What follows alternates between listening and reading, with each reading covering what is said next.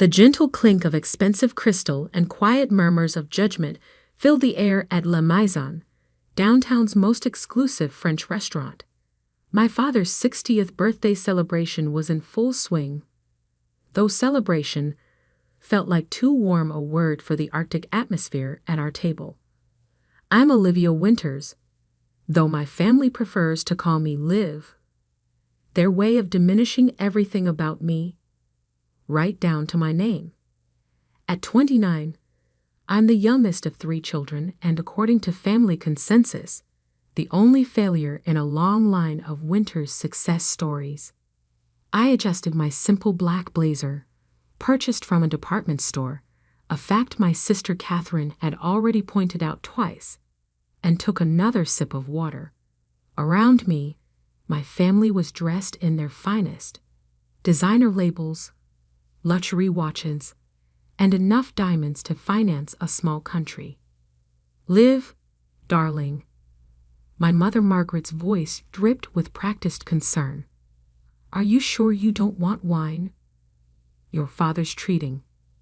She emphasized the word treating as if to remind me I couldn't afford the $200 bottles they were casually ordering. Water's fine, Mom. I'm working later. My brother James nearly choked on his foie gras, still picking up shifts at that diner. What is it now? 3 years. 4, I corrected quietly. The Bluebird Cafe. A waitress, Catherine sighed, adjusting her Cartier bracelet. With a Stanford degree. Daddy, do you remember when she turned down that position at Goldman Sachs? Could have been junior VP by now. Dad looked up from his phone briefly. Let's not rehash old disappointments. It's supposed to be a celebration. I bit back a smile. If they only knew about the meeting I'd had that morning. About the papers sitting in my lawyer's office. About what was about to hit the evening news in exactly 47 minutes. Speaking of celebrations, Catherine continued. James just closed another major acquisition. Tell them, James. My brother straightened his Hermes tie. Winters Investment just acquired Peterson Tech. Small firm, but their AI division showed promise. Got it for a steal. They didn't even know what they had. I took another sip of water, remembering the frantic call I'd received from Peterson Tech's CEO last week. Are you sure about this, Ms. Winters? Selling to your brother's firm seems. Trust me, Tom, I assured him. Everything's proceeding exactly as planned. Liv? Mom's voice snapped me back. Are you even listening? Your brother is talking about his success. Sorry, just thinking about my shift schedule. James laughed, that sharp, dismissive sound I'd grown to expect. Must be complicated, keeping track of all those coffee orders. How much does that pay now? Minimum wage plus tips? Something like that. You know, Catherine leaned forward, her diamond earrings catching the light. My friend Sarah's company is hiring administrative assistants. Entry level, but it's a real job, in an office.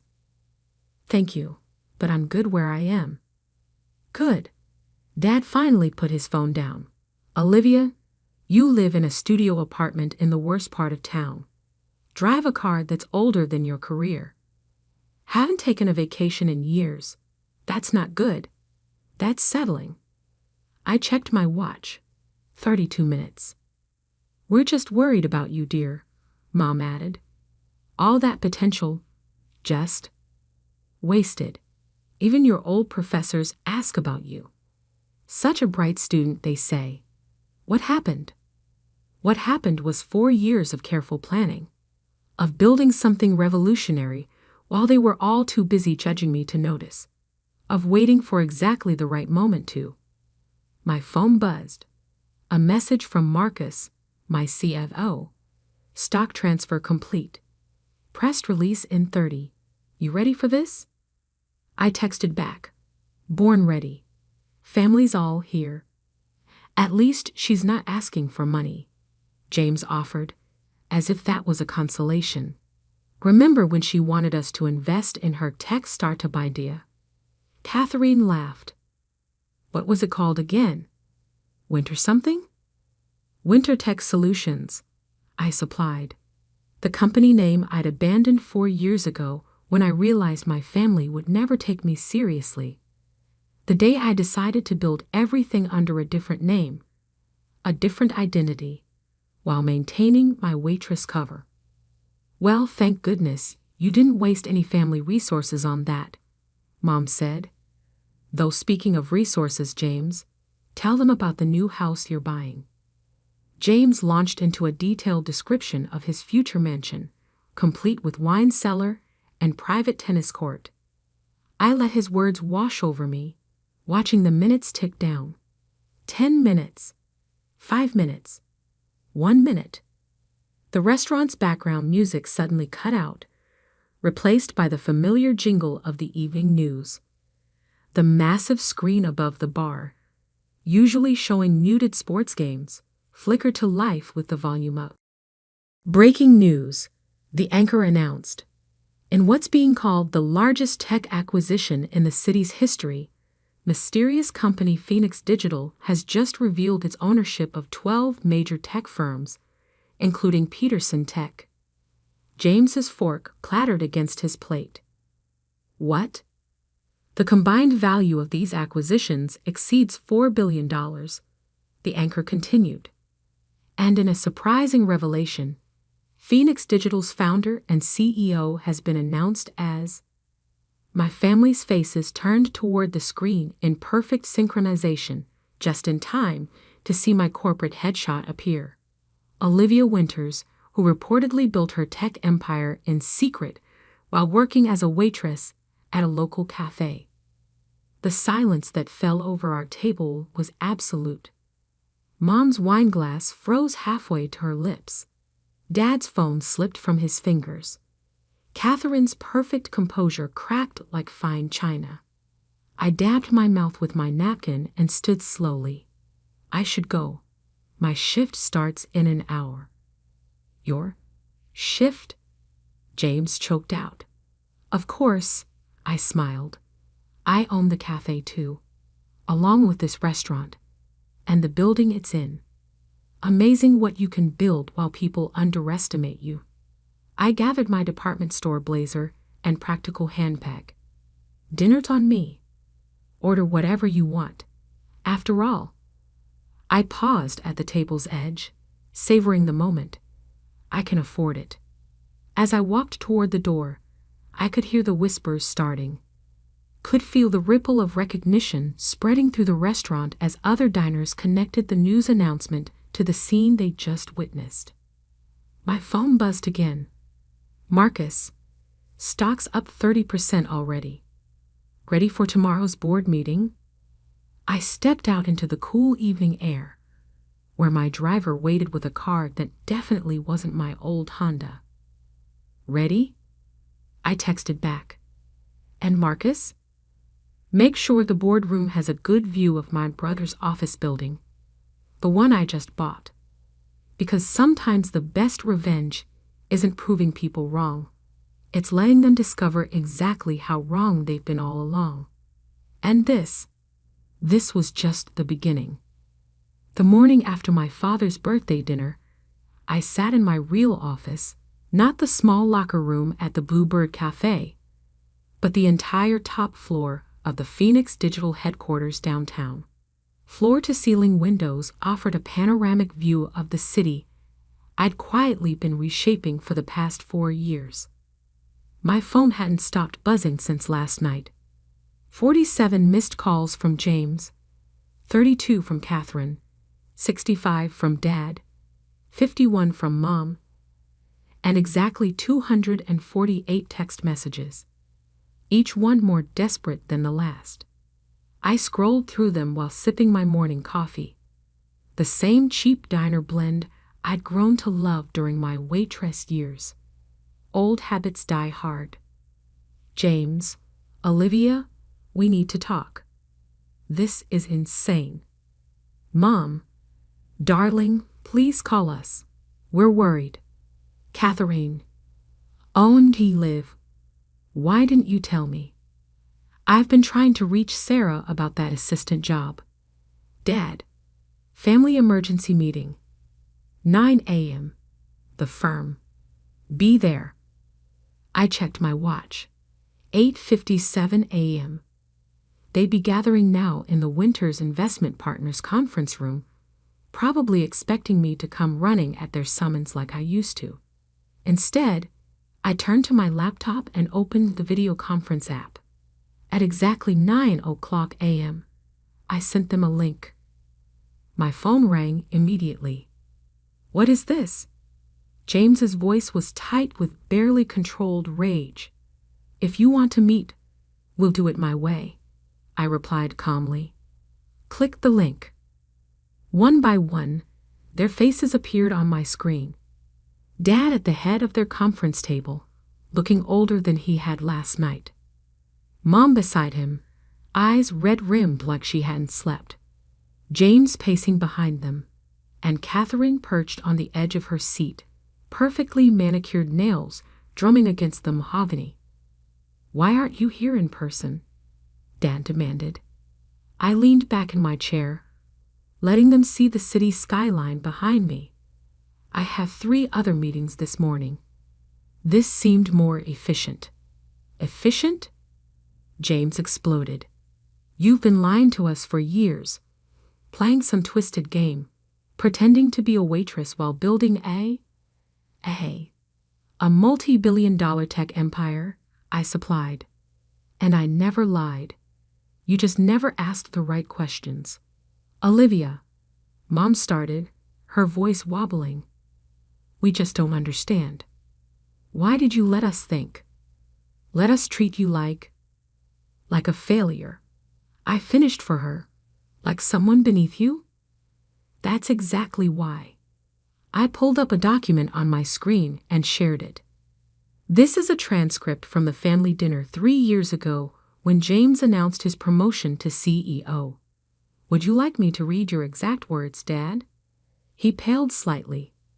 That's not necessary. Thank God James stepped up. I read anyway. He understands what it takes to succeed in this business, unlike some people who just don't have the stomach for real power. Catherine shifted uncomfortably. That was a long time ago. 2 months ago, I continued, switching documents. At Cousin Sarah's wedding, James told everyone I was finding myself through menial labor. Last Christmas, Catherine suggested I might qualify for low-income housing assistance. And just last night, you all sat there assuming I couldn't afford a meal at a restaurant I own. We were worried about you, Mom protested. No, I said quietly. You were comfortable with me failing. It made you feel better about yourselves. I pulled up another document. This one showing a list of acquisitions and their values. While you were pitying me, I was building something extraordinary. Not through family connections or inherited privilege, but through actual innovation and hard work. James snorted. Is that supposed to impress us? Anyone can get lucky with a few tech deals. 12 major acquisitions. I cut in. All prime tech firms. Total portfolio value as of this morning, $4.7 billion. And yes, I smiled slightly. That includes Peterson Tech, the company you thought you were acquiring. The color drained from James's face. That's impossible. We had a deal. You had a front row seat to a lesson in due diligence, I corrected. Tom Peterson was working for me the entire time. You were so busy looking down your nose at the waitress that you never bothered to check who really owned his company's patents. Dad leaned forward, and I recognized the look in his eyes. It was the same one he used to give potential business partners, calculating, measuring, looking for an angle. Olivia, he said, his voice taking on that smooth deal-maker tone. Clearly we've underestimated you. But now that we know what you've built, we can work together. Merge Phoenix Digital with Winter's investment. Combine our resources. No. The word hung in the air like a thunderclap. What do you mean, no? Catherine asked, incredulous. I mean, no. I'm not interested in a merger or a partnership or whatever scheme you're already cooking up to get control of what I've built. We're family, Mom pleaded. Family? I laughed softly. Yesterday, I was the embarrassment you've had to explain at parties. Today, I'm family? I pulled up one final document.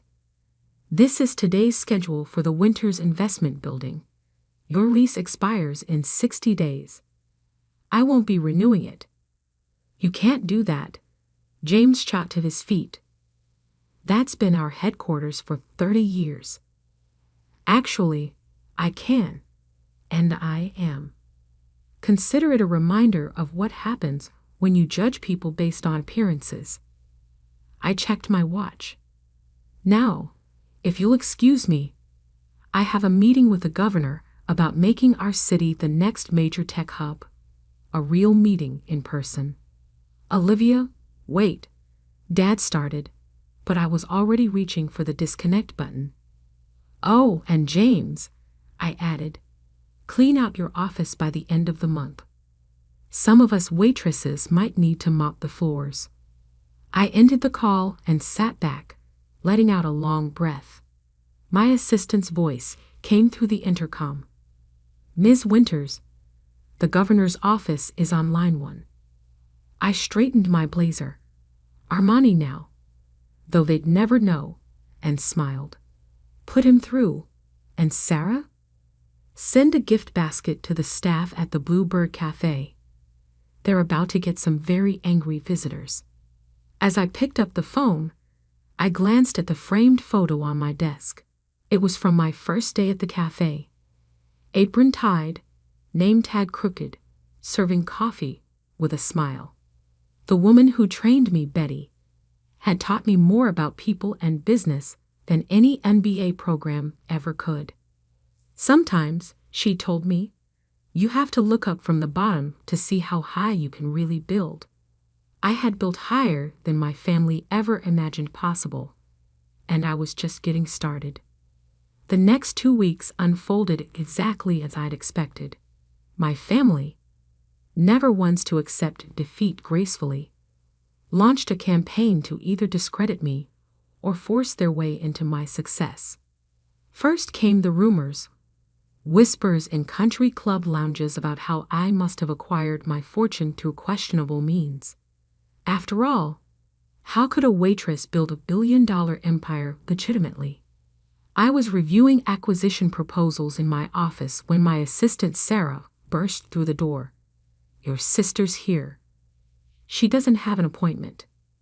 I glanced at the security feed. Catherine stood in the lobby, Hermel's bag clutched like a shield, looking uncomfortable among the young, casually dressed tech employees bustling through our open-concept workspace. Send her up.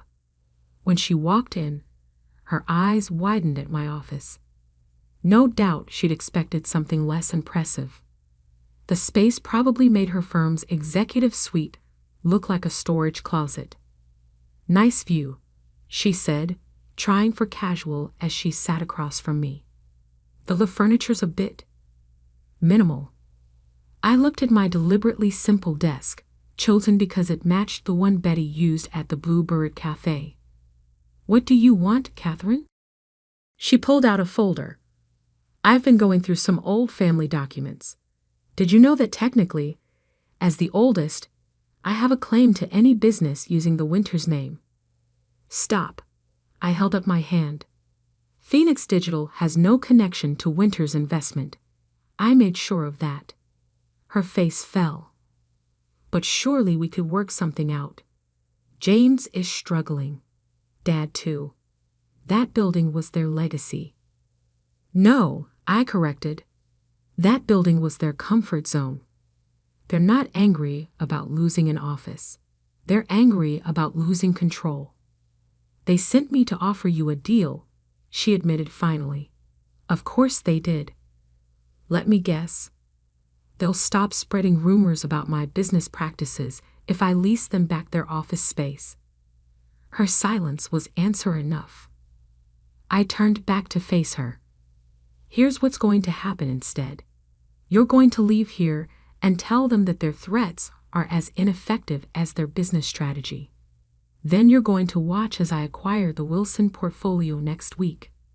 Yes, the same one James has been chasing for 2 years. How did you know about Wilson? I smiled.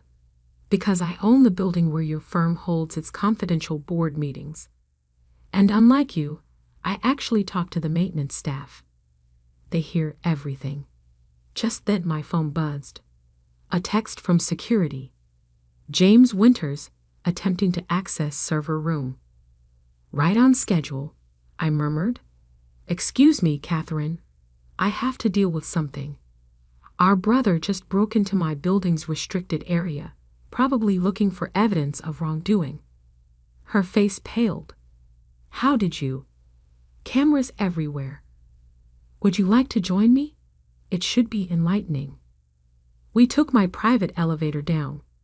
When the doors opened, we found James being detained by 2 security guards, both former Blue Bird Cafe employees I'd promoted. Looking for something? I asked calmly. James struggled against the guards. You must have dirt hidden somewhere. Nobody builds this much this fast without. Without what? Hard work? Understanding how technology actually works. Treating people with respect regardless of their position. I nodded to the guards. These men used to serve coffee with me.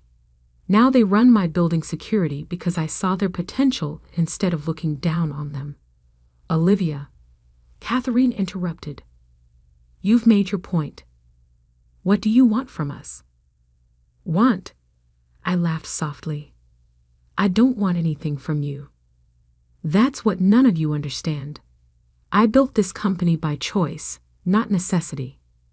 I worked at the cafe by choice, not failure. I turned to the guards. Please escort my brother out. And James?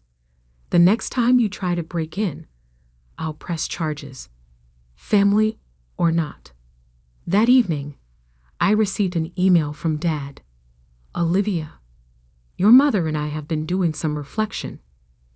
Perhaps we were wrong about your choices. The firm is struggling without the building, and your recent acquisitions have shown us that maybe we don't understand the market as well as we thought. I'd like to have dinner. Just us. No business talk, no deals, just a father trying to understand his daughter. Dad, I stared at the message for a long time, remembering all the dinners where they'd looked through me. All the times they dismissed my ideas. All the moments they chose prestige over understanding.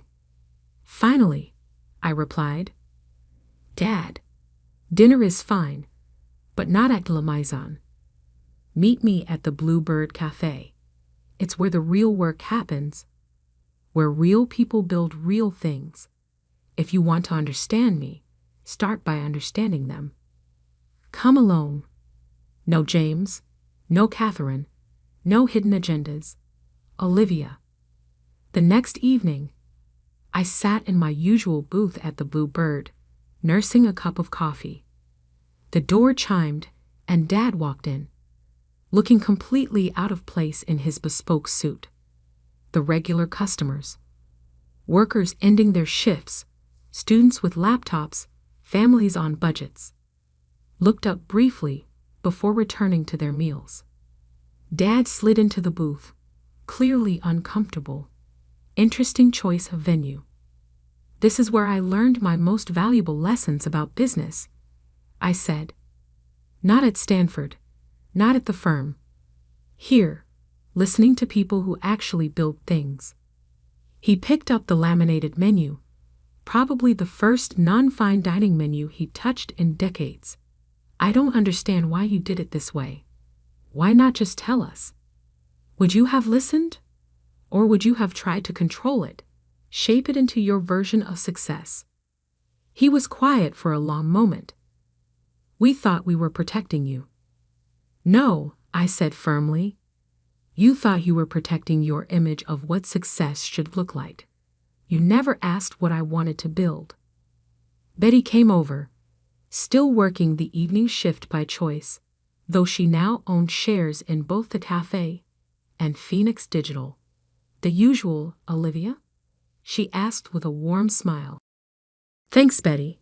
How's Michael doing at MIT? Top of his class, she beamed. Those scholarships you arranged really helped. After she left, Dad stared at me. You know their names, their stories. I know everyone's names, their stories, their potential. That's why I succeeded where you and James failed. You see buildings as assets. I see them as communities. Dad looked around the cafe with new eyes, finally seeing what I'd seen years ago. Teach me, he said suddenly. I raised an eyebrow. Teach you what? Not about business, not about real estate. Teach me how to see what you see. For the first time in years, I heard genuine humility in his voice. Okay, I said slowly. But we start from the ground up, literally. Tomorrow morning, 5:00 a.m. Meet me at the Blue Bird. Wear comfortable shoes. What are we doing at 5:00 a.m.? I smiled. Making coffee, serving people. Learning that success isn't just about what you own. It's about what you build and who you build it with. As we finished our coffee, I noticed Betty bringing over a piece of pie, my usual end-of-shift order. Add his to my tab, Dad said quickly, reaching for his wallet. No need, Betty replied. Olivia owns the place, has for 3 years. Never changed a thing except to make sure we all had health insurance and a stake in the business. Dad set down his fork, finally understanding. I hadn't just built buildings.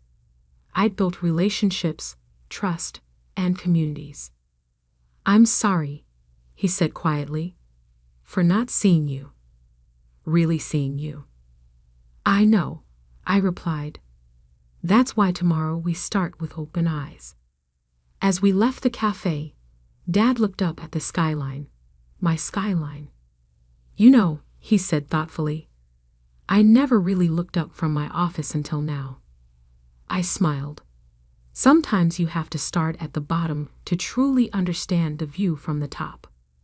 The next morning, when Dad arrived at the Blue Bird at 5:00 a.m., he found me already there in my old apron, helping Betty open for the day. The look of surprise on his face was priceless, but the lesson was clear.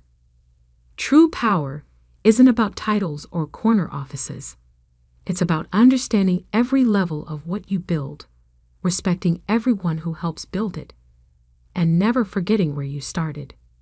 Even now, years later, I still keep my old Bluebird Cafe apron hanging in my office, not as a reminder of where I came from, but as a reminder of who I really am. Someone who built success from the ground up. Because sometimes the greatest revenge isn't proving people wrong.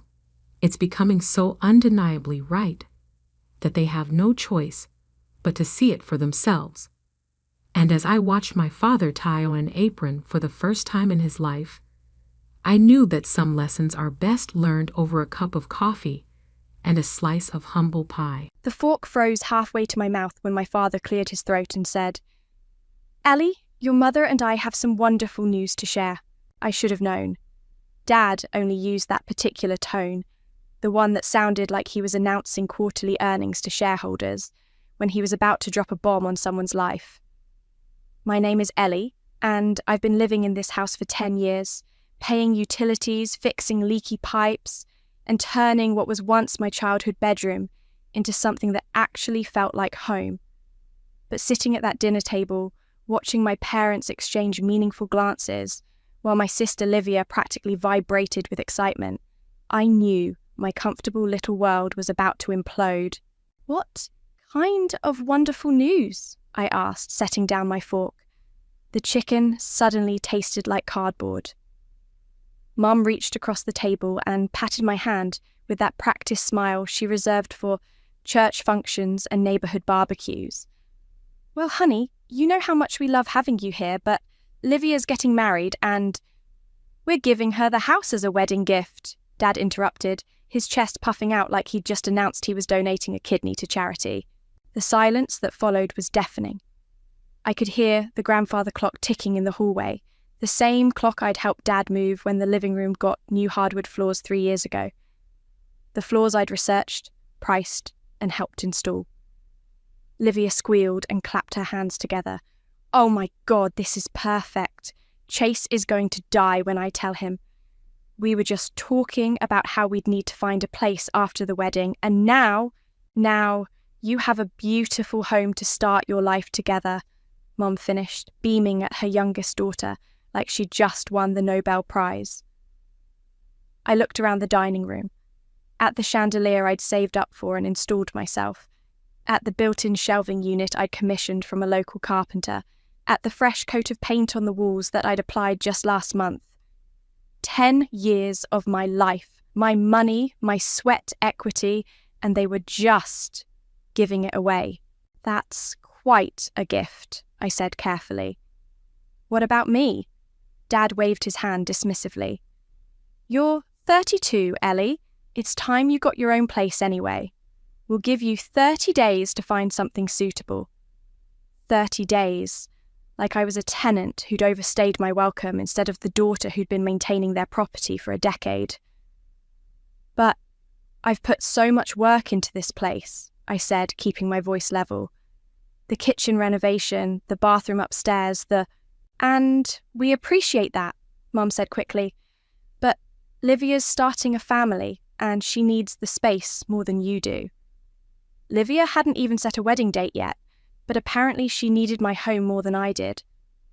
"Besides," Dad added, cutting into his chicken with unnecessary force, "it's not like we're throwing you out on the street. 30 days is plenty of time for someone with your resources." "My resources?" "Right.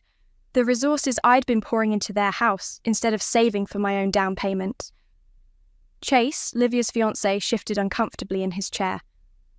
"Maybe we should talk about this more as a family. I mean, if Ellie's been living here for 10 years... "It's fine," I said, standing up from the table. "Congratulations, Livia. I'm sure you'll be very happy here."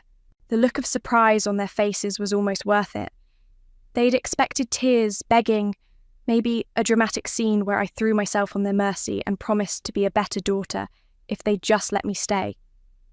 Instead, I smiled, the same practiced smile Mum had given me earlier, and started clearing my plate. "Ellie, honey, don't be upset," Mum called after me as I headed toward the kitchen.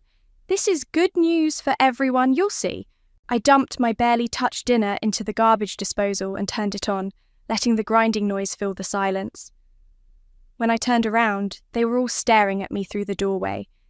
Dad looking vaguely guilty, Mom wringing her hands, Livia with that smug little smile she'd perfected in middle school, and Chase looking like he wanted to disappear into the floor. "I'm not upset," I said, and I meant it. I wasn't upset. I was something much more dangerous than upset. "I'm just going to make a phone call." I walked upstairs to my room, my soon-to-be former room, and pulled out my phone. Sienna picked up on the second ring. "Hey, what's up?" "They're giving my house to Livia as a wedding gift," I said without preamble. "I need a lawyer." "Jesus, Ellie, are you serious?" "Dead serious. And Sienna, they have no idea what's coming." The next morning, I called in sick to work and spent 6 hours spread across my bedroom floor, like a forensic accountant having a breakdown. 10 years of receipts, bank statements, emails, and photos covered every inch of carpet. My laptop balanced precariously on a stack of Home Depot invoices, while I cross-referenced dates with my phone's photo gallery. "Holy shit," I muttered, staring at a receipt from 2019. $4,000 for the HVAC system. I'd forgotten about that one. The old unit had died during a heatwave in July, and while my parents were vacationing in the Hamptons, I'd fronted the money to get it replaced before the house turned into a sauna. Dad had promised to reimburse me when things settled down financially. That was 4 years ago. My phone buzzed. Sienna. Please, tell me you're not doing anything crazy, she said instead of hello. Define crazy. Ellie, I am documenting everything I've put into this house. Did you know I've spent over $60,000 in improvements and maintenance? 60,000. Jesus, do you have proof? I held up a manila folder thick enough to choke a horse. Receipts for everything. Bank statements showing the payments, photos of before and after, email chains where they asked me to handle repairs because they were too busy or didn't have the cash flow right now. What about rent? Please tell me you have some kind of rental agreement. That's the beautiful part. They never charged me rent because I was helping with the house. Their words, not mine. Every time I offered to pay rent, Dad would wave me off and say I was contributing enough with the improvements. Sienna was quiet for a moment. Ellie, this could actually work. If you can prove you made substantial improvements with the expectation of gaining ownership interest, I can prove it. I have everything. Okay, but before we go nuclear, you need to understand what this means. Filing a lien against your parents' house? There's no coming back from that. Your family will never forgive you. I looked around my room, at the custom built-in closet I'd designed and paid for, at the hardwood floors I'd refinished myself, at the window seat I'd installed because I'd always wanted one. All of it about to be handed over to my sister, like a consolation prize. Maybe I don't want their forgiveness. Don't say that. You're angry right now, and you have every right to be, but no, Sienna, I'm not just angry, I'm done. Do you know what Livia said to me this morning? She knocked on my door at 7 a.m. to ask if I could help her measure the master bedroom for new furniture. The master bedroom that's been mine for 10 years. What did you tell her? I told her to ask Mum and Dad to measure it, since it's their gift to give away. Good for you. Look, can you meet me at my office this afternoon? Bring everything you have. I want to see exactly what we're working with. After I hung up, I kept digging through my files. Each receipt told a story. The emergency plumber when the kitchen sink backed up during Thanksgiving 2020. The electrician who rewired the basement after I noticed some sketchy connections. The landscaper who fixed the drainage issues that were flooding the foundation. I found the email thread from last spring when the roof started leaking. Dad had forwarded me 3 contractor estimates with a message. Can you handle this one, kiddo? Things are tight right now with the market volatility. I'd paid for the entire roof repair, $12,000. The contractor had even made the check out to me because I was the one coordinating everything. My phone rang again. Mom. Ellie, honey, I was hoping we could talk. About what? About last night. I know it was a shock, but I want you to understand that this isn't personal. Livia's at a different stage of life and... Mum, did you keep track of how much money I've put into this house? Silence. Because I did. Every receipt, every bank transfer, every improvement. Would you like to know the total? Sweetheart, you chose to do those things. No one forced you to. You asked me to do those things. You and Dad both. Every time something broke, every time something needed upgrading, you asked me to handle it because I lived here. That's different. You were living here rent-free. Was I? Or was I paying rent in the form of $60,000 worth of improvements and maintenance? Another long silence. I think you're being very unfair, Ellie. We gave you a home for 10 years. No, Mom. I gave you 10 years of free property management and home improvement. There's a difference. I hung up before she could respond and immediately called Sienna back. Change of plans. How soon can we file that lien? Ellie? How soon? She sighed. If you bring me everything this afternoon, I can have the paperwork ready by tomorrow morning. Do it. 3 days later, Livia threw an impromptu engagement party at my house. Without asking me, I came home from work to find cars lining the street and the sound of laughter spilling from the backyard. The same backyard where I'd installed string lights last summer and built raised garden beds that were now showcasing the vegetables I'd planted in spring. Surprise! Livia called out when I walked through the back door. She was wearing a white sundress and a tiara that said bride-to-be in glittery letters. I hope you don't mind. I wanted to show Chase's family the house. About 20 people were scattered across the patio, drinking wine and eating catered appetizers. Chase's parents stood near the fire pit I'd built 2 winters ago, nodding appreciatively as Dad gestured toward the outdoor kitchen setup. It's beautiful, Frederick, Chase's mother was saying. Livia is so lucky. We wanted to give her the best possible start, Dad replied, puffing up with pride. This house has been in our family for years. I grabbed a beer from the cooler, my cooler that I'd bought, and found a spot near the garden beds where I could observe without being drawn into conversation. Ellie, Desiree, Livia's best friend, appeared beside me with a wine glass and a smirk. I heard the big news. You must be so excited for Livia. Thrilled, I said, taking a long pull from my beer. It's going to be such a change for you, though, moving out after all this time. Where are you thinking of going? Still deciding. Well, don't wait too long. Livia's already talking about renovations. She wants to turn your room into a nursery. Desiree's smile was sharp enough to cut glass. You know how she is when she gets an idea in her head. I pulled out my phone and started taking pictures. The deck I'd stained last fall. The pergola I'd installed over the dining area. The herb garden I'd been nurturing for 3 years. What are you doing? Desiree asked. Documenting. Documenting what? Everything. Before she could ask more questions, I walked away and continued my photo tour. The kitchen window I'd replaced after a storm. The bathroom tile I'd installed myself after watching 17 YouTube tutorials. The hardwood floors that still had a small scratch from when I'd moved my dresser in wrong. Ellie dear, there you are. Mrs. Collins from next door appeared at my elbow. Greta had been our neighbour for 15 years and had watched this whole family drama unfold from her front porch. Hi, Greta. Enjoying the party? Oh, you know me.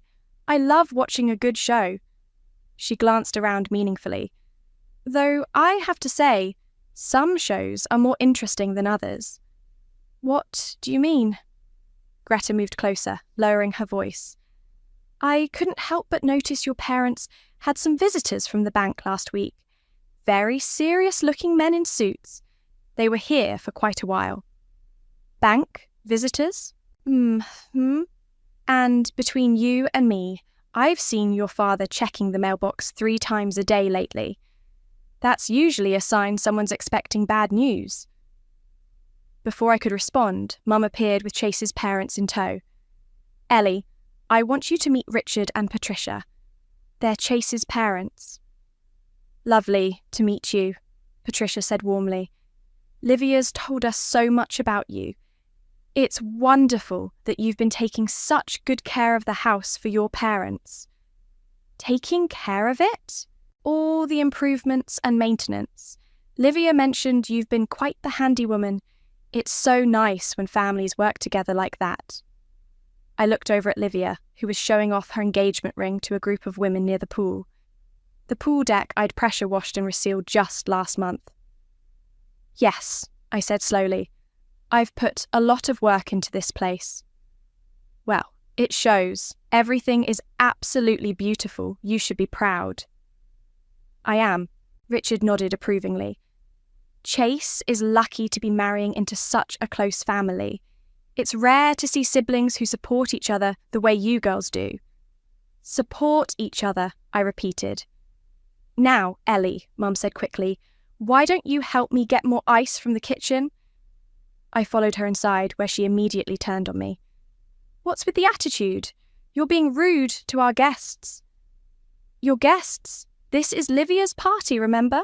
Don't be petty. This is hard enough without you making it worse. Hard for who? For all of us. Do you think this was an easy decision? We agonized over it. For how long? 5 minutes? Mum's face flushed. You're being unfair. We're trying to do what's best for everyone. No, you're doing what's best for Livia, like always. That's not true, isn't it? When has Livia ever had to work for anything? When has she ever been told no? She's getting married, Ellie. She needs to figure out her own housing situation like every other adult on the planet. I walked back outside, where the party was in full swing. Livia was now giving tours of the house, pointing out features like she personally selected every fixture and finish. Greta appeared beside me again. You know, dear, if you ever need someone to verify how much work you've put into this place, I've got eyes. I've been watching you maintain this property for years. Why would I need verification? She smiled mysteriously. Oh, you never know when a good witness might come in handy. My phone buzzed with a text from Sienna. Paperwork is ready. Are you sure about this? I looked around at the party happening in my backyard, at my family celebrating giving away my home, at Livia holding court like the queen of a castle she'd never lifted a finger to maintain. I typed back, file it. The process server arrived at 8:47 a.m. on a Tuesday. I know because I was watching from my bedroom window, coffee in hand, when he knocked on the front door. Dad answered in his bathrobe, probably expecting a package delivery. Instead, he got handed a thick manila envelope and asked to sign for it. Even from the second floor, I could see his face change as he read the return address. Maureen! His voice carried through the entire house. Get down here now! I finished my coffee and headed downstairs, where I found both parents huddled over the kitchen table, the legal documents spread between them like evidence at a crime scene. What the hell is this? Dad demanded when he saw me. Legal notice of my lien against the property, I said, pouring myself another cup of coffee. Would you like some? You both look like you could use the caffeine. Mum's hands were shaking as she flipped through the pages. Ellie, what have you done? I've protected my investment. $63,000 and change, plus interest and legal fees. You can't be serious, Dad said. This is our house. Actually, according to those documents, it's partially my house now.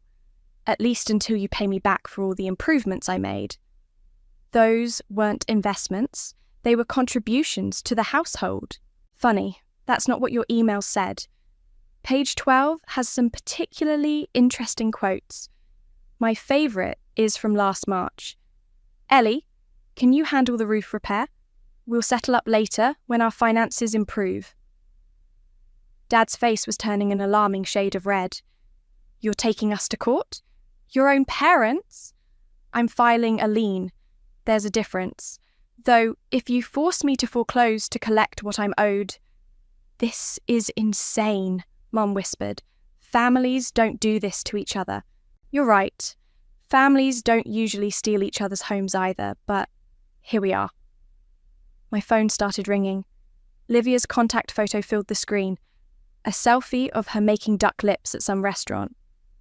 You need to answer that, Dad said grimly. I put it on speaker. Morning, Livia. What the fuck did you do? She screamed so loudly I had to hold the phone away from my ear. I filed a lien against the house. Good morning to you too. Chase's lawyer says we can't transfer the property now. The wedding is in 4 months, Ellie. 4 months.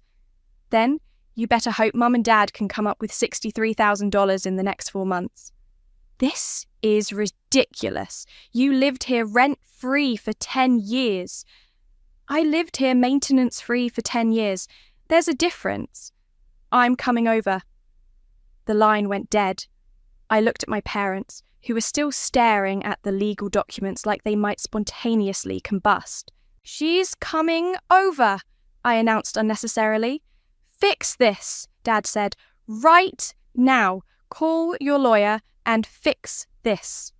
"I'm not fixing anything. You created this problem when you decided to give away my home without consulting me." "It's not your home. The lien says otherwise." Livia burst through the front door 20 minutes later, still in her pajamas with her hair in a messy bun.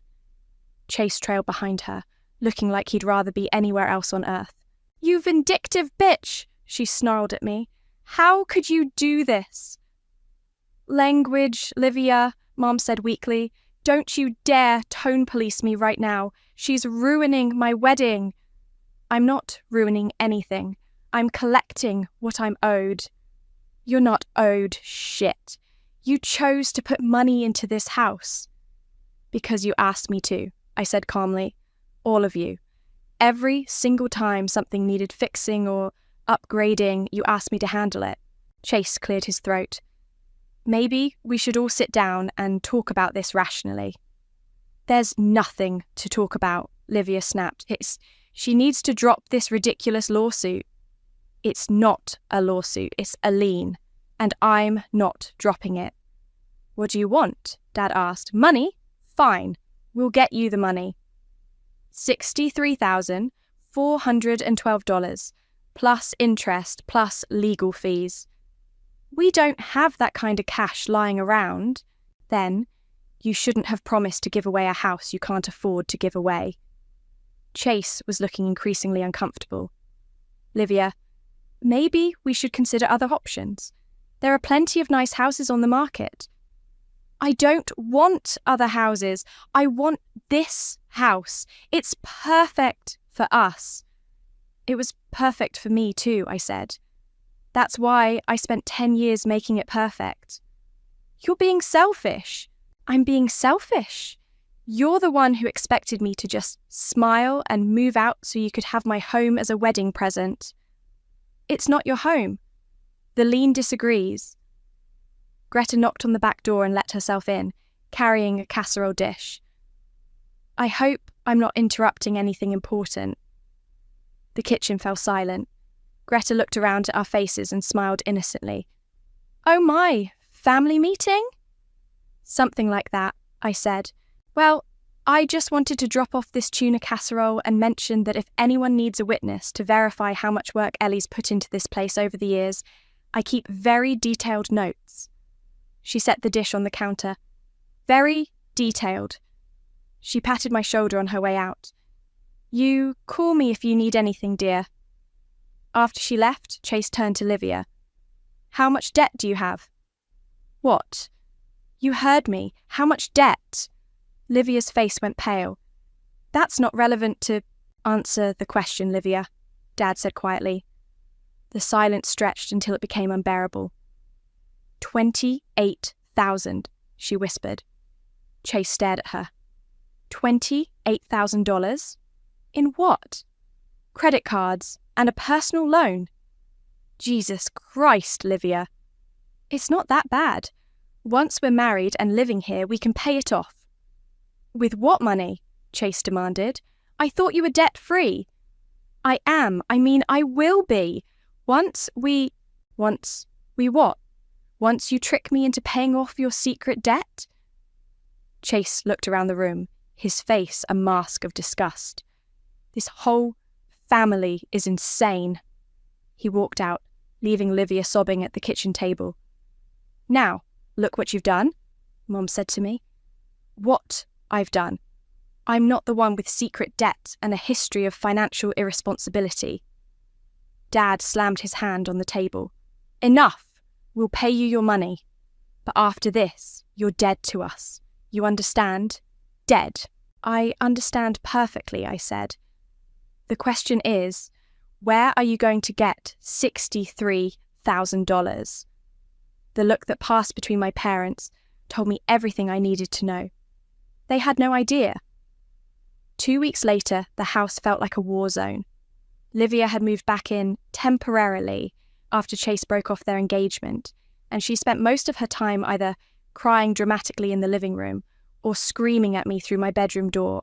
"This is all your fault," she yelled for the 3rd time that morning. "Chase won't even return my calls."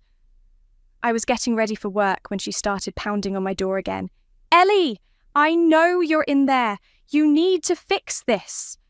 I opened the door to find her standing in the hallway in yesterday's clothes, mascara streaked down her cheeks. "Fix what, exactly?" "Call Chase. Tell him you're dropping the lien." "I'm not dropping anything." "But I love him." "Then you should have thought about that before you lied to him about your debt."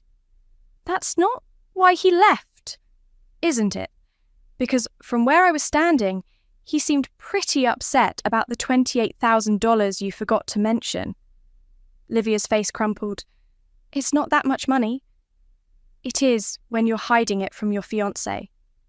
You don't understand. I needed those things. The wedding dress alone was $8,000. $8,000 for one dress? It was Vera Wang. I stared at her. You spent $8,000 on a dress while living rent-free in our parents' house. It's not rent-free if I'm going to own it. You're not going to own it. Not until Mum and Dad pay me back. They can't pay you back. They don't have the money. Then I guess you're not getting the house. Livia sank down onto the floor sobbing. You're ruining my life. I'm not ruining anything. I'm just not letting you steal from me anymore. We never stole from you. No. Then what do you call taking $63,000 worth of improvements and giving them to someone else? That's different. How? She couldn't answer, so she just cried harder. Downstairs, I could hear Mom and Dad arguing in the kitchen. Their voices had been getting louder and more frequent over the past 2 weeks. I grabbed my work bag and headed down to grab coffee before leaving. Told you this would happen, Mom was saying. I told you we couldn't afford to promise her the house. How was I supposed to know Ellie would pull this legal bullshit? Because she's not stupid, Frederick. She's been paying for everything for years. She was contributing to the household. She was subsidizing our lifestyle, and now it's all falling apart. I cleared my throat as I entered the kitchen. Both parents stopped arguing and glared at me.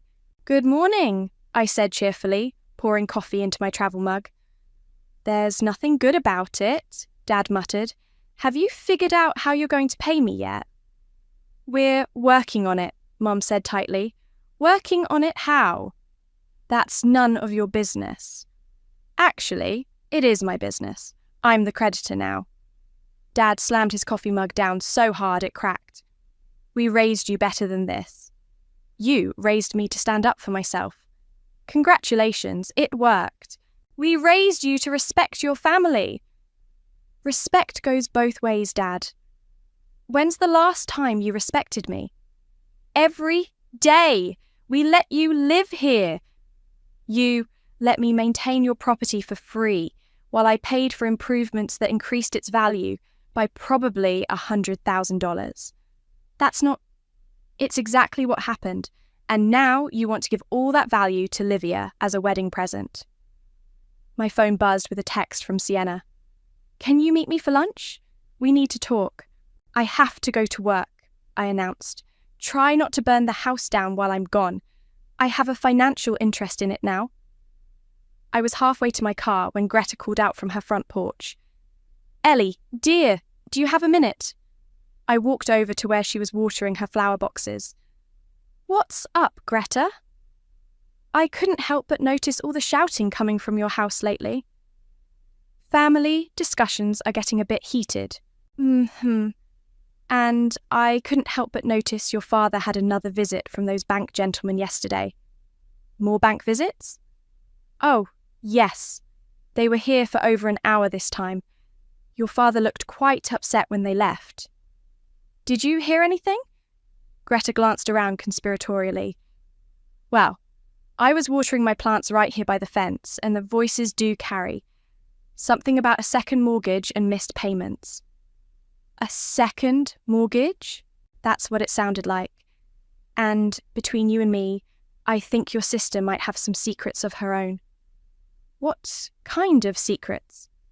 The kind that involve expensive cars and shopping trips. I've seen the credit card statements in your mailbox when the wind blows them around. You've seen Livia's credit card statements? Honey, when someone owes $47,000 instead of $28,000, the statements tend to be pretty thick. I stared at her. 47,000! That's what the envelope from Capital One said last week. Big red letters, urgent, account past due. She told Chase it was 28,000. Well, people do tend to round down when they're in trouble. I thanked Greta and drove to work in a daze. $47,000 in debt, a second mortgage, bank visits about missed payments. At lunch, I met Sienna at a cafe downtown. She was already waiting with a thick folder in front of her. "We have a problem," she said without preamble. "What kind of problem?" "The kind where your parents might not be able to pay you even if they wanted to." "What do you mean?" I did some digging into their financial situation. They've got a second mortgage on the house that they took out 3 years ago. They're behind on payments. How far behind? Far enough that the bank is starting foreclosure proceedings.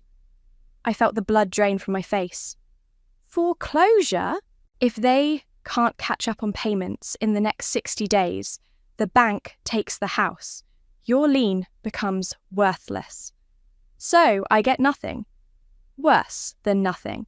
You get to watch your family lose everything while you're still legally tied to the property. I stared at her across the table. What are my options? Pay off their mortgage yourself and take ownership of the house, or withdraw your lien and hope they figure something out. How much is the mortgage? $87,000. Jesus. Yeah. So the question is, how badly do you want revenge? I thought about Livia sobbing in the hallway, about my parents' increasingly desperate arguments, about Chase walking away from the whole mess. What happens if the bank forecloses? Your parents lose the house, Livia loses her wedding gift, and you lose any chance of recovering your money. And if I pay off the mortgage, you own a house worth about $200,000, but you're out $150,000 in cash, which I don't have. Which you don't have. I leaned back in my chair. So basically, I can destroy my family and get nothing, or I can let them destroy themselves and still get nothing. That's about the size of it. There has to be another option. Sienna smiled grimly. There is, but you're not going to like it. Emergency family mediation, Sienna explained. Court ordered. We present all the evidence, your improvements, their financial mess, Livia's debt, everything. A mediator helps negotiate a settlement before this goes to full litigation. What's the catch? The catch is that everything comes out. Every lie, every hidden debt, every forged signature. Forged signature? Sienna pulled out another folder. Remember when I said you wouldn't like the other option? I found something interesting in the mortgage documents. Your signature appears on a home equity loan application from 2021. That's impossible. I never signed anything like that. I know, because you were in Portland that weekend for your friend's wedding. I checked your social media posts. The room started spinning. They forged my signature? It looks that way. The loan was for $30,000. They used your income and credit score to qualify. That's fraud. Yes, it is, and it's also a felony. I stared at the documents, seeing my name written in handwriting that looked like mine but wasn't quite right. They used me to get money and then decided to give away my house. The mediation is scheduled for tomorrow morning. Are you ready for this? The next day, we all sat around a conference table that felt like a tribunal. The mediator, a stern woman named Judge Martinez, had everyone's financial documents spread in front of her, like evidence in a murder trial. "Let's start with the basics," she said. "Ms. Ellie, you claim you've invested $63,000 in improvements to your parents' property. I have receipts for everything. And Mr. Frederick, you claim these were voluntary contributions to the household.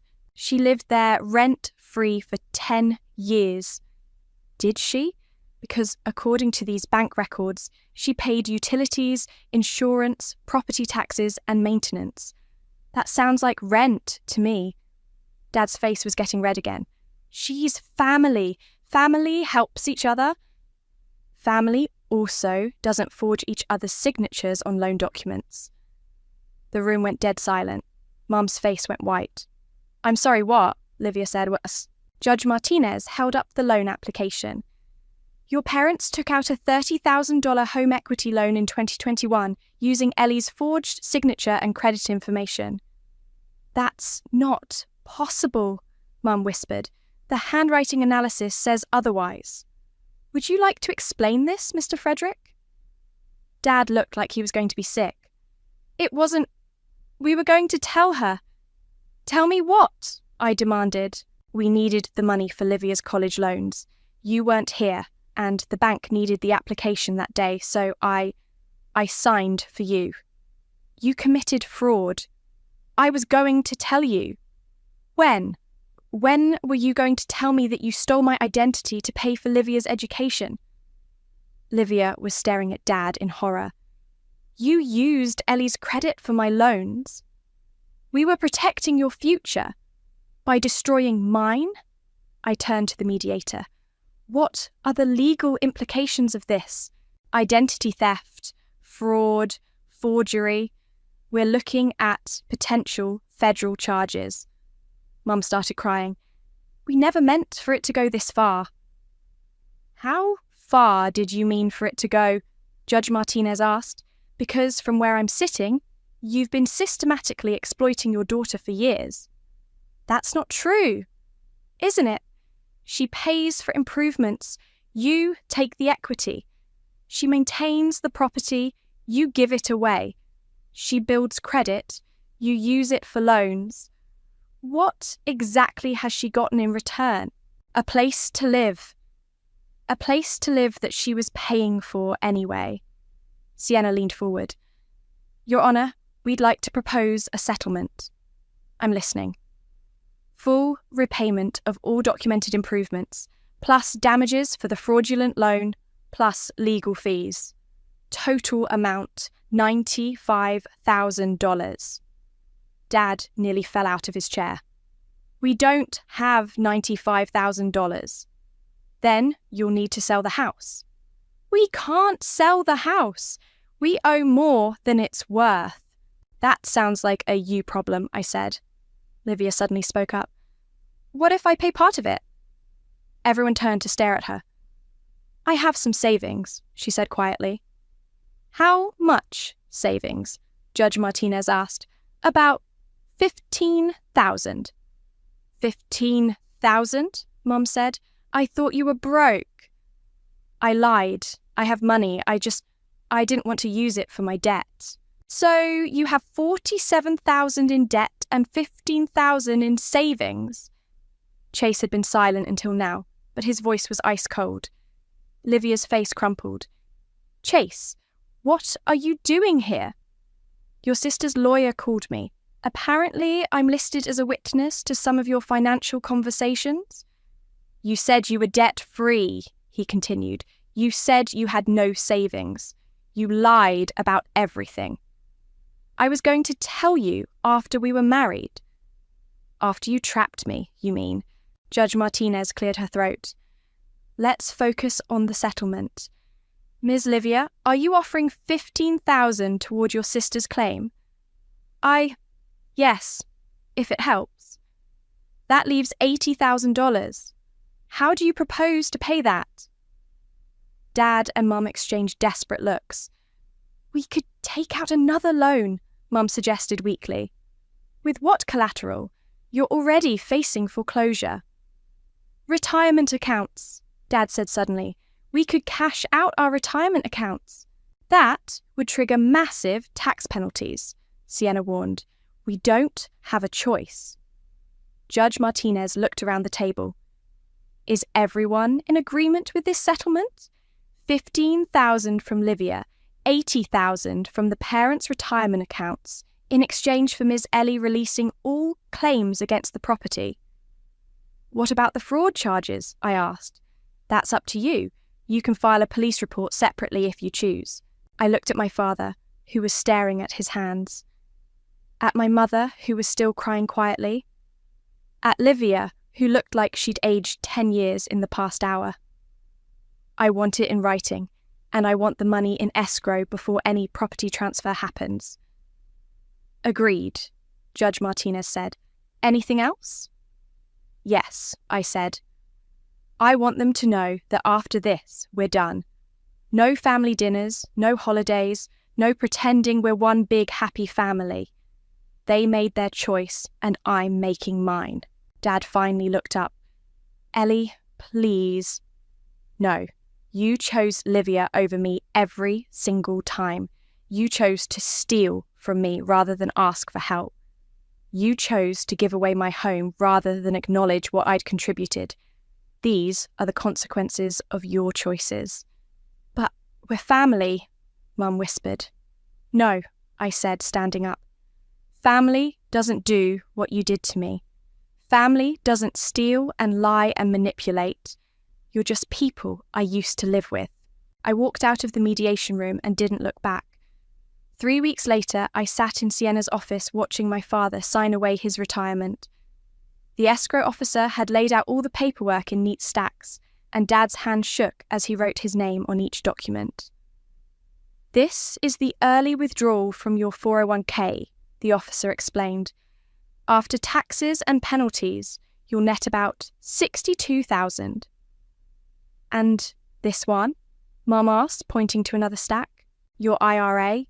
That'll give you another $23,000 after penalties. So we're losing almost $40,000 to taxes and fees? Dad's voice cracked. That's correct. Early retirement withdrawals are expensive. I watched them sign document after document, liquidating 30 years of retirement savings to pay me back. Mum kept wiping her eyes, and Dad looked like he'd aged a decade since the mediation.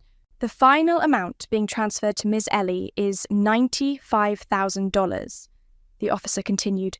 $15,000 from Ms. Livia's account, $80,000 from your retirement funds. What about the house? Mum asked. Once this transaction clears, the lien will be released and you'll have clear title. You can transfer it to whomever you choose. Livia wasn't there. She'd moved in with Desiree after Chase made it clear the engagement was permanently off. According to Greta, she'd been spotted at several bars around town, telling anyone who'd listened that I'd destroyed her life. Ellie, Dad said quietly after we'd finished signing, can we talk? We're talking now. I mean, really talk about what happens next. What happens next is you go home to your empty retirement accounts, and I go home to my apartment. You don't have to move out. The house is still... I'm not staying in that house. I found a place. Where? Downtown, 1 bedroom, but it's mine. Actually, mine. Mum looked up from the tissues she'd been shredding. We could work something out. You could stay and pay rent.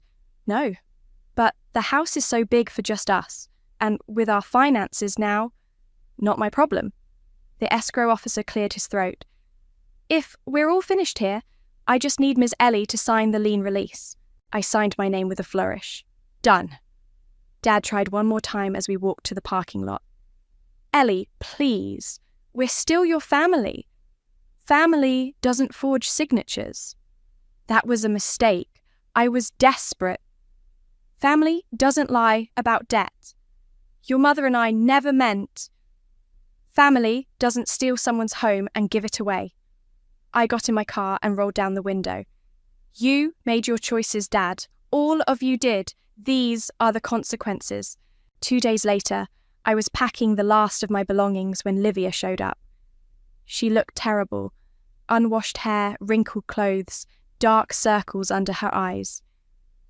"I hope you're happy," she said from my bedroom doorway. "I'm satisfied. You destroyed our family." "I didn't destroy anything. I just stopped letting you destroy me." Mum and Dad have nothing left for retirement.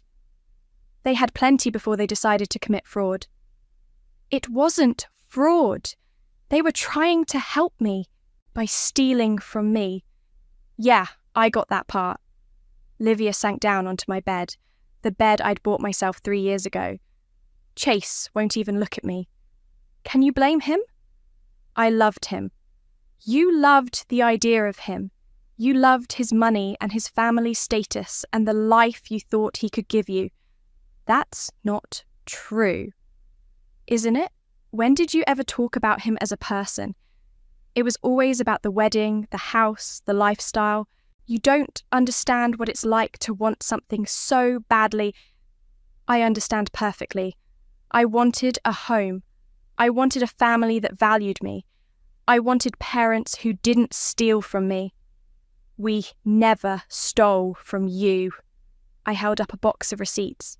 $63,000 in improvements, $30,000 in fraudulent loans, 10 years of free property management. What would you call it? Livia started crying again. I don't know what I'm going to do now. You're going to figure it out, like an adult. But I don't know how. Then you'll learn, the same way everyone else does. I can't live with Desiree forever. So find your own place. With what money? I gave you my savings. Get a job. Pay off your debt. Build a life that doesn't depend on other people's money. It's not that easy. It's exactly that easy. It's just not comfortable. I taped up the last box and carried it downstairs. Livia followed me, still crying. What am I supposed to tell people? About the wedding? About the house? About everything? Tell them the truth. That you lied to your fiancé, your parents committed fraud, and actions have consequences. People will judge me. People should judge you. Maybe that'll motivate you to make better choices. I loaded the final box into my car and turned back to look at the house one last time. The house I'd loved, improved, and lost. The house that had cost me my family and my illusions about who they really were. Goodbye, Livia. Ellie, wait! But I was already driving away. That evening, I got a call from Greta. I saw the moving truck, she said. Are you really leaving? I'm really leaving. Good for you, dear. That house was never going to be yours as long as they were in it. What do you mean? I mean, your parents are already talking about selling it. Apparently they can't afford the mortgage payments without your contributions. I laughed, surprising myself. So, Livia gets a house they can't afford to keep? Seems that way. Oh, and dear, that fraud business? I may have mentioned it to a few people at the grocery store. Word travels fast in small towns. Greta, you didn't. Oh, I certainly did. People should know what kind of family they're dealing with. After I hung up, I sat in my new apartment, my small, sunny, completely mine apartment, and opened my laptop. It was time to tell this story to the world. I typed the title into Reddit. My parents announced at dinner they were giving the house I'd lived in for a decade to my sister as a wedding gift. Wedding. The story poured out of me. Every detail, every receipt, every moment of betrayal. I wrote about the lien, the mediation, the fraud, the destroyed engagement. I wrote about watching my father sign away his retirement and my mother cry over the consequences of their own choices. The post went live at 11 p.m. By morning, it had 3,000 upvotes and hundreds of comments. Holy shit, OP, you're a legend! Your family is insane. You did the right thing. Please tell me you're pressing charges for the fraud. I was reading through responses when my phone rang. unknown number. Hello? Is this Ellie? This is Janet from Channel 7 News. We'd like to interview you about your Reddit post. I hung up. The phone immediately rang again. Different number. Ellie, this is Marcus from the Tribune. Your story is trending on social media. I turned off my phone and made coffee. Outside my apartment window, the city was waking up. People heading to work, living their lives, dealing with their own family drama. None of them knew that somewhere across town, my parents were probably discovering that their dirty laundry was now public entertainment. A knock at my door interrupted my thoughts. I looked through the peephole and saw Sienna holding a newspaper and grinning. "You're famous," she announced when I let her in. "I'm what?" She held up the Tribune.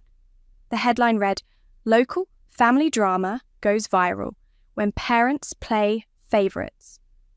They printed my Reddit post. They printed excerpts and quoted some of the comments. Look at this one. "This is why I don't trust anyone over 50 with money." Oh, God. It gets better. Someone found your parents' Facebook profiles and started commenting on their posts. Your mum's book club photos have some interesting replies now. My phone buzzed with a text from an unknown number. "This is your cousin Mike. Holy shit, Ellie, is this all true?" Then another. "Ellie, it's your Aunt Sarah. I always wondered why you stopped coming to family gatherings." And another. "Girl, this is Jessica from high school. I saw your story on Facebook. Your family is wild." "I think I broke the internet," I told Sienna. "You broke something, that's for sure." Another knock at the door. This time it was Greta, carrying a plate of cookies and looking delighted. "Oh, my dear, you've caused quite the stir. How did you find my apartment?" "I have my ways, and I have news. Your parents put the house on the market this morning." "Already?" "Emergency listing. Apparently, they can't make the mortgage payments without your contributions. The realtor told my neighbour they're asking $200,000, but they owe $160 on the mortgage, so they'll barely break even. If they're lucky, houses don't sell fast when the whole neighbourhood knows the owners are fraudsters." Sienna raised an eyebrow. "The whole neighbourhood knows?" Greta smiled innocently. "Word travels fast in small towns, especially when someone prints out Reddit posts and leaves them in mailboxes." "Greta, you didn't." "I most certainly did. People have a right to know what kind of neighbours they have." My phone started buzzing again. This time it was a call from Mum. "Don't answer it," Sienna advised. "I want to hear this." I put it on speaker. "Hello, Mum?" "Ellie, what have you done?" "I told the truth." "You've humiliated us. The whole town is talking. Mrs. Patterson from church called to ask if we really forged your signature." "Did you tell her yes?" "This isn't funny. Your father's employer is asking questions about his integrity. They're talking about an ethics review. Actions have consequences. You're destroying our lives." "I'm not destroying anything. I'm just not protecting you from the consequences of your own choices anymore. We're your parents. You're people who stole from me and lied to me. The fact that we share DNA doesn't change that. Please, Ellie, take down the post. We'll do anything. There's nothing you can do. It's too late." I hung up and immediately got a text from Livia. "I hate you." I showed it to Sienna and Greta. "Charming," Sienna said. "She always was dramatic," Greta added. My laptop chimed with a notification. Someone had given my Reddit post a gold award, then another. The comment count was approaching 2,000. "You know what the best part is?" I said, scrolling through the responses. "People are sharing their own stories. Look at this one. A woman whose parents gave her college fund to her brother. And this one, a guy whose family expected him to pay for his sister's wedding. You started a movement," Sienna laughed. "I started a conversation about family, about fairness, about standing up for yourself." Another text came in, this one from Chase. Saw your post. Thank you for saving me from making the biggest mistake of my life. I showed it to the others. Well, Greta said, at least someone appreciates what you did. Do you ever regret it? Sienna asked, going nuclear on your family. I looked around my small apartment. At my books on shelves I'd bought myself, at furniture I'd chosen, at walls I could paint any colour I wanted. Then I looked at my bank account on my laptop screen, showing a balance of $95,000. No, I said. I regret that it took me 10 years to stand up for myself. My phone buzzed one more time, a text from an unknown number. This is David, Livia's ex from college. I just wanted to say I'm sorry your family treated you like that.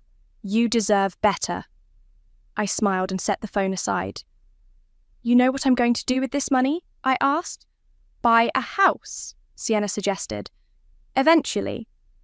But first, I'm going to take a vacation. Somewhere far away from here, where nobody knows my family drama. That sounds perfect, Greta said. And when I get back, I'm going to find a house that's actually mine. With a yard for a garden and a kitchen I can renovate however I want. And if your family tries to contact you, they can read about my life on Reddit like everyone else. I closed my laptop and looked at my two friends. One I'd chosen, one who'd chosen me. Real family, the kind that didn't steal from you or lie to you or expect you to sacrifice your happiness for their convenience. Now, I said, who wants to help me plan a vacation? Outside, my phone started ringing again. I didn't even look to see who it was. Some calls aren't worth answering. If only I'd listened to my instincts and said no. But family has a way of twisting your arm until you're not sure which way is up anymore. My name is Michelle, and I'm about to tell you how I lost everything I'd worked for, and how I got it back in the most spectacular way possible. Let me start with the lake house.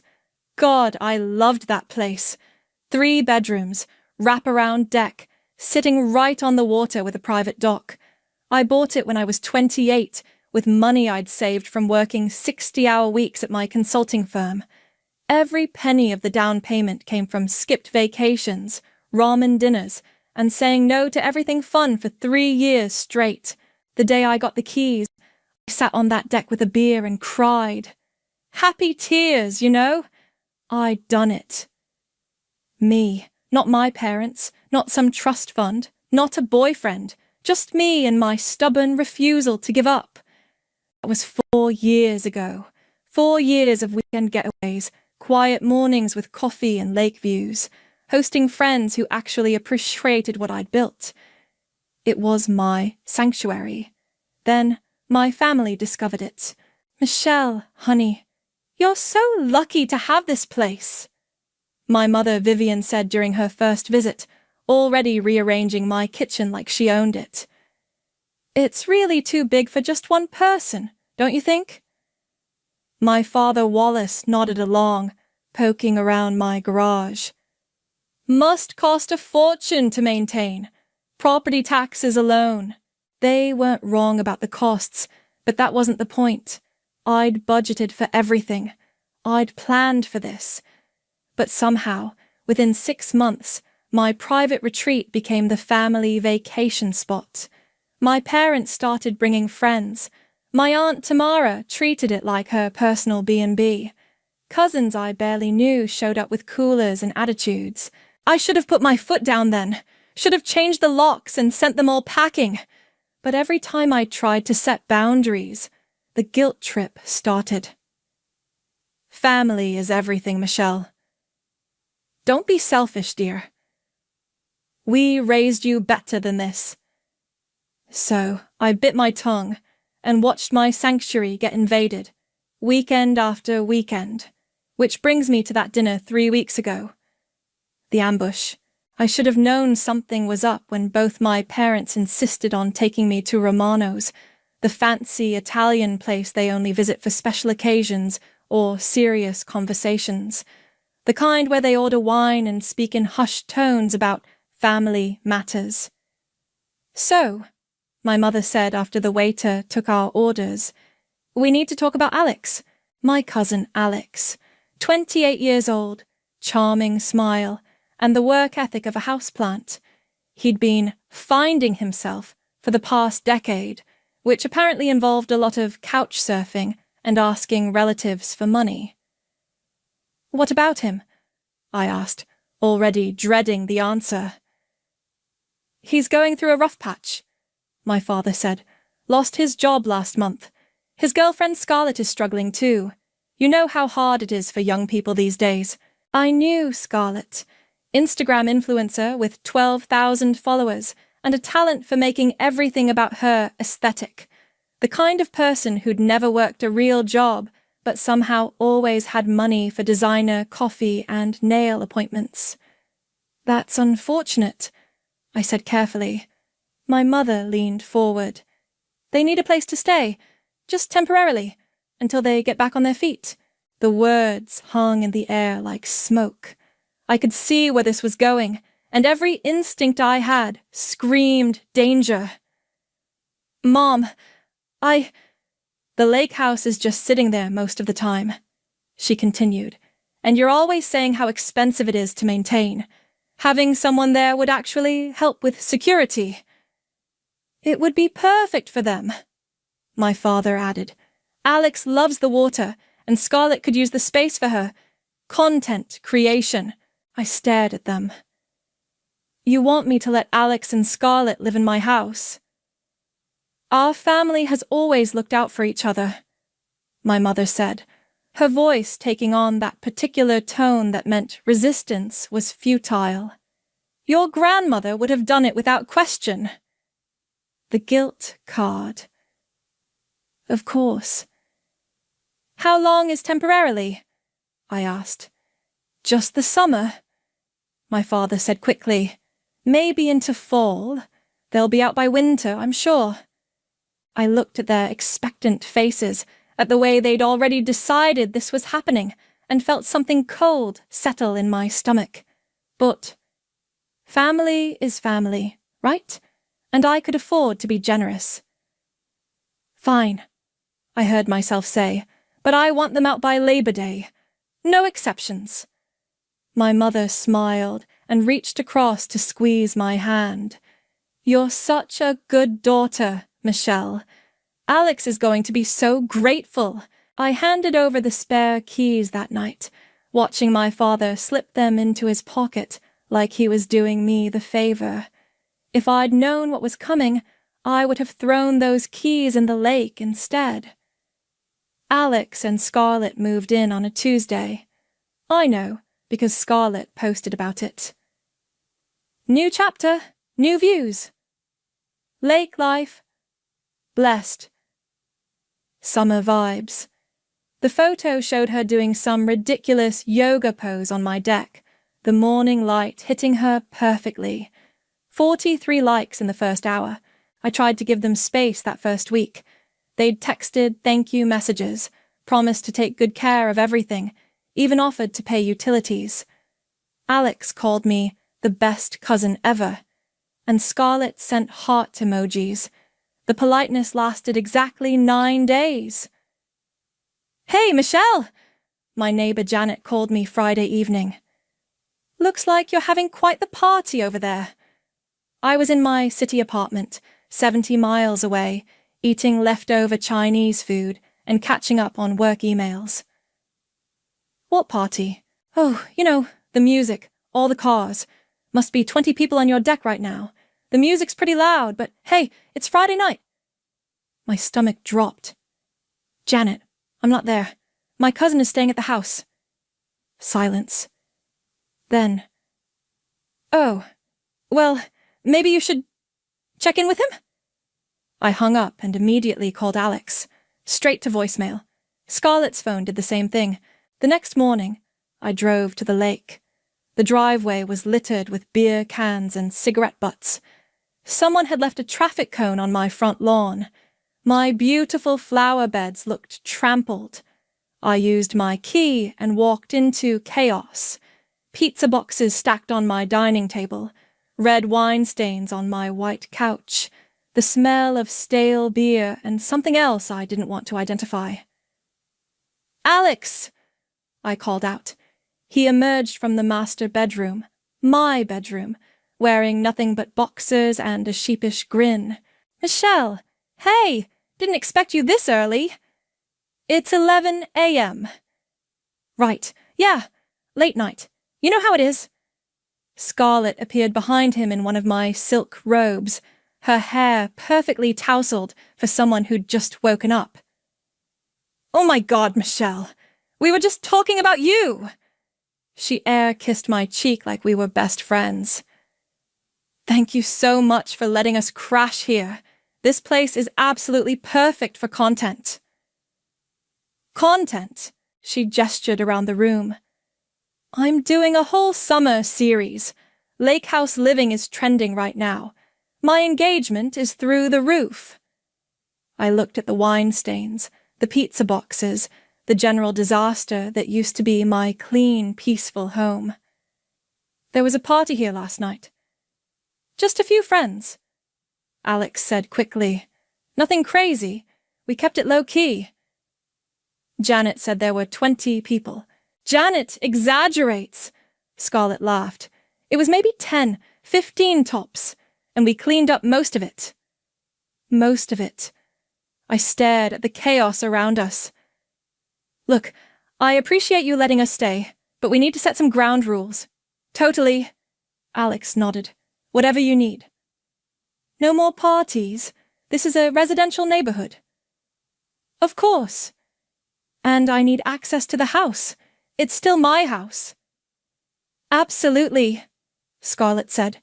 "Though maybe just text first. For privacy, you know?" I left feeling uneasy, but hoping they'd gotten the message. They hadn't. The Instagram posts multiplied. Scarlett's Lake House Living series featured my kitchen, my deck, my view. She tagged the location. She used hashtags like "Our Summer Home" and "Lake House Life." Our summer home. The parties continued. Janet stopped calling me directly and started texting photos instead. Cars parked on the grass, people jumping off my dock, trash floating in the water. 2 weeks later, I decided to make an unannounced visit. I needed to pick up some files I'd left in my home office, and I wanted to see the situation for myself. I pulled into the driveway Saturday afternoon and immediately noticed something wrong. There was a different lock on the front door. I tried my key. Nothing. I walked around to the back door. Same thing. New lock. "What the hell?" I knocked. Loud, insistent knocking. Scarlett opened the door wearing a bikini and an annoyed expression. "Michelle, what are you doing here?" "I live here. What are you doing to my locks?" "Oh, that." She examined her nails. "We had to change them. Security reasons." "Security reasons?" "Well, we didn't know who else had keys. Alex's mom, your parents, probably other family members. We're staying here now, so we need to feel safe." I stared at her. "You changed the locks on my house without asking me." "It's not a big deal. We'll give you a key." "I don't need you to give me a key to my own house." "Look, Michelle," she said, her voice taking on a patronizing tone. "I get that this is weird for you, but Alex and I are living here now. We've made it our home. We can't have people just walking in whenever they want." "People? I'm not people. I'm the owner." "And we're so grateful, but boundaries are important in any living situation." She started to close the door. "Scarlett, wait. I'll have Alex call you about the key situation. We're having friends over tonight, so maybe don't come by?" "Thanks." The door closed. I heard the new lock click into place. I stood on my own porch, locked out of my own house, listening to music and laughter from inside. Someone had hung string lights on my deck. There were new outdoor furniture pieces I'd never seen before. I called my mother from the car. "Mom, Alex and Scarlett changed the locks on my house. Oh, honey, I'm sure it's just a misunderstanding. They locked me out of my own property. Maybe you should have called first. They're living there now, Michelle. They deserve some privacy. It's my house. And you're being very generous letting them stay. But you can't just show up unannounced. How would you feel if someone did that to you? I sat in my car, phone pressed to my ear, watching strangers carry coolers onto my deck. I never understood what family means. My mother continued. You've always been so independent, so focused on what's yours instead of what's ours. The line went quiet except for the sound of my heart pounding. Michelle, are you there? I was there, but I was starting to realize that maybe I shouldn't be. The pattern started when I was 12. My bike, the one I'd saved birthday money for 6 months to buy, suddenly became the family bike when my cousin Ken visited for the summer. Michelle, don't be selfish, my mother had said when I protested. Ken doesn't have a bike at home. You can share for a few weeks. Ken rode it every day. I got it back with a bent wheel and scratched paint. When I complained, my father said, It's just a bike, Michelle. Family is more important than things. At 16, it was my car. The used Honda I'd bought with money from my part-time job became the emergency vehicle whenever someone in the family needed transportation. Alex borrowed it for dates. My Aunt Tamara used it when her car was in the shop. My parents lent it out like it was theirs.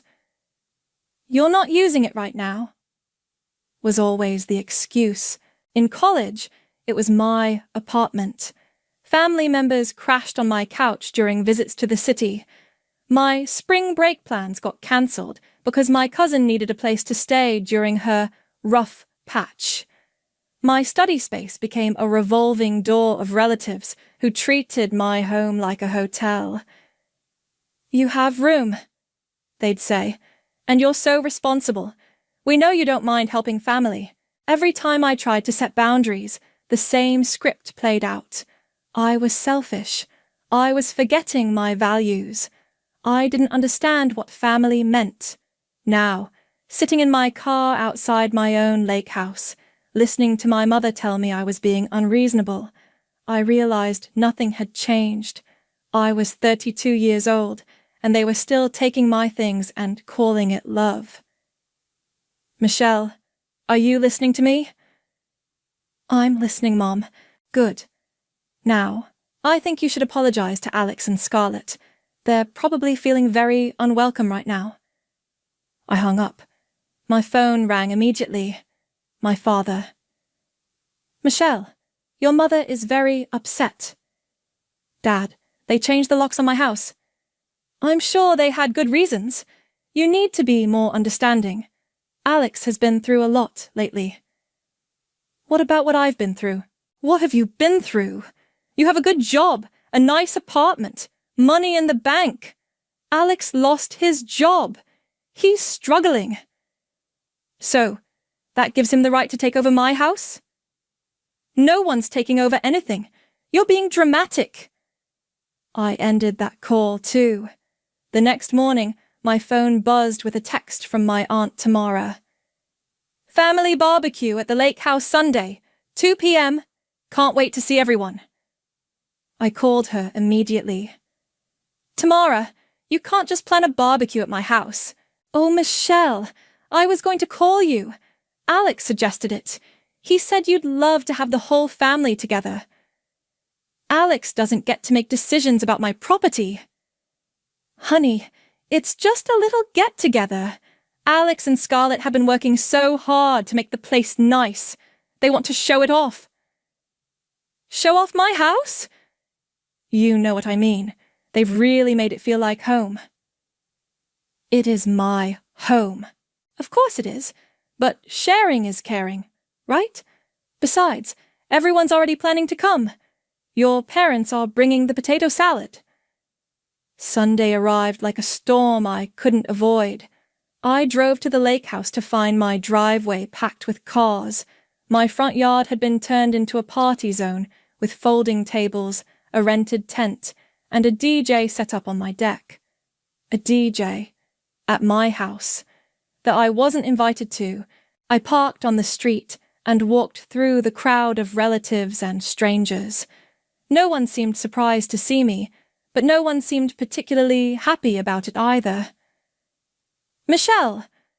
Alex appeared with a beer in his hand and a huge smile. "You made it. Isn't this great?" "You threw a party at my house without asking me." "It's not a party. It's a family barbecue. Mom's idea. She wanted everyone to see the place."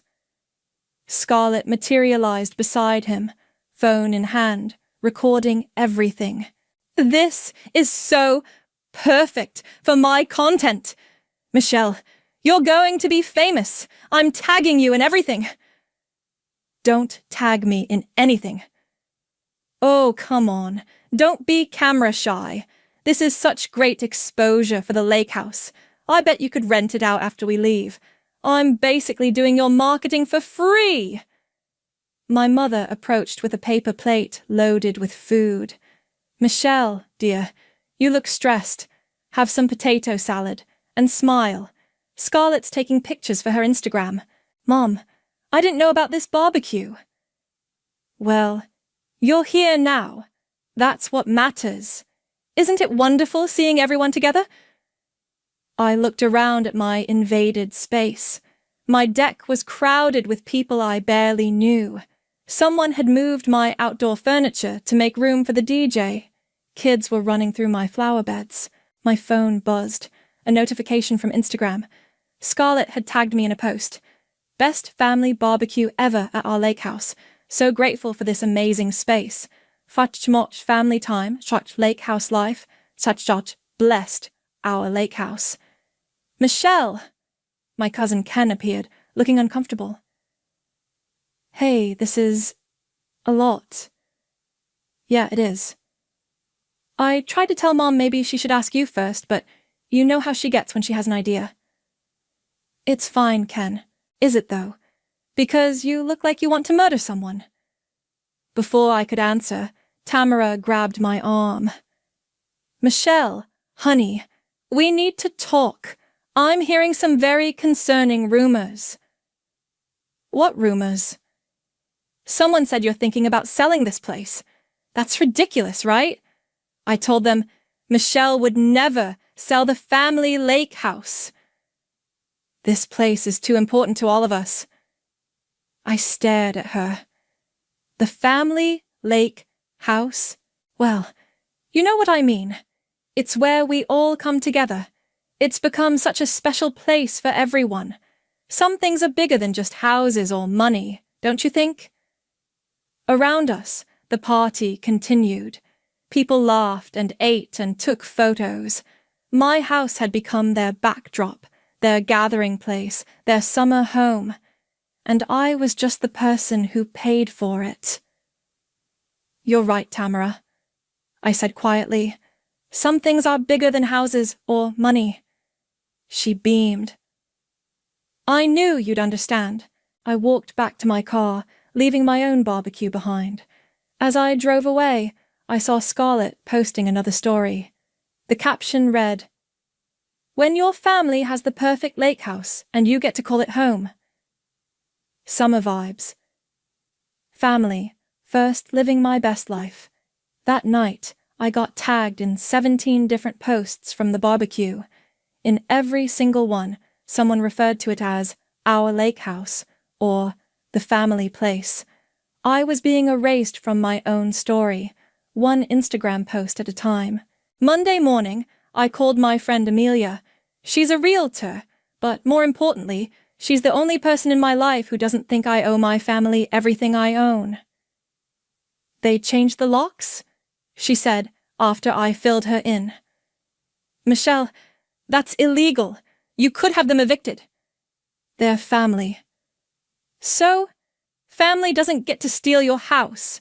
I was sitting in my office, staring at my computer screen, but I couldn't focus on work. If I take legal action, I'll never hear the end of it. My parents will disown me. Maybe that wouldn't be such a bad thing. Amelia. I'm serious. When's the last time they did something for you that didn't benefit them? I couldn't answer that. Look, you don't have to decide anything right now, but you need to document everything. Take photos of the damage, save those Instagram posts, keep records of what they're doing to your property. You think it'll get worse? Michelle, they threw a party at your house without inviting you. Yeah, I think it'll get worse. She was right. That afternoon, I drove back to the lake house with a locksmith. I'd decided to handle this like an adult. I'd get my access back, sit down with Alex and Scarlett, and establish clear boundaries. The locksmith, a guy named Dave, looked at the situation and shook his head. You're the owner? Yes. I have the deed in my car. And they changed your locks without permission? Apparently for security reasons. Dave snorted. Security reasons? Right. Well, it's your house. I can get you back in. It took him 20 minutes to change the locks back. I paid him in cash and watched him drive away, feeling like I'd accomplished something. Then I opened my front door. The smell hit me first. Stale beer, cigarettes, and something that might have been vomit. The living room looked like a hurricane had blown through it. My white couch was now decorated with mysterious stains and what looked like makeup smears. Someone had used my coffee table as a footrest. There were actual footprints on the glass. But it was my bedroom that broke me. The door was open, and I could see inside. My bed, the expensive mattress I'd saved for months to buy, was unmade and stained. There were beer bottles on my nightstand. Someone had used my dresser as a bar setup, with bottles of liquor and red Solo cups scattered across the top. But the worst part was the smell. It reeked like a frat house. I walked through the rest of the house in a daze. My kitchen cabinets were sticky with spilled drinks. Someone had burned something in my oven and never cleaned it. My bathroom looked like a public restroom at a music festival. In my childhood bedroom, the one I'd kept as a guest room with all my old photos and books, I found beer cans lined up on the windowsill like trophies. Someone had used my high school yearbooks as coasters. I sat down on the floor and started taking pictures, photo after photo of the destruction. My hands were shaking. My phone rang. Alex. Michelle, what the hell? We came home and the locks are different again. I changed them back. It's my house. You can't just change the locks without telling us. We live here. You live in my house, and you've destroyed it. What are you talking about? Alex, there are beer cans in my childhood bedroom. Someone threw up on my bathroom floor. My mattress looks like a crime scene. It's not that bad. We had a few friends over. A few friends? It looks like you hosted a music festival. Look, we'll clean it up. But you can't just change the locks. That's not how roommate situations work. We're not roommates. You're guests in my house. Guests who've been living here for a month. We have rights. I hung up and immediately called my parents. Dad, you need to see what they've done to my house. Michelle, I'm sure it's not as bad as you think. There's vomit on my bathroom floor. Young people party. It's normal. It's my house. And you agreed to let them stay there. You can't change the rules now because you're having second thoughts. I'm not having second thoughts. I'm having a breakdown. They've destroyed everything. You're being dramatic. A little mess never hurt anyone. I hung up and called my mother. Mom, please, you need to talk to Alex. He's treating my house like a party venue. Honey, you're being too sensitive. Boys will be boys. He's 28 years old. And he's going through a difficult time. The last thing he needs is you adding stress to his life. What about my stress? You're a successful adult with a good job. You can handle a little inconvenience. Alex is fragile right now. That evening, I sat in my destroyed living room and wrote an email to my entire family. I need everyone to understand something. This is my house. I worked for years to buy it. I pay the mortgage, the taxes, the insurance, and the utilities. I've been more than generous allowing Alex and Scarlett to stay here, but the situation has gotten out of control. Going forward, there will be no more parties, no more social media posts calling this our house, no more family events planned without my permission.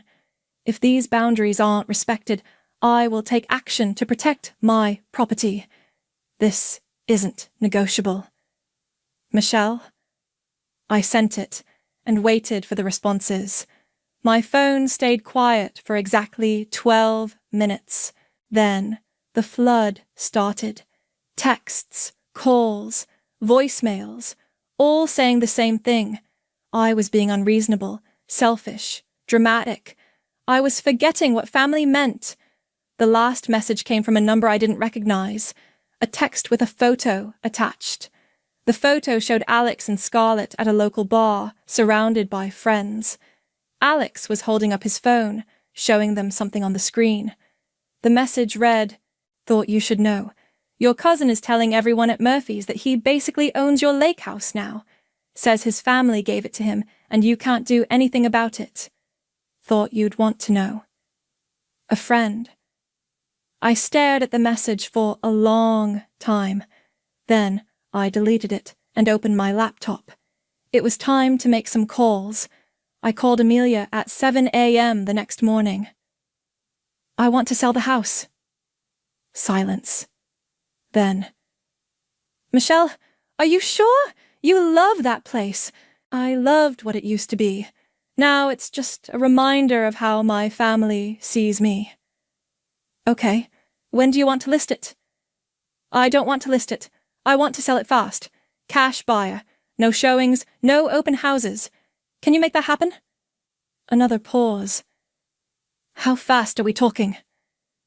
2 weeks, 3 at most." "Michelle, that's Amelia. Alex is telling people he owns my house.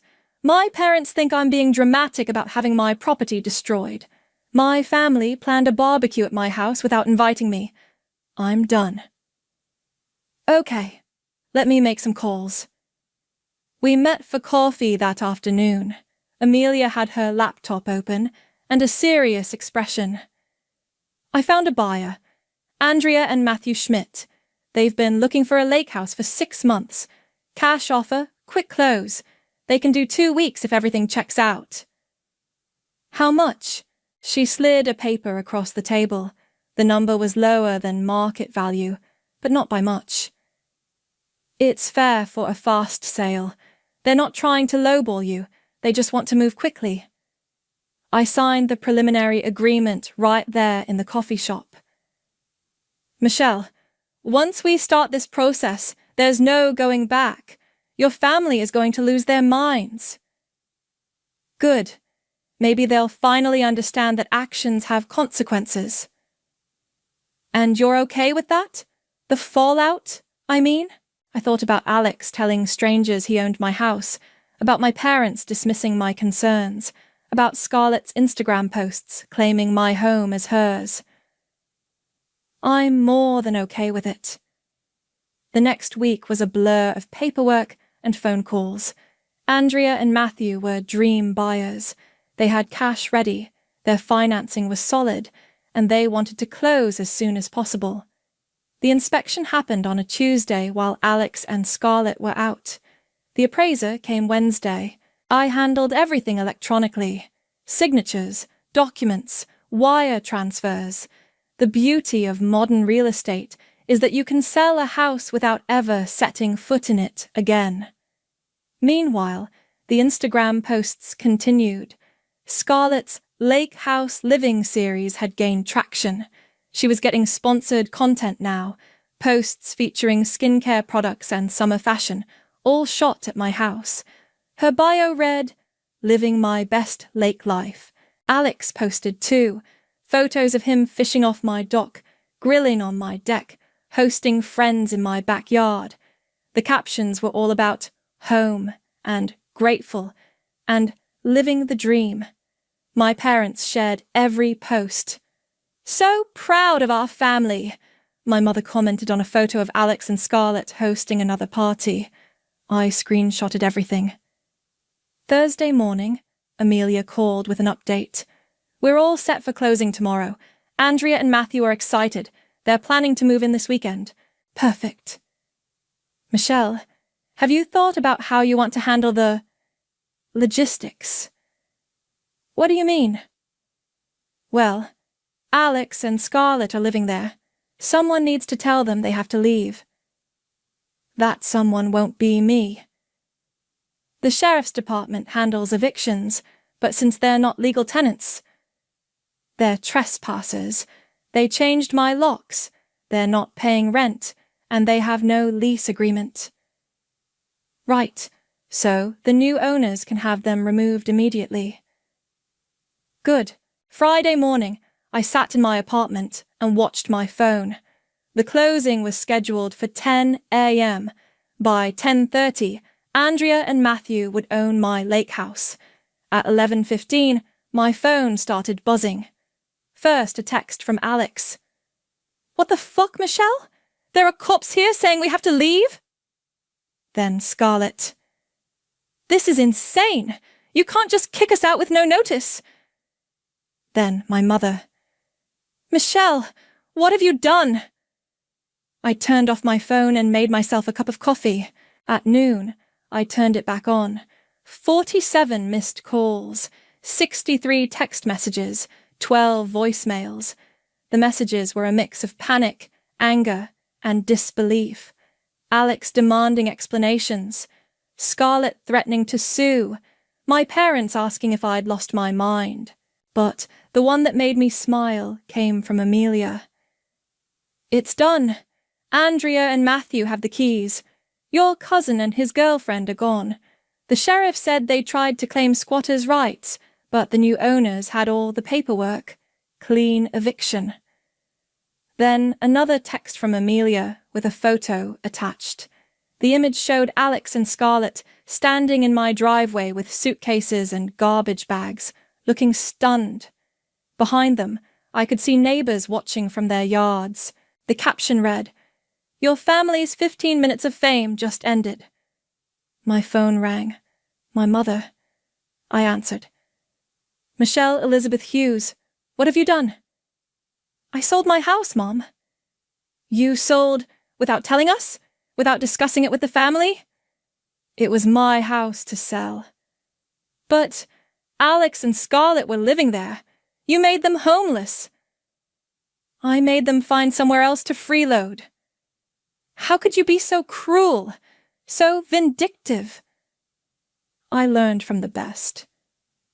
The line went quiet. "Your father wants to talk to you." "Tell Dad I'll call him later." "Michelle, you've destroyed this family." "No, Mom. I've just stopped letting this family destroy me." I hung up and poured myself another cup of coffee. My phone buzzed with one more message, this one from a number I didn't recognize. "Heard about what happened at the lake house. Alex is at Murphy's right now, crying into his beer and telling everyone you're a psycho. Thought you'd want to know.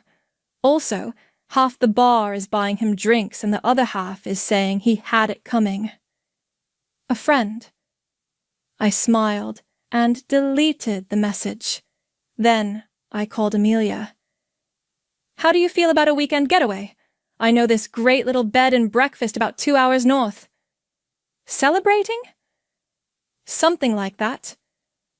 "I'll pick you up in an hour." For the first time in weeks, I felt like I could breathe. The weekend getaway with Amelia was exactly what I needed. 2 days of hiking, wine, and absolutely no family drama. I kept my phone on airplane mode and pretended the outside world didn't exist. But Monday morning brought reality crashing back.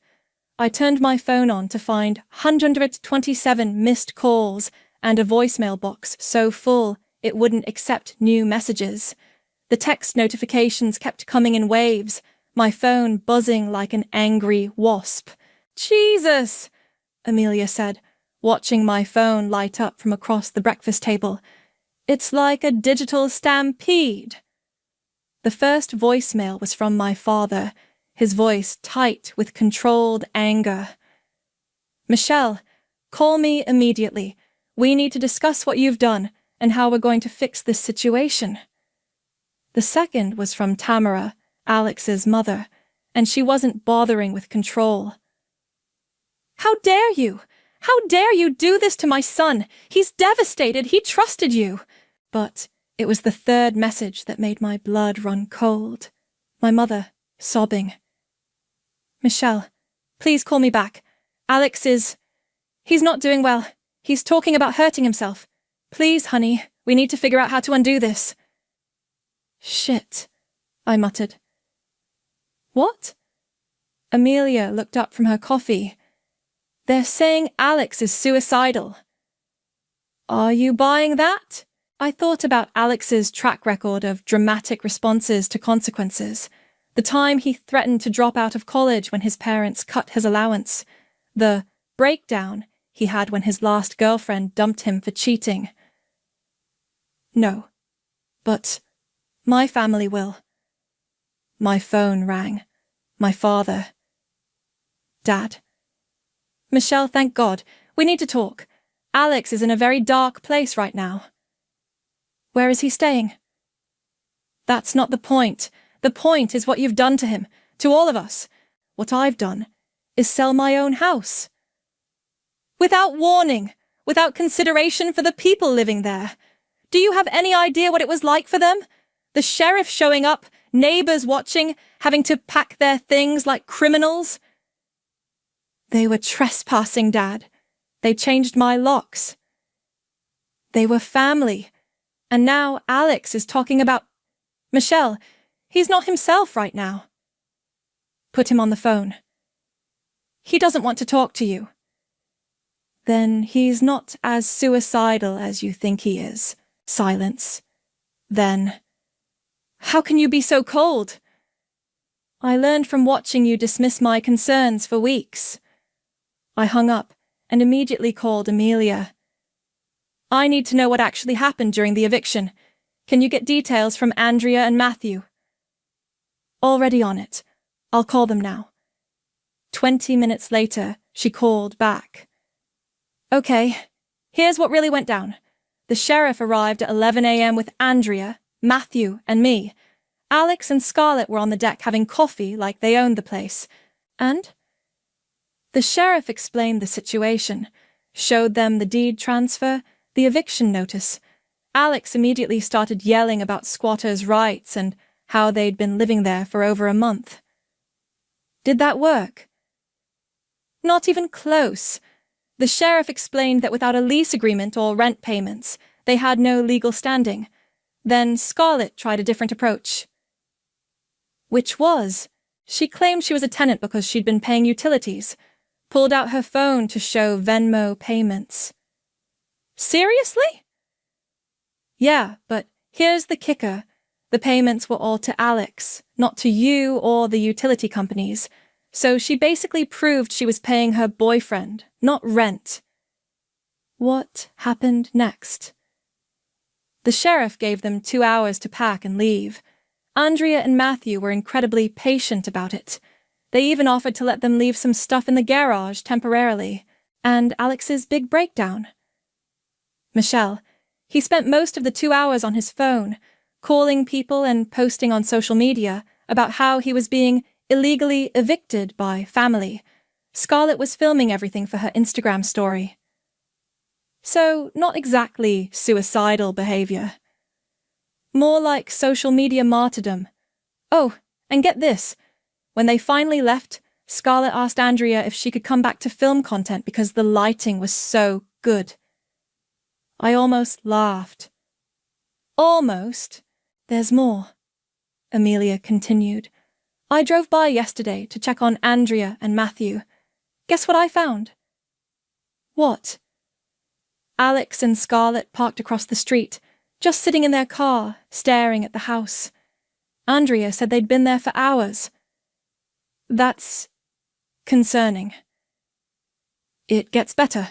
When Andrea went out to ask if they needed help, Scarlett rolled down the window and said, "We're just saying goodbye to our home."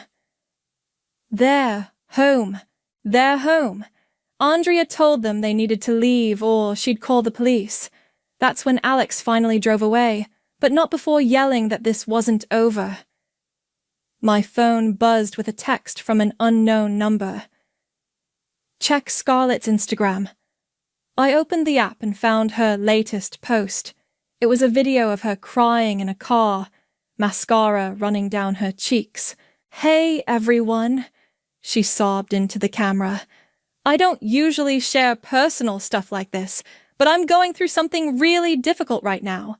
My boyfriend's family member just kicked us out of our home with no warning. We've been living there for weeks, making it beautiful, sharing it with all of you, and now we're literally homeless." The video had 807 views and climbing. The comments were a mix of sympathy and outrage. "That's so awful. Family should support each other. Sue them. You have rights." This is why I don't trust family with business. But there were other comments too.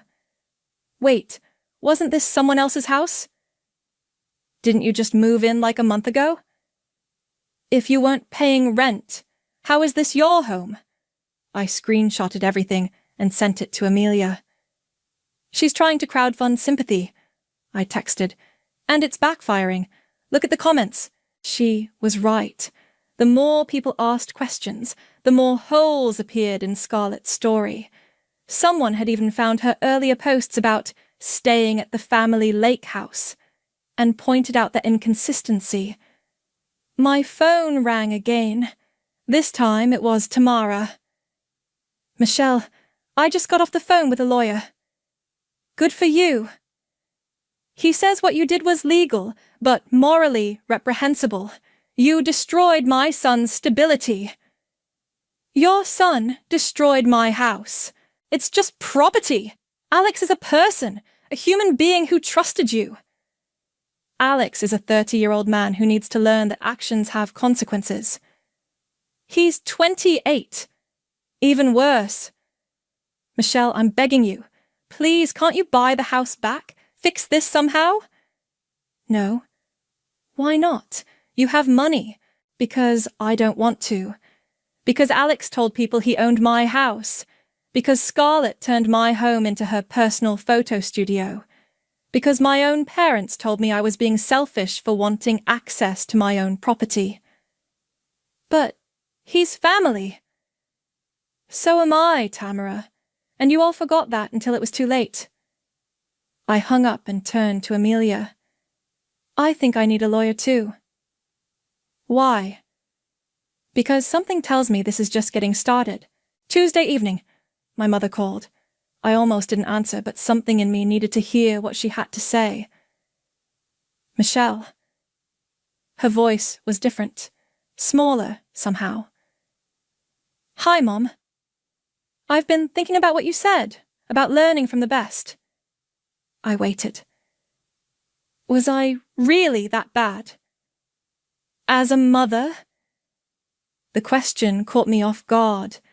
In 32 years, I'd never heard her sound uncertain about anything. "Mom, because Alex came by today. He's staying with us now, you know. Him and Scarlett. And he was angry. So angry. He called you names I won't repeat." "I'm not surprised." "But then he started talking about the house like it was his, like you'd stolen something from him. And I realized we taught him that." Silence stretched between us.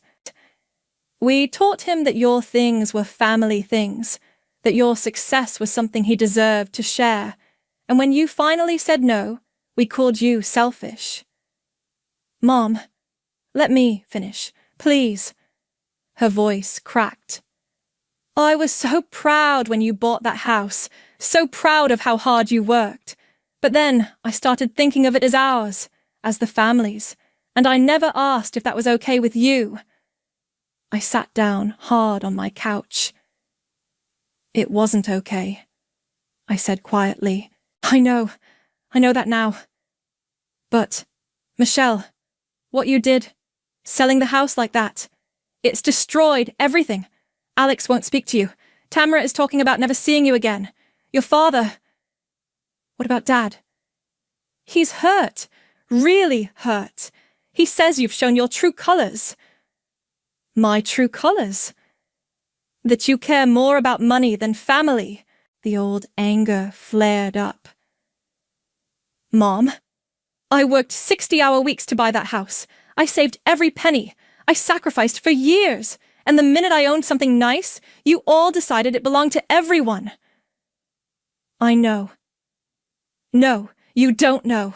You have no idea what it's like to have your own family treat you like an ATM. To have your cousin tell strangers he owns your house.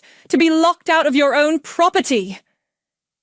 Michelle, please, I'm not done. My voice was shaking now. You want to know my true colours? Here they are. I'm someone who worked her ass off to build a life. I'm someone who said yes to family over and over until there was nothing left of me. And when I finally stood up for myself, you called me selfish. Honey, you told me I could afford to be generous. And I was. I gave an entire house to a family that deserved it. Andrea and Matthew will actually take care of it. They'll love it the way I did.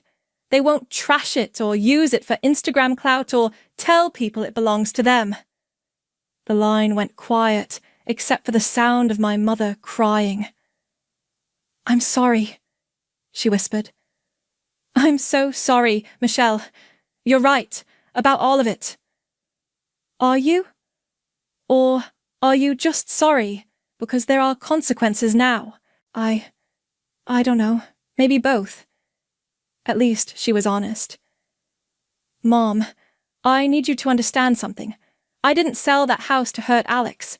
I sold it because keeping it meant accepting that my family sees me as a resource, not a person. That's not true. It is true. When's the last time any of you asked how I was doing? When's the last time you visited me without needing something? When's the last time Dad called just to talk? She couldn't answer. Michelle, what can I do? How do I fix this? You can't. It's too late for that.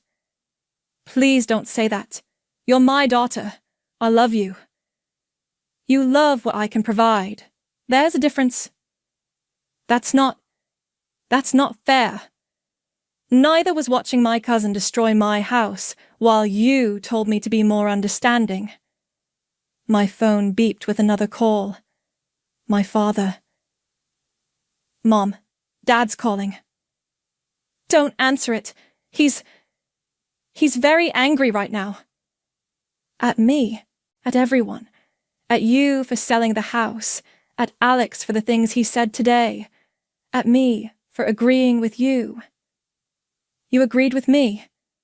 I told him you were right, that we'd taken advantage of you. He didn't want to hear it.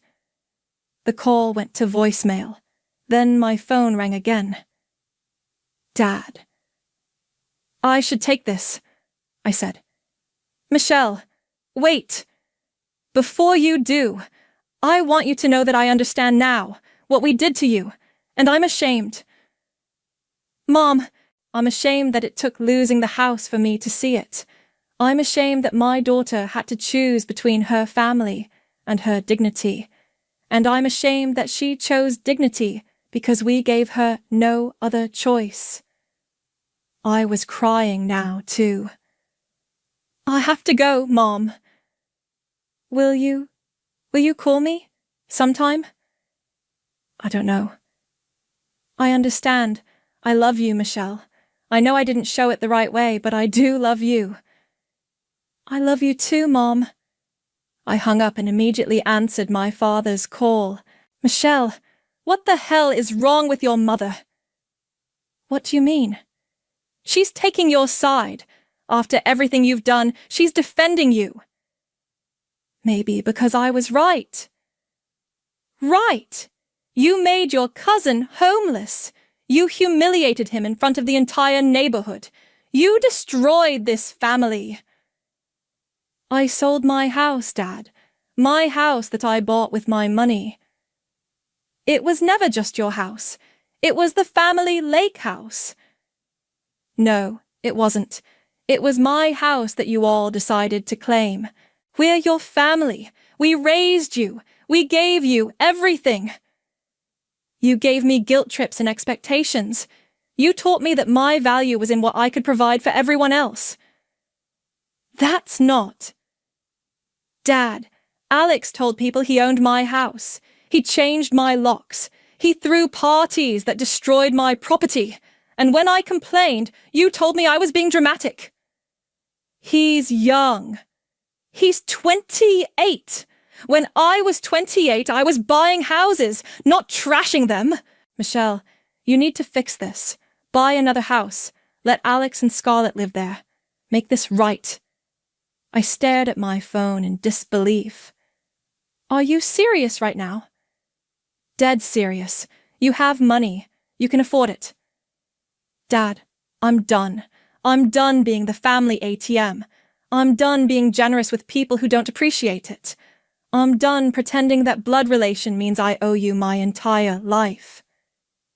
If that's how you feel, then maybe you're not the daughter I raised. You're right. The daughter you raised would have kept quiet and let Alex destroy her house. The daughter you raised would have smiled and paid for everyone else's mistakes. But that daughter is gone. Michelle. Goodbye, Dad. I hung up and turned off my phone. Then I sat in my quiet apartment and realized something. For the first time in my adult life, I was completely alone. And it felt like freedom. The envelope arrived on a Thursday morning, 3 weeks after the phone call with my father. Cream-colored paper, my name written in careful handwriting I didn't recognize. Inside was a thank you card with a photo of the lake house, but it looked different, better. The deck had been stained, the flower beds replanted, the dock repaired. It looked like a home again. Dear Michelle, the note read, we wanted you to know how much we love the house. We've spent every weekend here since we moved in, and it's already become our sanctuary. We found some of your books in the guest room and thought you might want them back. Also, we'd love to have you visit sometime if you'd like to see what we've done with the place. Thank you for giving us the chance to make this our home. Andrea and Matthew. I stared at the photo for a long time. This was what the house was supposed to be. Not a party venue or an Instagram backdrop, but a place where people who appreciated it could build memories. My phone rang. Amelia. Have you seen the latest drama? What now? Check Alex's Facebook page. I opened the app and found his most recent post. Some people think money is more important than family. Some people would rather destroy relationships than show compassion. I'm not one of those people. Despite everything that's happened, I forgive my cousin for what she did. Family is forever, even when family hurts you. The comments were a mix of support and confusion. Several people had clearly figured out the real story and weren't buying his martyrdom act. He's really committed to this victim narrative, I said. Keep reading. Look at the comments from last night. I scrolled down and found a thread that made me smile. Someone named Janet had written, Alex, I'm your cousin's neighbor at the lake. I saw what you did to that beautiful house. The parties, the trash, the complete disrespect.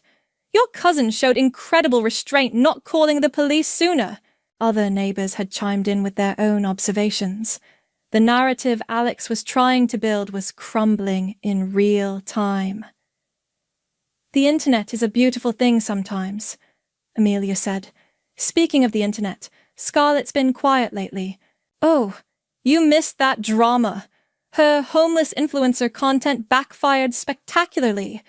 Turns out her followers don't have much sympathy for someone who got kicked out of a house they weren't paying for. She lost about 2,000 followers and several sponsorship deals. Good. Michelle, can I ask you something? Sure. Do you regret it? Any of it? I thought about the question while looking at the photo of my former house, now clearly loved and cared for. No. I regret not doing it sooner. Even losing your family? I didn't lose my family, Amelia. I lost people who saw me as a resource instead of a person. There's a difference. What about your mom? She seemed to understand by the end. Maybe, but understanding and changing are two different things.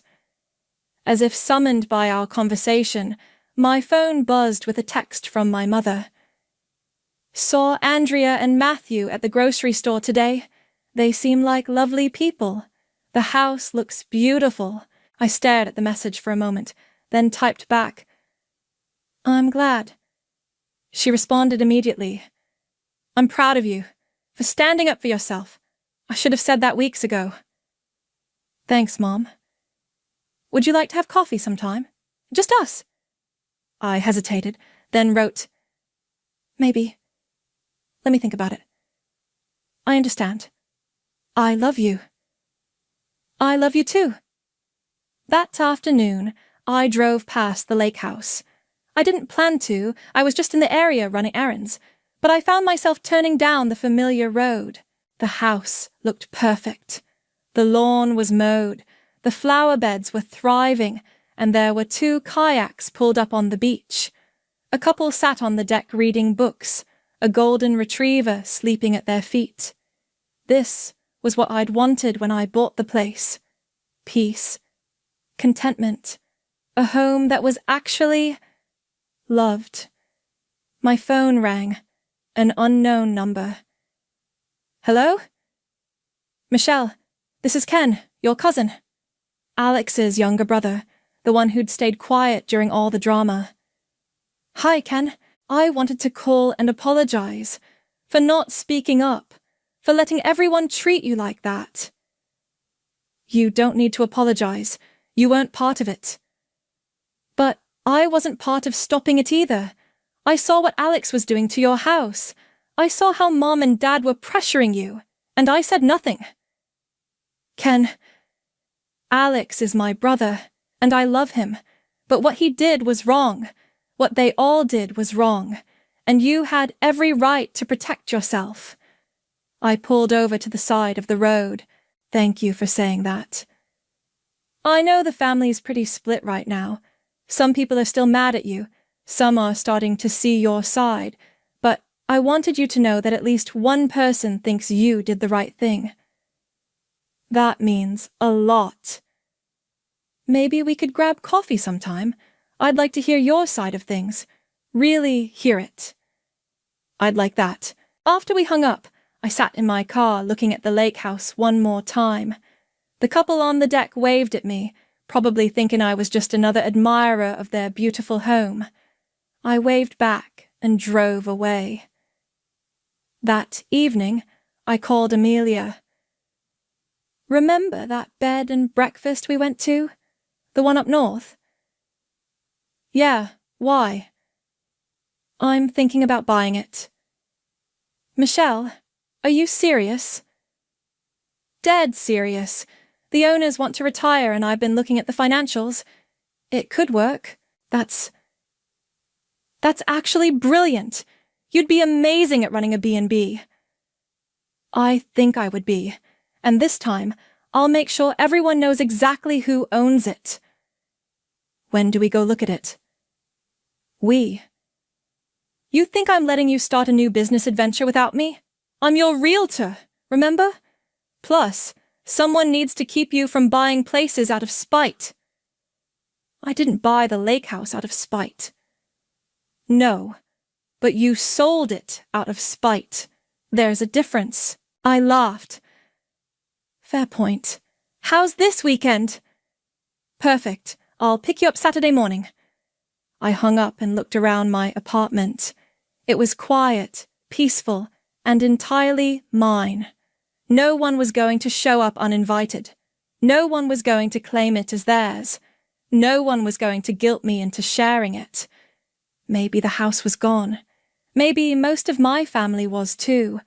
But for the first time in years, what I owned and who I was belonged entirely to me. And that was worth everything I'd lost.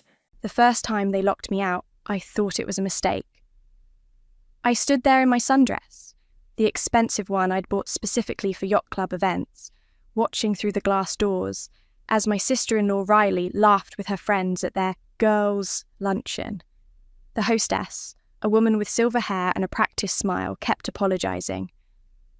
"I'm so sorry, Mrs. Walton, but you're only listed as having guest privileges today. The luncheon is members only. My name is Ava, and 6 months earlier, I'd married into what I thought was my fairy tale. Tate Walton was everything I dreamed of. Handsome, charming, from a family that owned half the waterfront. What I didn't know was that marrying him meant signing up for a lifetime of proving I belonged." "There must be some confusion," I said, pulling out my phone. "Let me call Riley." But Riley was already walking toward us, her smile sharp as broken glass. "Oh, Ava, I'm so glad you made it. Though I should have mentioned, today's event is just for legacy members. You understand?" Legacy members. Code for people who were born into this, not people who married into it. "I could wait in the bar area," I offered, hating how small my voice sounded. "Actually, the whole club is reserved for the luncheon today." Riley's tone was sweet poison. "But don't worry, we'll do something together soon. Just the two of us." The hostess looked mortified. I felt every pair of eyes in the lobby watching this little drama unfold. Through the dining room windows, I could see women my age, women I'd met at family dinners, women who'd smiled and made small talk, pretending not to notice as I was turned away at the door. I drove home in silence, my hands shaking on the steering wheel. When Tate got home that evening, I was waiting in the kitchen with a glass of wine and what I hoped was a calm expression. "How was your day?" he asked, loosening his tie. "Interesting. I went to Riley's luncheon." "Oh, right. How was that?" "I wouldn't know. They wouldn't let me in." Tate paused, his hand halfway to the refrigerator. "What do you mean?" "I mean, your sister invited me to a members-only event, knowing I only have guest privileges. I stood there like an idiot while the hostess explained I couldn't enter my own family's club." "Ava?" He sighed, the sound heavy with exhaustion. "You're being dramatic. Riley probably just forgot about the member thing. It's not personal." "Not personal?" I set my wine glass down harder than necessary. "Tate." She watched them turn me away. She smiled while they did it. "Look, the club has rules. They've had the same membership structure for decades. Riley didn't create the system. But she used it against me. Or maybe you're reading too much into this." He grabbed a beer and popped it open. "The family's been nothing but welcoming to you." I stared at him. This was the man who'd promised to love and protect me, who'd sworn we were a team. Now he was telling me I was imagining my own humiliation. "Welcoming," I repeated. "Is that what you call it when your mother introduces me as Tate's wife instead of using my name? When your father asks what I do every single time we meet, like he's forgotten I exist between visits?" "They're still getting used to you. Give them time." "How much time, Tate?" "Because I've been giving them time for 6 months and it's only getting worse." He took a long drink of his beer, avoiding my eyes. "Maybe if you tried a little harder to fit in, joined some committees, showed more interest in club activities." The words hit me like a slap. "Fit in? I can't even get through the front door." "Don't make a scene about this, Ava. Just be grateful you're part of the family now." "Grateful. I should be grateful for the privilege of being tolerated by people who saw me as an intruder in their perfect world. That night, I lay awake listening to Tate's steady breathing, thinking about the look on Riley's face as she'd watched me get turned away, the satisfaction she'd tried to hide, the way the other women had suddenly found their phones fascinating when I walked past their table. I thought about my old life, the company I'd built from nothing, the respect I'd earned, the power I'd wielded, all of it hidden now, buried under the assumption that I was just another pretty face who'd married well. They thought they knew me. They thought I was weak. They were about to learn how wrong they were. I rolled over and whispered into the darkness. Never again. The next morning, I did something I hadn't done in months. I opened my laptop and checked my investment accounts. $47 million. Still sitting there, still growing, still completely invisible to the Walton family who'd spent our entire courtship worried I was a gold digger. I'd sold my tech company 3 years ago, right before the market exploded. The timing had been perfect, almost too perfect. While Tate's family whispered about my modest background and unclear finances, I had more liquid assets than their entire yacht club was worth. The irony was delicious, but I needed more than irony. I needed information. Daisy, I called out as I walked into the yacht club's event planning office. Are you free for coffee? Daisy Fuller looked up from her computer, surprised. She was around my age, ambitious, and one of the few people at the club who actually worked for a living instead of just playing there. Mrs. Walton, of course, let me just finish this vendor email. Please, call me Ava, and take your time. 20 minutes later, we were sitting at the club's cafe, and I was learning more about the Walton family business than Tate had ever told me. The regatta this year is going to be incredible, Daisy said, stirring her latte. Though, honestly, I'm worried about the budget. We're cutting corners everywhere. Budget issues? Oh, I probably shouldn't. She glanced around nervously. It's just that membership dues haven't been covering expenses for a while. The building needs major repairs and the insurance costs keep going up. That sounds stressful for you. It is. I love this job, but I spend half my time figuring out how to make events look expensive while spending nothing. She laughed, but it sounded forced. Mr. Davis keeps saying we need to attract new members, but then the board rejects every application that doesn't have the right pedigree. Pedigree? You know, old money, right connections, people like your family. I sipped my coffee, processing this. What would happen if the club couldn't meet its expenses? Daisy's face went pale. I try not to think about it. There are rumours about loans, but I don't handle the financial side. That's all handled by some loan officer downtown. Do you know who? Malia something? Hughes, I think?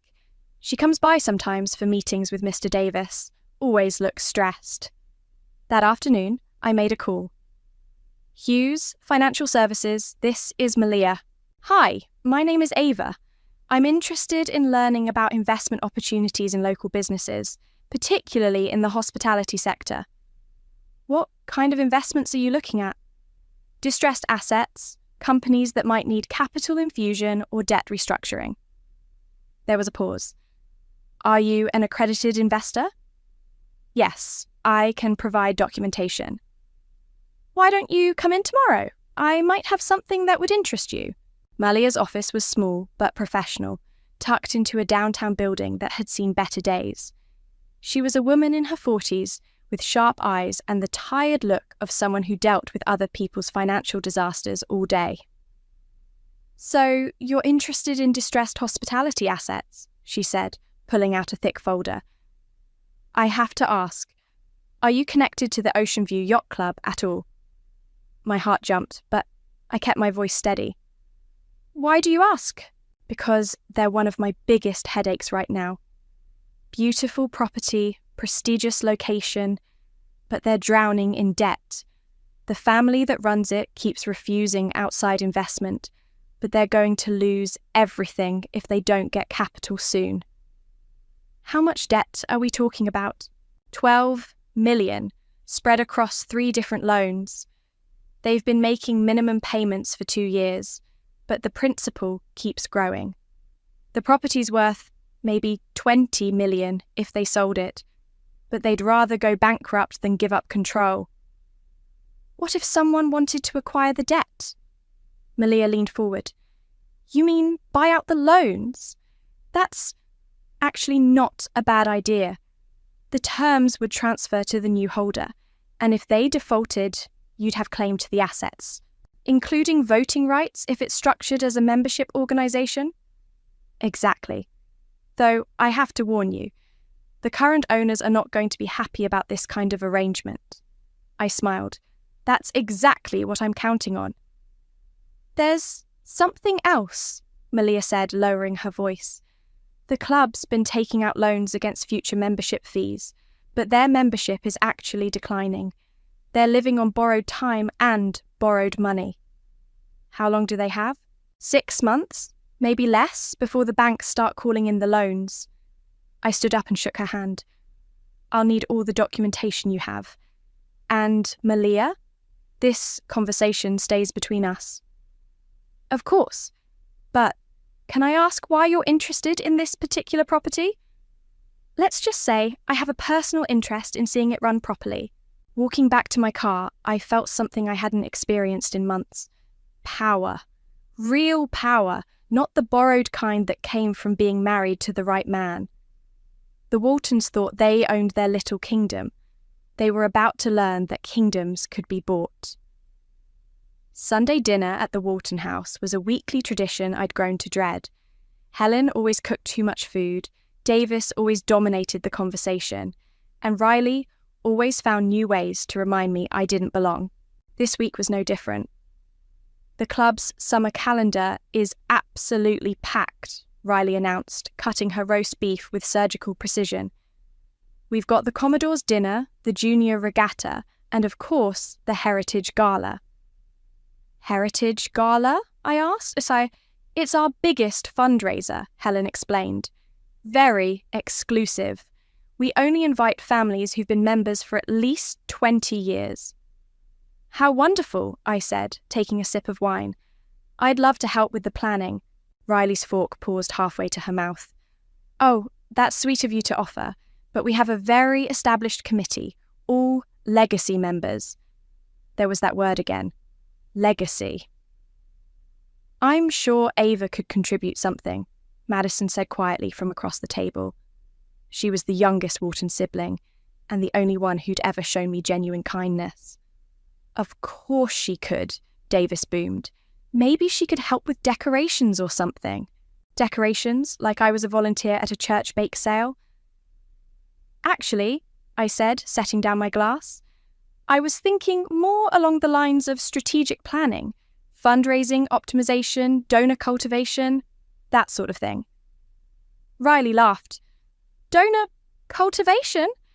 Ava, these people have been supporting the club for decades. They don't need to be cultivated. Every organisation needs fresh approaches to fundraising, I replied, even established ones. What would you know about fundraising? Riley's voice had an edge now. The table went quiet. Helen cleared her throat nervously. Davis kept chewing, but his eyes were fixed on me. I've had some experience with it, I said simply. What kind of experience? Riley pressed. Before I could answer, Tate jumped in. Riley, let's not interrogate my wife over dinner. I'm not interrogating anyone. I'm just curious about what qualifies Ava to advise us on running an organisation that's been successful for over a century. Successful? The word slipped out before I could stop it. Excuse me? I looked around the table. Madison was staring at her plate. Helen was fidgeting with her napkin. Davis had stopped chewing entirely. Nothing, I said. I just think there's always room for improvement. The club doesn't need improvement, Riley snapped it. It needs protection from people who don't understand its values. Riley, Madison said softly. No, I'm tired of tiptoeing around this. Some of us have dedicated our entire lives to preserving what our family built. We're not going to let outsiders come in and change everything just because they married the right person. The silence that followed was deafening. I think, I said carefully, that maybe I should help clear the dishes. I stood up and started collecting plates, my hand steady despite the rage building in my chest. Madison got up to help me, and we walked to the kitchen together. I'm sorry, she whispered as soon as we were alone. Riley gets protective about the club. She doesn't mean... Yes, she does.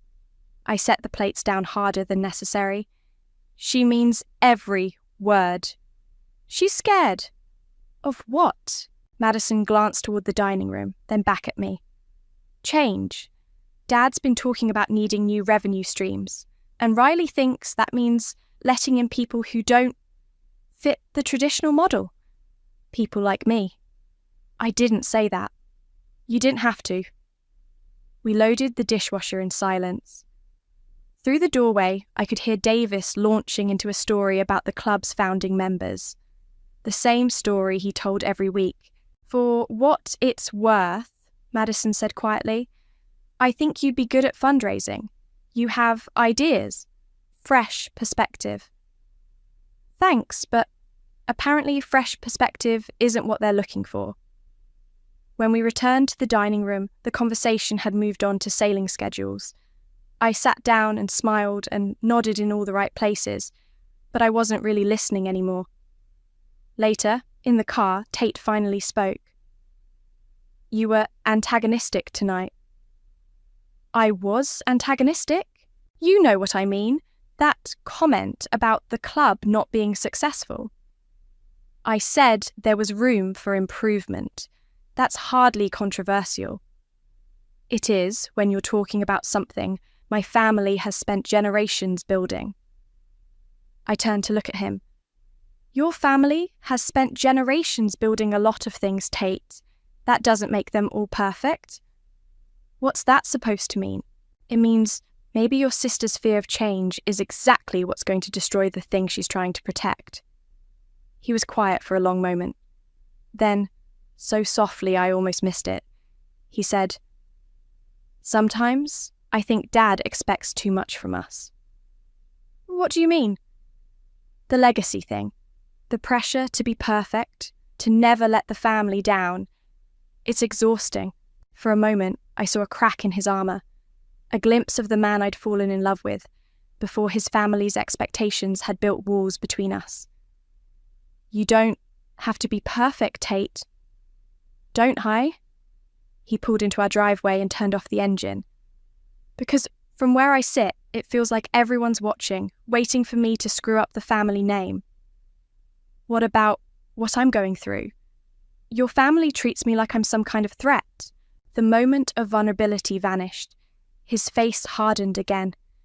Maybe if you tried harder to understand their perspective instead of challenging everything they say. And just like that, he chose them over me. Again. That night, I lay in bed, listening to him sleep, and made my decision. I pulled out my phone and sent a text to Malia. Let's move forward with the acquisition. How quickly can we make this happen? Her response came back within minutes. Give me 2 weeks. 2 weeks to buy my husband's family legacy out from under them. I smiled in the darkness. I need this to be completely confidential, I told my lawyer over the phone. Shell company, offshore registration, the works. That's going to add some complexity to the timeline, Marcus replied. But it's doable. What are we calling the entity? Meridian Holdings. And you want to acquire debt instruments totaling how much? 12 million in yacht club loans. Plus, I want to purchase any available membership shares or voting rights. This is the club your husband's family runs? Yes. There was a pause. Ava, I have to ask, are you sure about this? Family business acquisitions can get messy. I'm counting on it. 2 days later, I was back at the yacht club, ostensibly meeting Daisy for lunch. She was practically vibrating with excitement. "I can't believe Riley approved the budget increase for the Heritage Gala," she said, spreading vendor catalogues across our table. "She wants ice sculptures, a full orchestra, premium everything." "That sounds expensive." "It is, but she says it's important to show the community that the club is thriving." Daisy lowered her voice. "Between you and me, I think she's trying to attract new members. Rich ones." "Smart strategy, I guess, though I'm not sure where the money's coming from. We're already stretched thin." She flipped through a catering catalogue. "She wants to invite the mayor, the city council, all the big donors in town.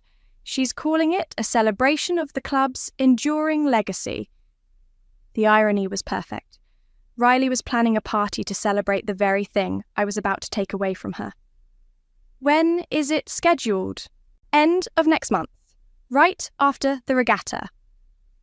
Daisy looked up from her catalogues. "You'll be there, of course, as family." "Will I?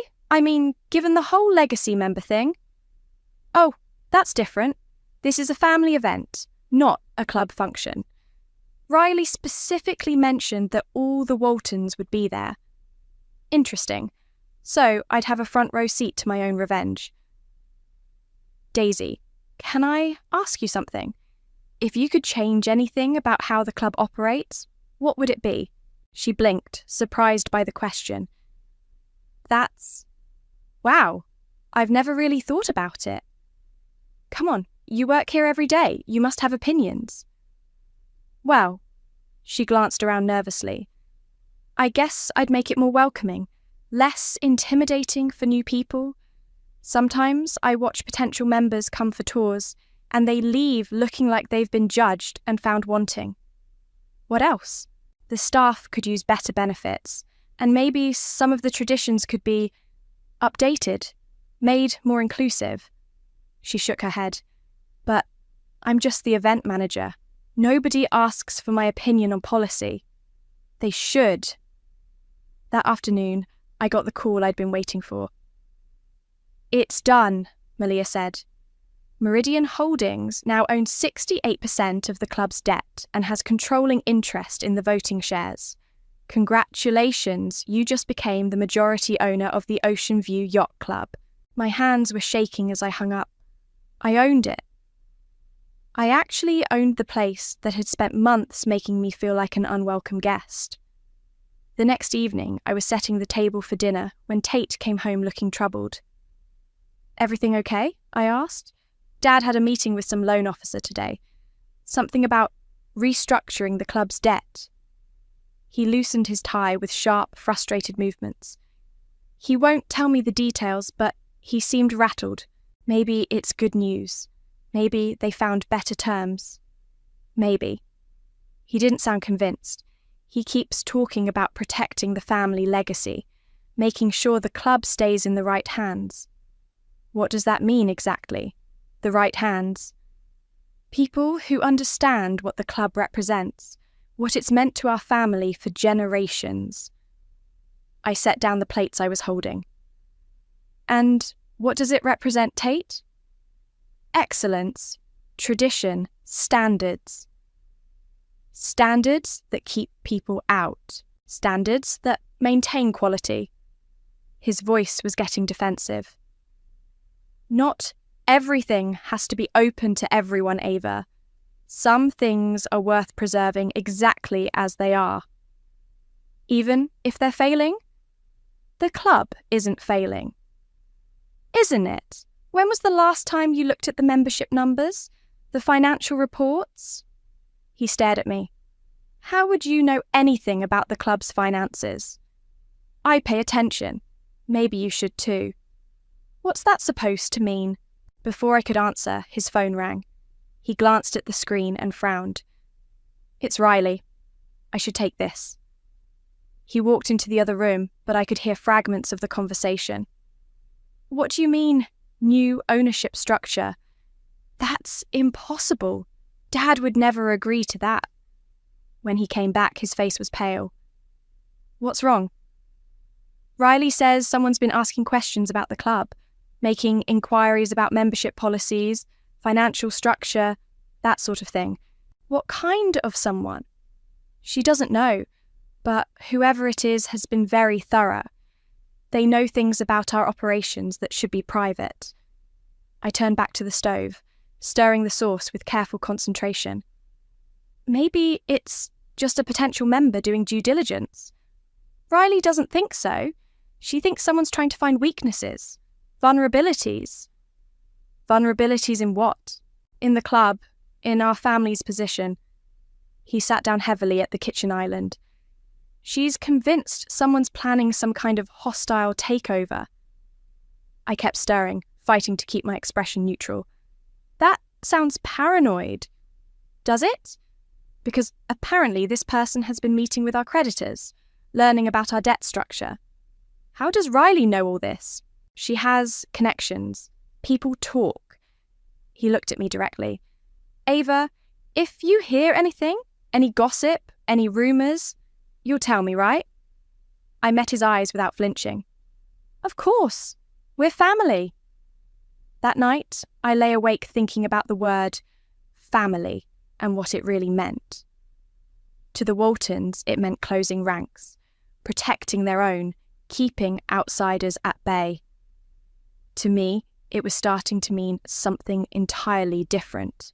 My phone buzzed with a text from Daisy. Riley wants to meet tomorrow about the gala. She seems really stressed about something.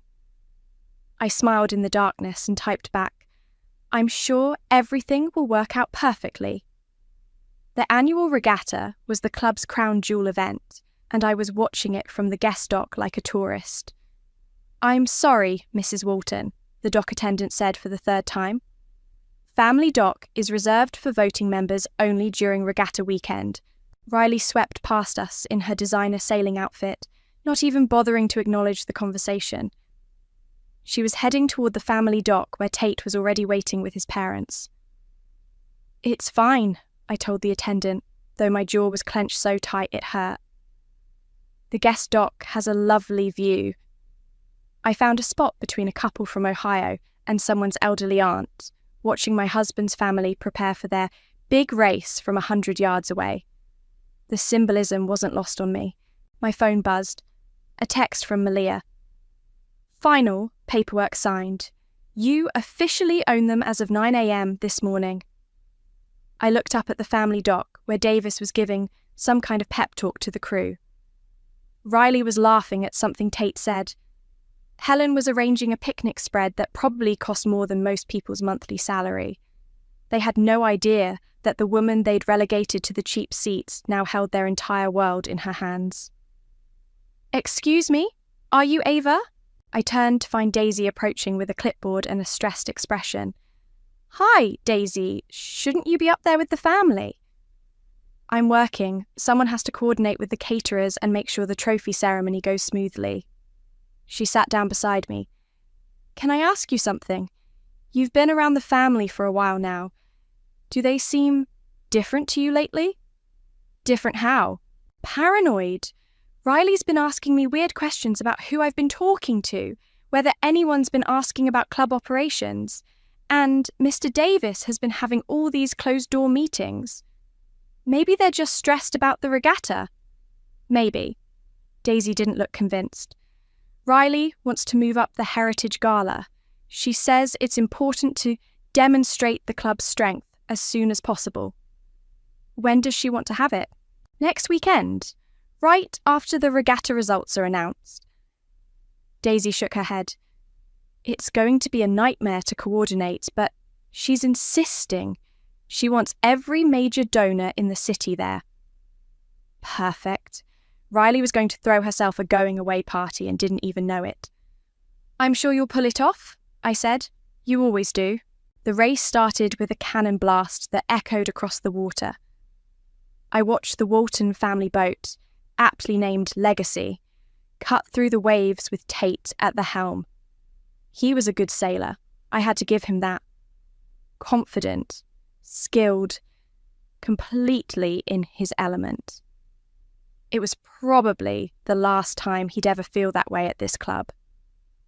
"They're going to win," said the woman from Ohio. "That family always wins."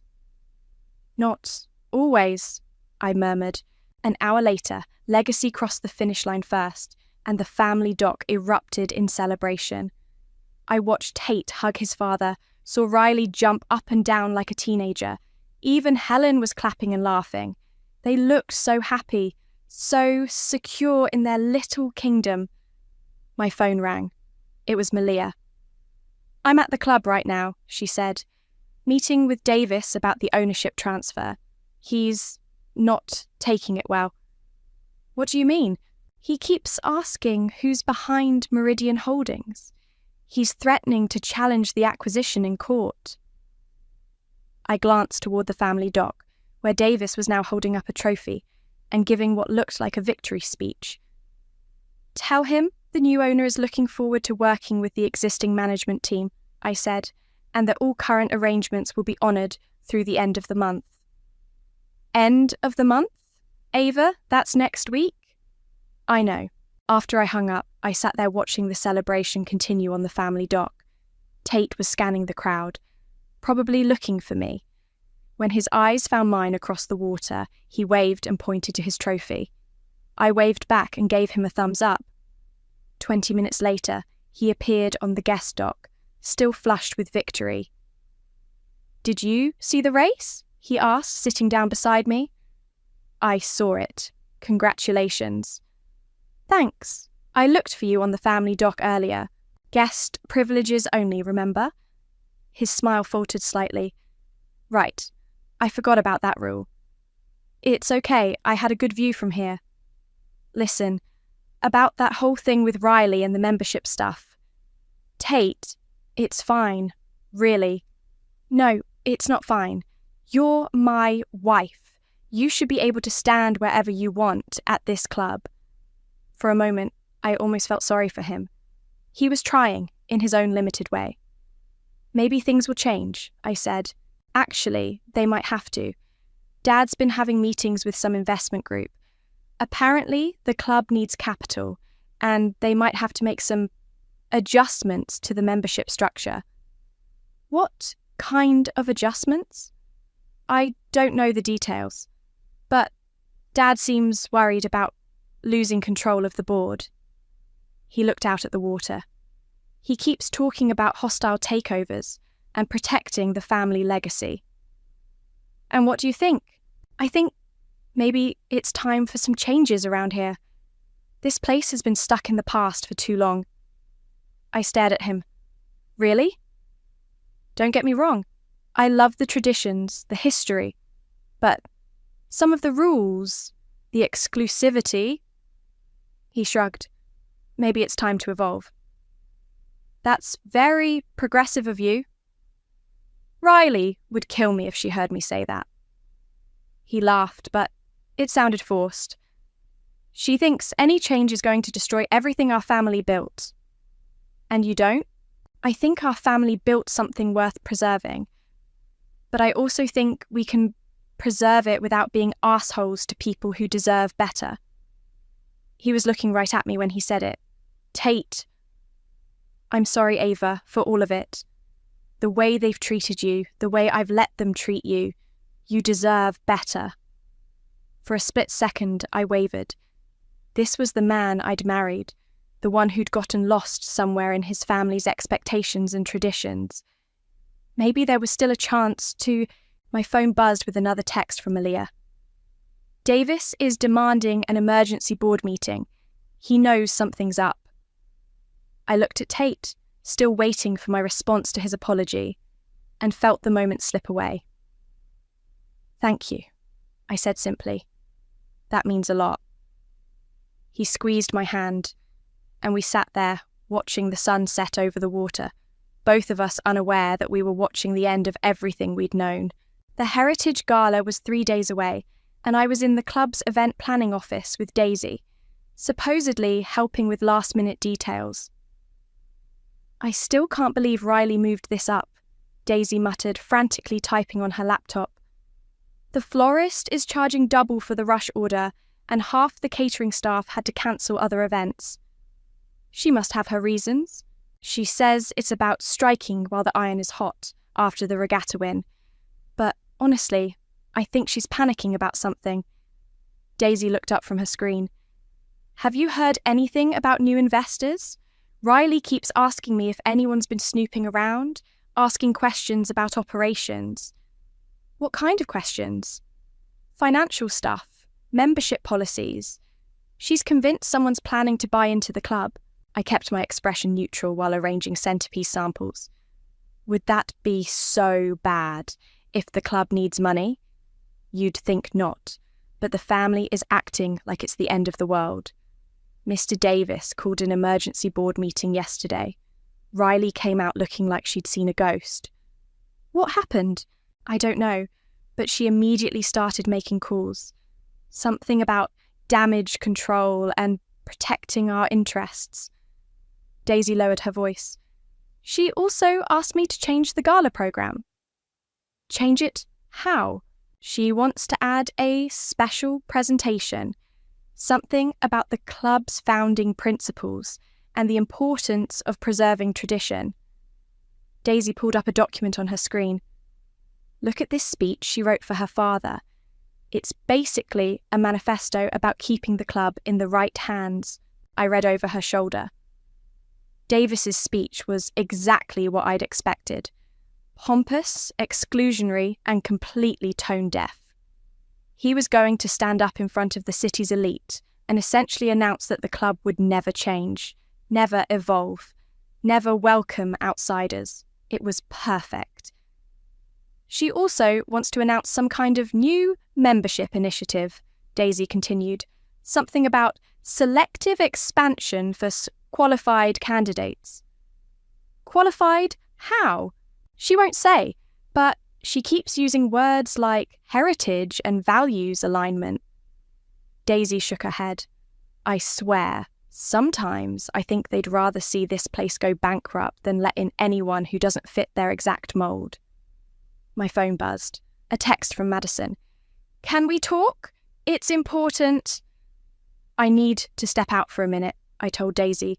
Keep working on the seating chart. I found Madison in the club's library, pacing by the windows that overlooked the marina. Thank God you're here, she said when she saw me. I didn't know who else to call. What's wrong? It's about the club, about what's happening with the ownership. She sat down heavily in one of the leather chairs. Ava, I think my family is about to do something really stupid. What do you mean? Riley's been talking about fighting the new investors. She wants to challenge the acquisition in court, claim it was done under false pretenses. Madison looked up at me with worried eyes. She's convinced this is some kind of hostile takeover by people who want to destroy the club's traditions. And what do you think? I think maybe some traditions deserve to be destroyed. The words came out in a rush, like she'd been holding them back for years.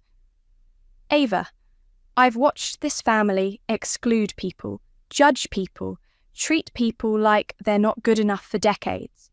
Maybe it's time someone shook things up. I sat down across from her. That's a dangerous opinion in your family. I know, but I'm tired of pretending everything is perfect when it's not. She leaned forward. Can I tell you something? I've been thinking about leaving. Leaving the club?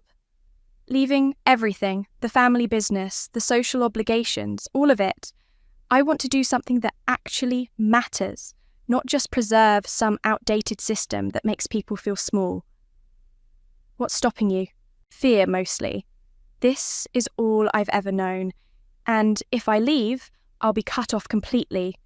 Riley's already suspicious of me because I don't toe the party line. Suspicious? How? Madison glanced around nervously.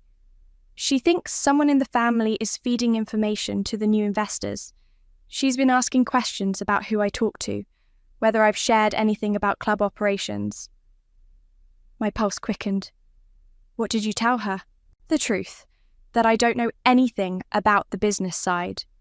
She paused. But Ava, she's watching everyone now, even you. Me? She thinks you're too interested in club affairs for someone who's just married into the family.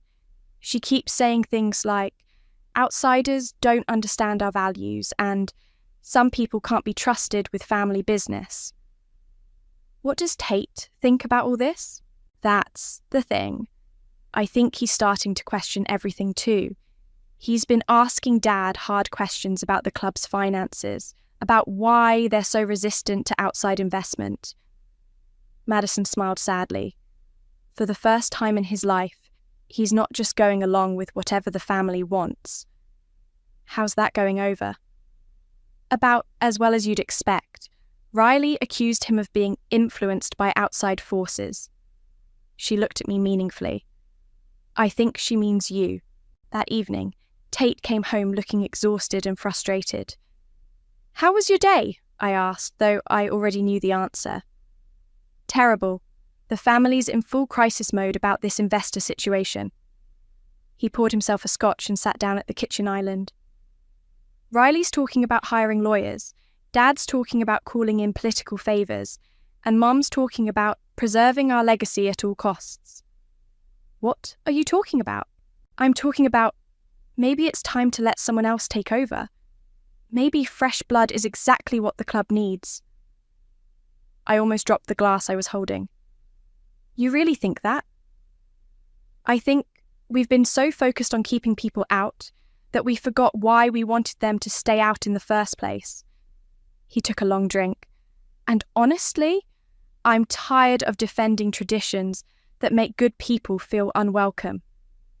Good people? Like who? Like you. He met my eyes.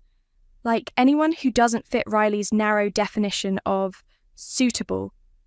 Tate, I've been thinking about what you said, about the club failing. You were right. He rubbed his forehead. We're so busy protecting what we think we are that we're destroying what we could become. My phone rang before I could respond. It was Daisy. Ava, I'm sorry to bother you, but Riley wants to meet with you tomorrow morning. She says it's about the gala, but Daisy's voice was tense. I think it's about something else. What time? 10 o'clock, in her office at the club. After I hung up, Tate was watching me with a strange expression. Everything okay? Just gala planning, I said. Your sister wants to go over some details. Be careful with Riley right now. She's not thinking clearly. What do you mean? I mean, she's looking for someone to blame for all this, and she's not particularly concerned about collateral damage. That night, I lay awake planning exactly what I was going to say to Riley. She wanted to meet? Perfect.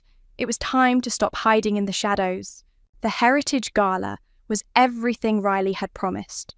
Ice sculptures, crystal chandeliers, and enough flowers to stock a funeral home. The ballroom was packed with the city's elite, all dressed in their finest and ready to celebrate the Walton family's enduring legacy. I stood near the bar in a black cocktail dress, watching Davis work the room like the seasoned politician he'd never been. Helen was holding court with the mayor's wife, and Riley was practically glowing as she accepted compliments on the event's elegance. You look beautiful tonight, Tate said, appearing at my elbow with 2 glasses of champagne. Thank you. You clean up pretty well yourself. He was handsome in his tuxedo, I had to admit. For a moment, I almost felt guilty about what was coming. I'm proud of you for being here, he said. I know this crowd isn't always welcoming. Tonight feels different, I said, and it was true. Tonight, I wasn't the outsider looking in. Tonight, I owned the building they were standing in. Ladies and gentlemen, Riley's voice rang out over the microphone.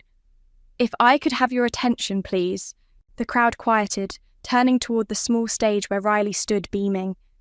She looked radiant, confident, completely in control of her domain. Welcome to the Ocean View Yacht Club's Heritage Gala, she continued. Tonight, we celebrate not just our past, but our commitment to preserving the traditions that make this club special. Polite applause rippled through the crowd. I noticed Daisy standing near the sound booth looking nervous. I'd like to invite my father, Davis, to say a few words about our family's vision for the club's future. Davis took the stage to enthusiastic applause. He looked every inch the distinguished patriarch in his perfectly tailored tuxedo. "My friends," he began, his voice carrying easily through the room. "For over a century, this club has stood as a beacon of excellence, tradition, and values. We have weathered many storms, faced many challenges, but we have never wavered in our commitment to maintaining the highest standards." More applause. I sipped my champagne and waited. Recently, there have been attempts by outside forces to infiltrate our organisation. People who don't understand our history, our values, our commitment to excellence. His voice grew stronger, more passionate. "But I want to assure you tonight that the Ocean View Yacht Club will never fall into the wrong hands. We will fight to preserve what our ancestors built, and we will ensure that this institution remains a bastion of tradition for generations to come." The crowd was eating it up. I could see heads nodding, people murmuring approval. Davis was building to his crescendo. "So, tonight, I want to announce our new membership initiative, a carefully curated expansion that will welcome only those individuals who share our values, our heritage, our commitment to—" The microphone cut out. Davis tapped it confused. The crowd stirred restlessly. Riley was frantically gesturing to someone near the sound booth. Then, a new voice filled the room. "Thank you, Davis. That was illuminating." Every head in the room turned toward me as I walked toward the stage, my own wireless microphone clipped to my dress. The crowd parted like the Red Sea, their faces a mixture of confusion and shock. For those who don't know me, my name is Ava. I'm Tate's wife, and as of this morning, I'm also the majority owner of the Ocean View Yacht Club. The silence was deafening. I could see Riley's face go white, Davis gripping the podium like it was the only thing keeping him upright. Tate was staring at me with an expression I couldn't read. "I know this comes as a surprise," I continued, reaching the stage, "especially since many of you have spent the last year treating me like I didn't belong here. Well, it turns out I don't just belong here. I own here." Gasps and murmurs rippled through the crowd. Someone near the back actually laughed. Now, Davis mentioned preserving traditions and maintaining standards. I couldn't agree more. So, let me share some of the new standards we'll be implementing. I pulled out a folded paper from my purse. First, membership will be open to anyone who can afford the dues and follows the rules. No more legacy requirements or values alignment interviews. "This is outrageous," Riley's voice cut through the crowd as she pushed toward the stage. "You can't just—" "Second," I continued, ignoring her, "club facilities will be available to all members equally. No more guest docs for people who don't meet arbitrary social requirements." "Ava, stop this," Tate called out, but I could hear the shock in his voice, not anger. Third, we'll be implementing new policies to ensure all members and staff are treated with respect and dignity. Discrimination of any kind will result in immediate membership revocation. The crowd was buzzing now, some people looking excited, others horrified. I could see the mayor nodding approvingly, while some of the older members looked like they were having heart attacks. "You have no right," Davis had found his voice again. "This club has been in my family for generations." "Had been," I corrected, "past tense. And you're absolutely right about one thing. This club will never fall into the wrong hands. It just fell into the right ones." Riley was pushing through the crowd now, her face twisted with rage. "This is fraud. Conspiracy. We'll fight this in court." "With what money?" I asked sweetly, "because I also own your debt. All of it." The room erupted. People were talking over each other. some applauding, others shouting. I could see Daisy near the back, her mouth hanging open. Madison was standing by the bar, and for the first time since I'd known her, she was smiling. "Ladies and gentlemen," I said, raising my voice over the chaos. "The bar remains open, the music will continue, and I hope you'll join me in toasting a new era for the Ocean View Yacht Club, an era where everyone is welcome." I stepped down from the stage and walked directly to Tate, who was still standing frozen by the bar. "Hello, husband," I said. "You bought the club," he said quietly. "You actually bought my family's club." "I did." "How?" "With money I made before I met you. Money your family assumed I didn't have because they were too busy judging me to actually get to know me." He stared at me for a long moment. Around us, the party was descending into chaos. Riley was screaming at someone on her phone. Davis was surrounded by concerned board members, and Helen had disappeared entirely. "I don't know whether to be furious or impressed," Tate said finally. "Why not both?" "Ava, you chose them," I said simply. "Every time it mattered, you chose them over me. So I chose myself." I turned and walked away, leaving my husband standing alone in the wreckage of his family's empire. The best part? The night was just getting started. The morning after the gala, I was sitting in what used to be Davis's office, reviewing resumes for the new club manager position. Daisy had already accepted my offer to become the director of operations, with a 40% raise and full benefits. "There's a line of people outside," she said, poking her head through the door. "Some want to cancel their memberships, others want to sign up, and the phone hasn't stopped ringing." "What's the ratio?" "About 3 new applications for every cancellation. Turns out a lot of people have been waiting for this place to change." A knock interrupted us. Madison stood in the doorway, looking exhausted, but oddly relieved.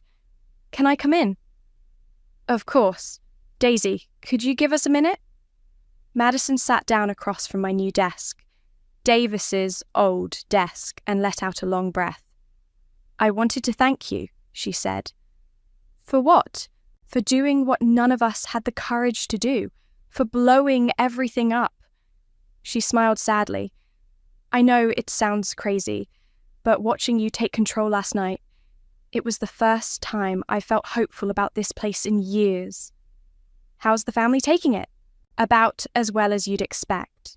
Dad's locked himself in his study, Mum's indisposed with a headache, and Riley's been on the phone with lawyers since 6 a.m. Madison paused. "She's talking about suing you for everything you're worth." "Let her try." Every document was reviewed by 3 different law firms. The acquisition was completely legal. "What about Tate?" I looked out the window at the marina, where a few early morning sailors were preparing their boats.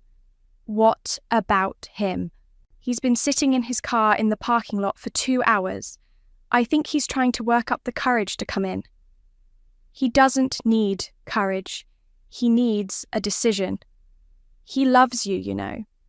He loves the idea of me, but he loves his family's approval more."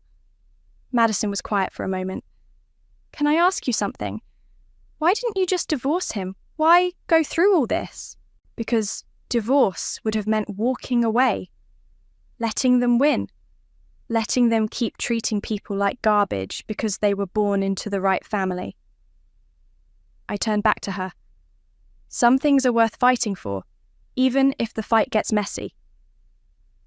And now they can't hurt anyone else the way they hurt me." Another knock. This time it was Tate, looking like he hadn't slept. "Madison, could you—" "I'll be in the event planning office," Madison said, squeezing my shoulder as she left. Tate closed the door behind her and stood there for a moment, taking in the changes I'd already made to the office. I'd removed all the family photos and replaced them with architectural drawings of the club's renovation plans.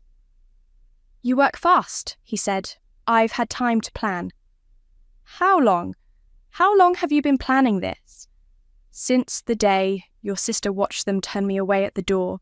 and smiled about it. He sat down heavily in the chair Madison had vacated. I should have stood up for you. Yes, you should have. I was trying to keep the peace. I thought if I just gave everyone time to adjust. You thought wrong. I know that now. He looked up at me. Ava, I'm sorry for all of it, for choosing them over you, for letting them treat you like you didn't matter, for not seeing what was right in front of me.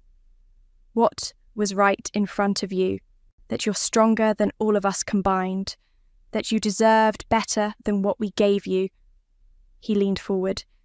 That I was an idiot to let my family's prejudices matter more than my wife's happiness. And what do you want to do about that now? I want to make it right, however I can. I studied his face, looking for signs of the man I'd fallen in love with.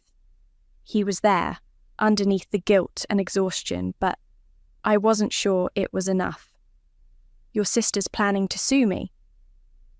I know. Your father's probably going to disown you for being married to the woman who destroyed his legacy. Probably. Your mother will never speak to me again. Definitely not. And you're okay with all that? I'm okay with choosing you over them. Finally. He reached across the desk and took my hand. I'm okay with starting over, if you'll let me. I looked down at our joined hands, then back at his face. It won't be the same, Tate. I'm not the same person who married into your family and tried to fit in. Good. That person deserved better than what she got. This person won't be as patient, won't make excuses for bad behaviour, won't pretend to be grateful for scraps. I wouldn't expect you to. And I'm keeping the club. I wouldn't expect you to give it up. He smiled for the first time since he'd walked in. Besides, someone needs to make sure you don't turn it into a completely different place. Oh, I'm absolutely turning it into a completely different place. I know. That's what it needs. I pulled my hand back and stood up, walking to the window that overlooked the marina. The morning sun was sparkling on the water, and I could see families arriving for sailing lessons, families that would have been turned away under the old regime. There's something else? I said without turning around. What? I'm pregnant. The silence stretched so long I finally turned to look at him. He was staring at me with an expression of pure shock. How long have you known? 2 weeks. I found out right before I finalized the acquisition. And you didn't tell me? I wasn't sure there was going to be an us to tell. He stood up and crossed to where I was standing. There's an us, Ava, if you want there to be. Even if it means choosing me over them, really choosing me this time? Especially then. I looked out at the water again, thinking about the child growing inside me in the world I was building for them. A world where they wouldn't have to prove they belonged, where their worth wouldn't be measured by their bloodline or their bank account. Okay, I said finally, but we're doing this my way. I wouldn't have it any other way. From the marina, I could hear the sound of children laughing as they learned to sail. The club's first integrated sailing program was starting today, and the waiting list was already full. I smiled and placed my hand on my still flat stomach. Welcome to the new Ocean View Yacht Club, baby, where everyone gets to make their own guest list. Behind me, Tate wrapped his arms around my waist and rested his chin on my shoulder. For the first time in months, it felt like we were on the same side. The best revenge, I'd learned, wasn't about being invited in. It was about owning the place and making sure no one else ever had to beg for a seat at the table. I buried my grandmother on a Tuesday, and by Wednesday, my siblings were already measuring the curtains. My name is Chloe, and I'm 32 years old. 2 years ago, I had a decent tech job in the city, a studio apartment with exposed brick walls and what I thought was a normal family. Then Grandma Deborah got sick and everything changed. Someone needs to take care of her, my sister Destiny announced during our family video call, her perfectly contoured face filling the screen. She can't live alone anymore. I'd love to help, but my job, Braxton started. And I'm still in school, Kylie chimed in, though we all knew she was mostly partying her way through her 5th year of college. They all looked at me, the responsible one, the one without kids or a husband or any real commitments, according to them. I'll do it, I said, because what else could I say? So I quit my job, gave up my lease, and moved into Grandma's house. For 2 years, I became her full-time caregiver. I helped her shower, cooked her meals, drove her to doctor appointments, and held her hand through chemo sessions that left her too weak to lift her head. My siblings visited exactly 4 times in those 2 years. Destiny came twice, both times with her phone out, taking selfies with Grandma for her Instagram. Spending quality time with Grandma and blessed family, she'd caption them, racking up hundreds of likes from people who thought she was such a devoted granddaughter. Braxton showed up once for Christmas, stayed 3 hours, and spent most of it on work calls in the other room. Kylie came for Grandma's 82nd birthday, brought a gas station cake, and left after an hour because she had plans. Meanwhile, I watched Grandma get smaller and frailer every day. I learned to read her moods, to know when she needed her pain medication, to understand her mumbled words when the cancer spread to her throat. I held her when she cried about dying, and I lied to her face when she asked if her other grandchildren would visit more. They're busy, Grandma. They love you. She'd squeeze my hand and whisper, "You're my good girl, Chloe. You're the only one who really cares." The night before she died, Grandma pulled me close to her hospital bed. Her voice was barely a whisper. "The house is yours, sweetheart. I promised you that. Don't let them take it from you." I thought she was just being sentimental. The house had been in our family for 40 years. Grandma always said it would go to whoever took care of her. I figured that was obviously me. She died at 3:17 a.m. on a Monday. I was holding her hand. At the funeral, Destiny wore a black designer dress and sobbed dramatically for the cameras. She posted a tribute on social media that got over 1,000 likes. My beautiful grandmother was my inspiration and my rock. I'll miss our long talks and her amazing advice. She taught me everything about strength and family. Rest in peace, Grandma. I love you forever. I wanted to scream, long talks? Amazing advice? Destiny hadn't had a real conversation with Grandma in 5 years, but I kept my mouth shut and played the grieving granddaughter. People hugged me and told me how sorry they were for my loss, how wonderful it was that I'd taken such good care of her. "You're a saint," Mrs. Patterson from next door said, squeezing my hands. "Your grandmother talked about you constantly. She was so proud." After everyone left, I went back to the house. My house now, I thought, and started going through Grandma's things. I was in her bedroom, carefully folding her clothes, when I opened her jewelry box to pack away her few pieces. That's when I found the letter. It was tucked under the velvet lining, along with a small brass key I'd never seen before. The envelope had my name written on it in Grandma's shaky handwriting. "My dearest Chloe," it began, "if you're reading this, then I'm gone, and it's time for you to know the truth. Your siblings think they're clever, but I've been watching and listening. Check behind my wardrobe, use the key. Don't trust anyone until you know everything. You're stronger than you know, and you're going to need that strength. I love you, my good girl. Make me proud." I stared at the letter, my hands shaking. Behind the wardrobe? What truth? I looked at the key, small and brass and warm in my palm. Whatever Grandma had hidden, she'd wanted me to find it. And something told me I was going to need it sooner than I thought. The will reading was scheduled for Thursday at 2 p.m. I arrived at George's office 15 minutes early, clutching Grandma's letter and the mysterious key in my purse. George had been our family lawyer for over 20 years. He'd handled Grandma's affairs, helped with her medical directives, and had always been kind to me during those long months of caregiving. "Chloe, honey," he said, giving me a gentle hug. "How are you holding up?" "I'm okay, just ready to get this over with." He nodded, but something flickered across his face. Concern? Pity?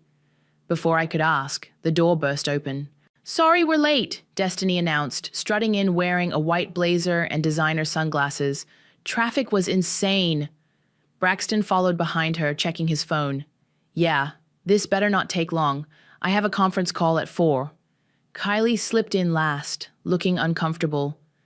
She gave me a small wave, but Destiny immediately pulled her to the other side of the table. "All right, everyone's here," George said, settling behind his desk. "Let's begin." He opened a thick folder and pulled out several documents. "First, I want to express my condolences again. Deborah was a remarkable woman." "She really was," Destiny said, dabbing at her eyes with a tissue. "We're all going to miss her so much." I bit my tongue. George cleared his throat. "Now, regarding Deborah's last will and testament dated March 15th of this year—" "Wait," I interrupted. "March 15th? That was only 3 weeks before she died." "That's correct. Deborah made some significant changes to her will shortly before her passing." My stomach dropped. Grandma had been so weak in March, barely able to hold a conversation. Why would she change her will then? "The estate, including the house and all assets, will be divided equally among her 4 grandchildren, Destiny, Braxton, Kylie, and Chloe." The words hit me like a physical blow. "Equally? But she promised me—" "I'm sorry, Chloe," George said softly. "I know this isn't what you expected." Destiny leaned back in her chair, a smile playing at her lips. "Well, that's fair, isn't it? We're all family." "Fair?" I stared at her. "I gave up everything to take care of her. Where were you?" "We all contributed in our own ways," Braxton said, not looking up from his phone. "What ways? Name one thing you did for her in the last 2 years. "We don't need to get into this," Destiny said smoothly. "The will is clear. We each get 25%. George continued reading the details, but I could barely focus. The house would need to be sold. The proceeds split 4 ways. I had 30 days to vacate. 30 days? I repeated. "That's standard," Destiny said. "Don't worry, we'll give you time to find somewhere else." "Somewhere else? This is my home. I've lived here for 2 years. "It was never really your home, though, was it?" Destiny's voice was sickeningly sweet. "You were just helping out." Kylie shifted in her seat. "Maybe we could—" "Could what?" Destiny cut her off. "The will is legal. End of discussion." I looked at George, desperate. There has to be something. She promised me this house. "I'm sorry, Chloe. I have to follow the legal documents." The meeting ended with paperwork and signatures. My siblings chatted excitedly about renovations and potential buyers while I sat in stunned silence. As we left the office, Destiny grabbed my arm. "Don't take this personally, Chloe. It's just business." Business? She was our grandmother. And now she's gone. Time to move on. I walked to my car in a daze. How had this happened? Grandma had been so clear about her intentions. She'd told me dozens of times that the house would be mine. I was fumbling for my keys when my phone buzzed. A text from Destiny. It was a photo of an eviction notice template she'd found online. The message read, "Better start packing, bitch. 30 days and counting." I stared at the screen, my hands shaking with rage. Then another text came through, this one from Braxton. "Hope you saved some money from all that caregiving. You're gonna need it." And finally, Kylie. "I'm sorry, Chloe, I tried to say something, but they wouldn't listen." I sat in my car for 20 minutes trying to process what had just happened. My siblings had somehow convinced Grandma to change her will when she was dying and barely coherent. They were kicking me out of the only home I had, and they were enjoying it. But then I remembered the letter in my purse. Grandma's words echoed in my mind. "Your siblings think they're clever, but I've been watching and listening." I pulled out the brass key and held it up to the light. Whatever Grandma had hidden behind that wardrobe, she'd wanted me to find it for a reason. Maybe this wasn't over after all. I started the engine and drove home, to what was still, for the next 30 days, my house. Time to see what secrets Grandma had left me. I went straight to Grandma's bedroom when I got home. The massive oak wardrobe had been against the back wall for as long as I could remember, filled with her clothes and old photo albums. I started pulling everything out: dresses, coats, boxes of pictures. The wardrobe was heavier than it looked, but I managed to inch it away from the wall. Behind it was a small wall safe, painted the same color as the room. I never would have noticed it if I hadn't been looking. The brass key fit perfectly. Inside were manila folders, a stack of audio cassettes, and a small digital recorder. My hands were shaking as I pulled everything out and spread it across Grandma's bed. The first folder was labeled House Deed Original. I opened it and found a deed transfer document signed and notarized 6 months ago. The house had been legally transferred to me, Chloe Pearson, while Grandma was still alive and mentally competent. "What the hell?" I whispered. The second folder contained bank statements showing regular deposits into an account I'd never heard of. Thousands of dollars, transferred monthly for the past year. The third folder made my blood run cold. It was full of printed text messages and emails between my siblings, going back months. Destiny to Braxton. "The old bat is getting worse. We need to move fast before she gives everything to Chloe." Braxton to Destiny. "I found a lawyer who'll do house calls. We just need to get her alone." Destiny to Kylie. "Don't you dare feel guilty. Chloe chose to play nursemaid. That doesn't make her special." I grabbed the digital recorder with trembling fingers and pressed play. Grandma's voice filled the room, weak but clear. "Testing, testing. Chloe, if you're hearing this, then they succeeded in fooling everyone but me." I sank onto the bed, clutching the recorder. "I've been recording conversations for months, sweetheart. Your siblings think I'm too sick to understand what's happening, but I hear everything. I see everything." The recording continued.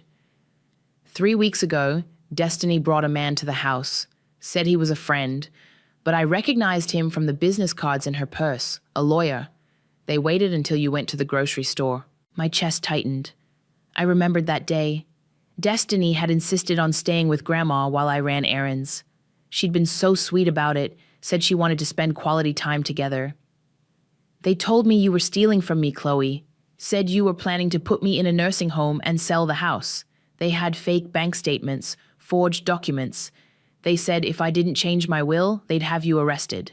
I pressed pause, my vision blurring with tears. Those bastards. They'd manipulated a dying woman with lies about me. I fast-forwarded through several recordings until I found one labeled The Truth, March 10th. Destiny's voice came through clearly. "Grandma, we know this is hard, but Chloe has been taking advantage of you. Look at these bank statements." "I don't understand." Grandma's voice was so frail. "She's been stealing your money," Braxton said. "Thousands of dollars. And she's been telling people you're crazy, that you don't know what you're saying anymore." "That's not true," Grandma whispered. "We have proof," Destiny continued. "The only way to protect yourself is to change your will, split everything equally so she can't take it all." "But I promised her the house." "She doesn't deserve it, Grandma. Not after what she's done to you." I could hear Grandma crying on the recording.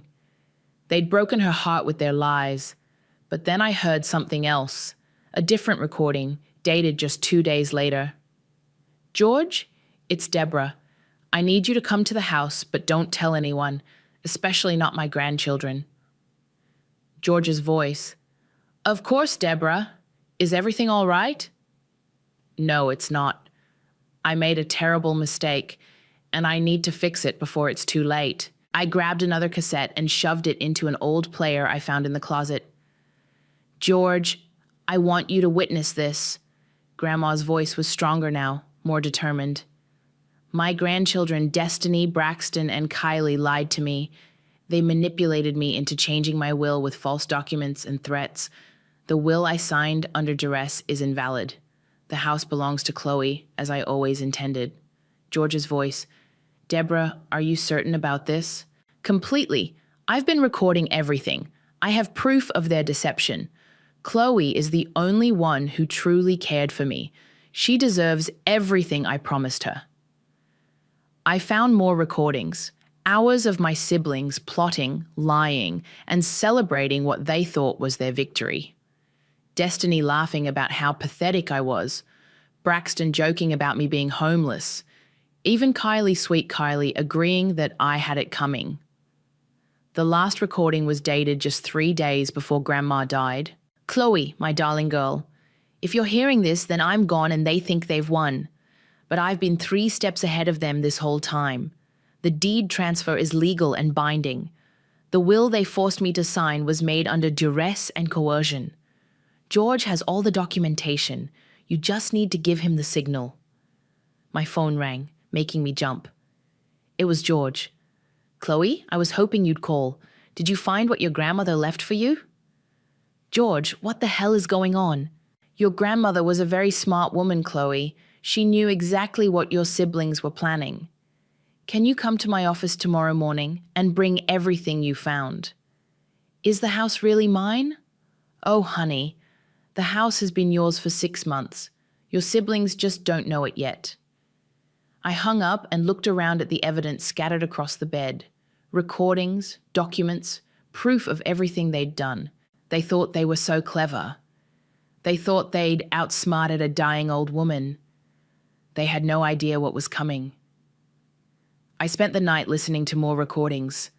By morning, I had a clear picture of just how deep their betrayal went, but I needed to hear it from one of them directly. I called Kylie at 9 a.m. Chloe, how are you doing? I know yesterday was hard. Can you come over? I need to talk to someone, and you're the only one who seemed to care at all. Of course, I'll be right there. Kylie arrived 20 minutes later with coffee and donuts. She looked genuinely concerned, which almost made me feel bad about what I was planning to do. Almost. I brought your favorite, she said, handing me a Boston cream. I thought you might need some comfort food. Thanks. That's really sweet of you.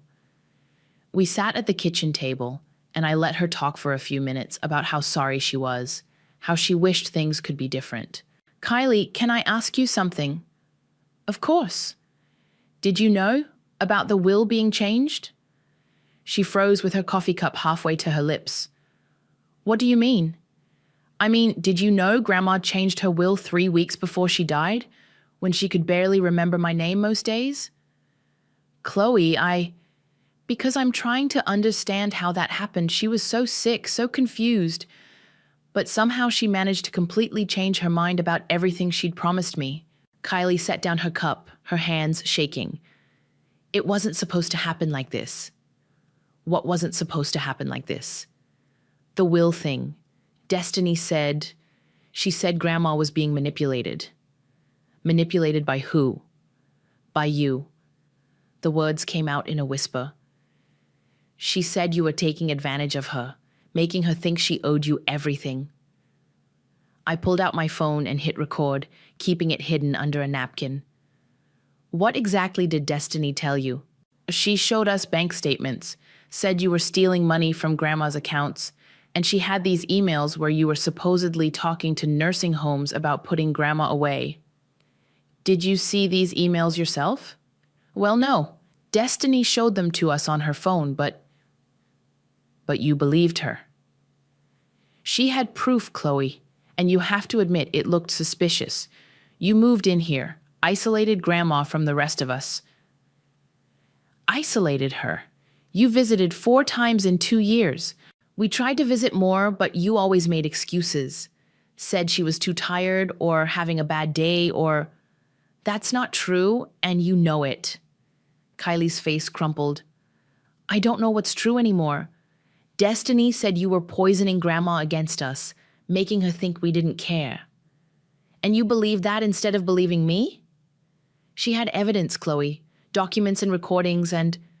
She stopped, her eyes widening. Recordings? I wasn't supposed to tell you that. My heart pounded. What recordings? Destiny. She recorded some of your conversations with Grandma. She said they proved you were manipulating her. Show me. I can't. I don't have them. Call Destiny. Tell her to bring them over. Chloe, I can't. Why not? If they prove I'm such a terrible person, why can't I see them? Kylie started crying. Because they're not real, okay? They're fake.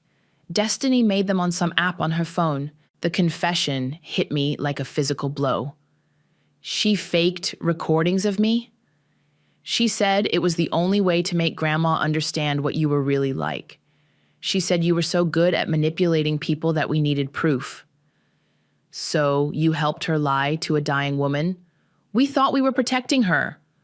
From what? From the granddaughter who gave up her entire life to take care of her? Kylie sobbed harder. Destiny said you were only doing it for the money, that you didn't really care about Grandma. And what do you think now? I think we made a terrible mistake. I leaned forward. Tell me everything, Kylie. All of it. Destiny found out about the will months ago. She hired a private investigator to look into Grandma's finances. When she realized how much the house was worth, she started planning. Planning what? To get the will changed. She researched elder abuse laws, found out what kind of evidence would be convincing. She created fake bank statements showing you stealing money. She made those recordings. She even had Braxton call nursing homes and pretend to be you, asking about rates. And then what? She brought that lawyer to the house when you were gone. They showed Grandma all the fake evidence and told her you were planning to have her declared incompetent so you could take everything. While she was dying. She was so scared, Chloe. She kept saying she trusted you, but Destiny just kept showing her more and more proof. Finally, Grandma broke down and agreed to change the will. Did any of you ever think to ask me about these accusations? Destiny said you'd just lie and manipulate us like you did Grandma. I stopped the recording and looked at Kylie, who was still crying. I need you to tell me one more thing. What? Did Destiny know Grandma was recording conversations? Kylie's face went white. How did you? Did she know? She found the recorder a few days before Grandma died. She erased everything and hid it. She said it was just Grandma being paranoid. I smiled for the first time in days. She didn't erase everything, Kylie. What do you mean? Grandma was smarter than all of you. She had backup recordings, and now I have them. Kylie stared at me in horror. What are you going to do? I'm going to give you all exactly what you deserve. After Kylie left, I called George and scheduled a meeting for Monday. Then I sat down to plan my next move. I didn't have to wait long for my siblings to make theirs. Saturday morning, I woke up to 17 missed calls and dozens of text messages. Destiny had been busy. She'd posted on Facebook. Heartbroken to discover that our beloved grandmother was being financially abused in her final months. Sometimes the people closest to us aren't who we think they are. Please keep our family in your thoughts as we deal with this betrayal. Justice for Grandma. Elder abuse. The post had over 200 likes and 50 comments. People I'd known for years were calling me disgusting, a thief, a monster. My phone rang. It was Mrs. Patterson from next door. Chloe, honey, I just saw the most awful post online. Please tell me it's not true. It's not true, Mrs. Patterson. My siblings are lying. But why would they lie about something like that? Because they want the house, and they're willing to destroy my reputation to get it. Oh, sweetheart, I'm so sorry. Your grandmother loved you so much. She was always talking about how grateful she was for everything you did. Thank you for believing me. Of course I believe you. I saw how you took care of her every single day. Those other kids barely showed their faces. After I hung up, my phone buzzed with a text from Braxton. Saw the Facebook post. Maybe you should have thought about the consequences before you decided to steal from a dying woman. Then Destiny. Hope you're proud of yourself. Everyone knows what you really are now. But it was the next message that really got to me. Someone had created a fake Instagram account using my photos and posted, I stole from my dying grandmother and all I got was this lousy house. No shame, our elder abuser. They were trying to destroy me completely. My phone rang again. This time it was my Aunt Layla, Grandma's youngest daughter who lived 3 states away. Chloe? I just got off the phone with Destiny. She told me some very disturbing things. My heart sank. Layla, I can explain. Oh, honey, I'm not calling because I believe her. I'm calling because I know exactly what kind of person she is. You do? Destiny tried to pull this same crap with me 5 years ago, told everyone I was stealing from your grandmother, tried to turn the whole family against me. The only reason it didn't work was because I had witnesses. She did this before? She's been planning this for years, sweetheart. Ever since she found out how much that house was worth. She called me last month, fishing for information about your grandmother's will. What did you tell her? I told her it was none of her damn business. But I also called your grandmother and warned her to be careful. You knew this was happening? I suspected. Your grandmother was sharper than people gave her credit for. She called me a few weeks before she died, said she was worried about wolves in sheep's clothing. Did she tell you about the recordings? Layla laughed. She told me she was gathering evidence. I should have known she meant it literally. That woman was always 3 steps ahead of everyone else. Layla, they're destroying my reputation. People think I'm a monster. Let them. You know what I learned when Destiny tried to ruin me? The people who matter will see through her lies.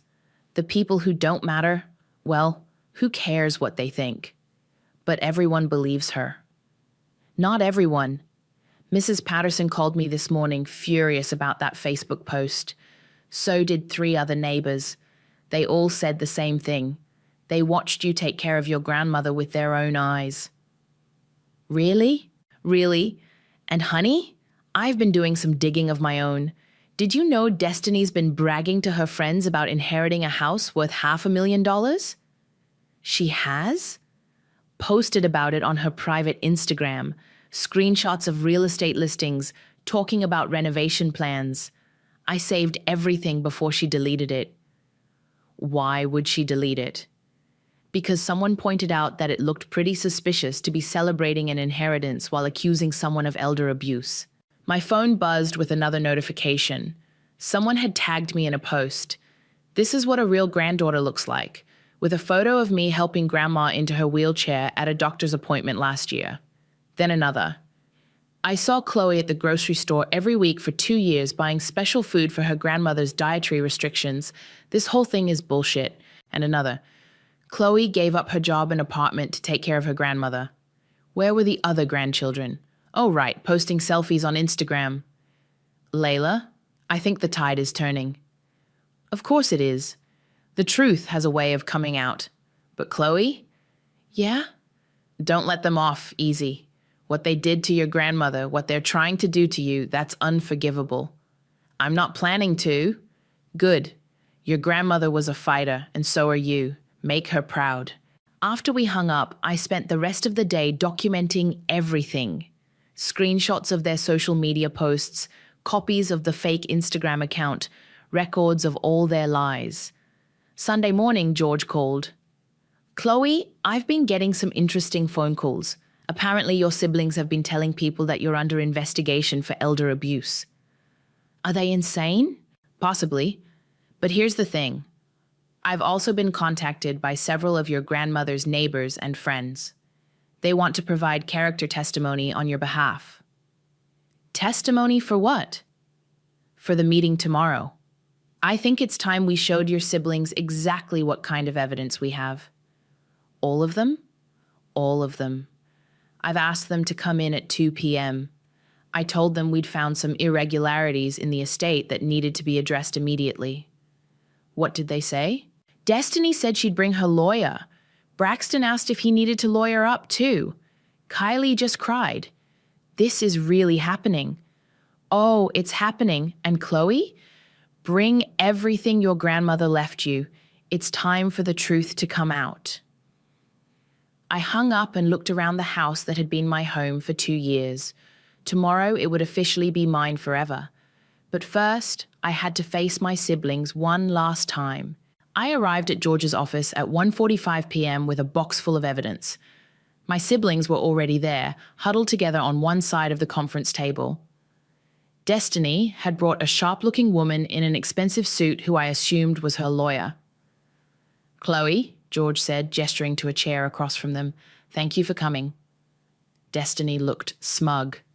"I hope you're ready to face the consequences of what you've done." "Oh, I'm ready," I said, setting my box on the table. Her lawyer leaned forward. "I'm Jennifer Walsh, representing the Pearson siblings. We are prepared to offer a settlement to avoid criminal charges." "Criminal charges?" George raised an eyebrow. "For what exactly?" "Elder abuse, financial exploitation, coercion." "That's interesting," George interrupted, "because I have some questions about coercion myself." He opened a thick folder. "Let's start with the will that was changed on March 15th. Can you tell me about the circumstances surrounding that change?" Braxton shifted uncomfortably. "Grandma realized she'd been manipulated. She wanted to make things fair." "Fair," George repeated. "And how exactly did she come to this realization?" "We showed her evidence of Chloe's abuse," Destiny said confidently. "What kind of evidence?" "Bank statements showing theft, recordings of Chloe threatening her, documentation of neglect." "I see. And where is this evidence now?" Destiny's lawyer whispered something in her ear. "We don't have to provide that unless—" "Actually, you do." George pulled out another document. "Because I have a court order requiring all parties to present any evidence related to Deborah's mental state and decision-making capacity in the weeks before her death." The room went silent. "Now," George continued, "I'm going to play some recordings that were found in Deborah's personal effects. I want everyone to listen very carefully." He pressed play on a digital recorder. Grandma's voice filled the room. March 10th. "They came again today. Destiny brought that lawyer and more fake papers. They're telling me Chloe is stealing from me, but I check my accounts every day. Nothing is missing." Destiny's face went white. The recording continued. "They showed me bank statements, but the account numbers are wrong. They think I'm too sick to notice, but I've been banking at the same place for 40 years. I know my own account numbers." March 12th. "I called the nursing homes they claim Chloe contacted. None of them have any record of calls from her, but they do have records of calls from someone claiming to be her, using a different phone number. I traced the number.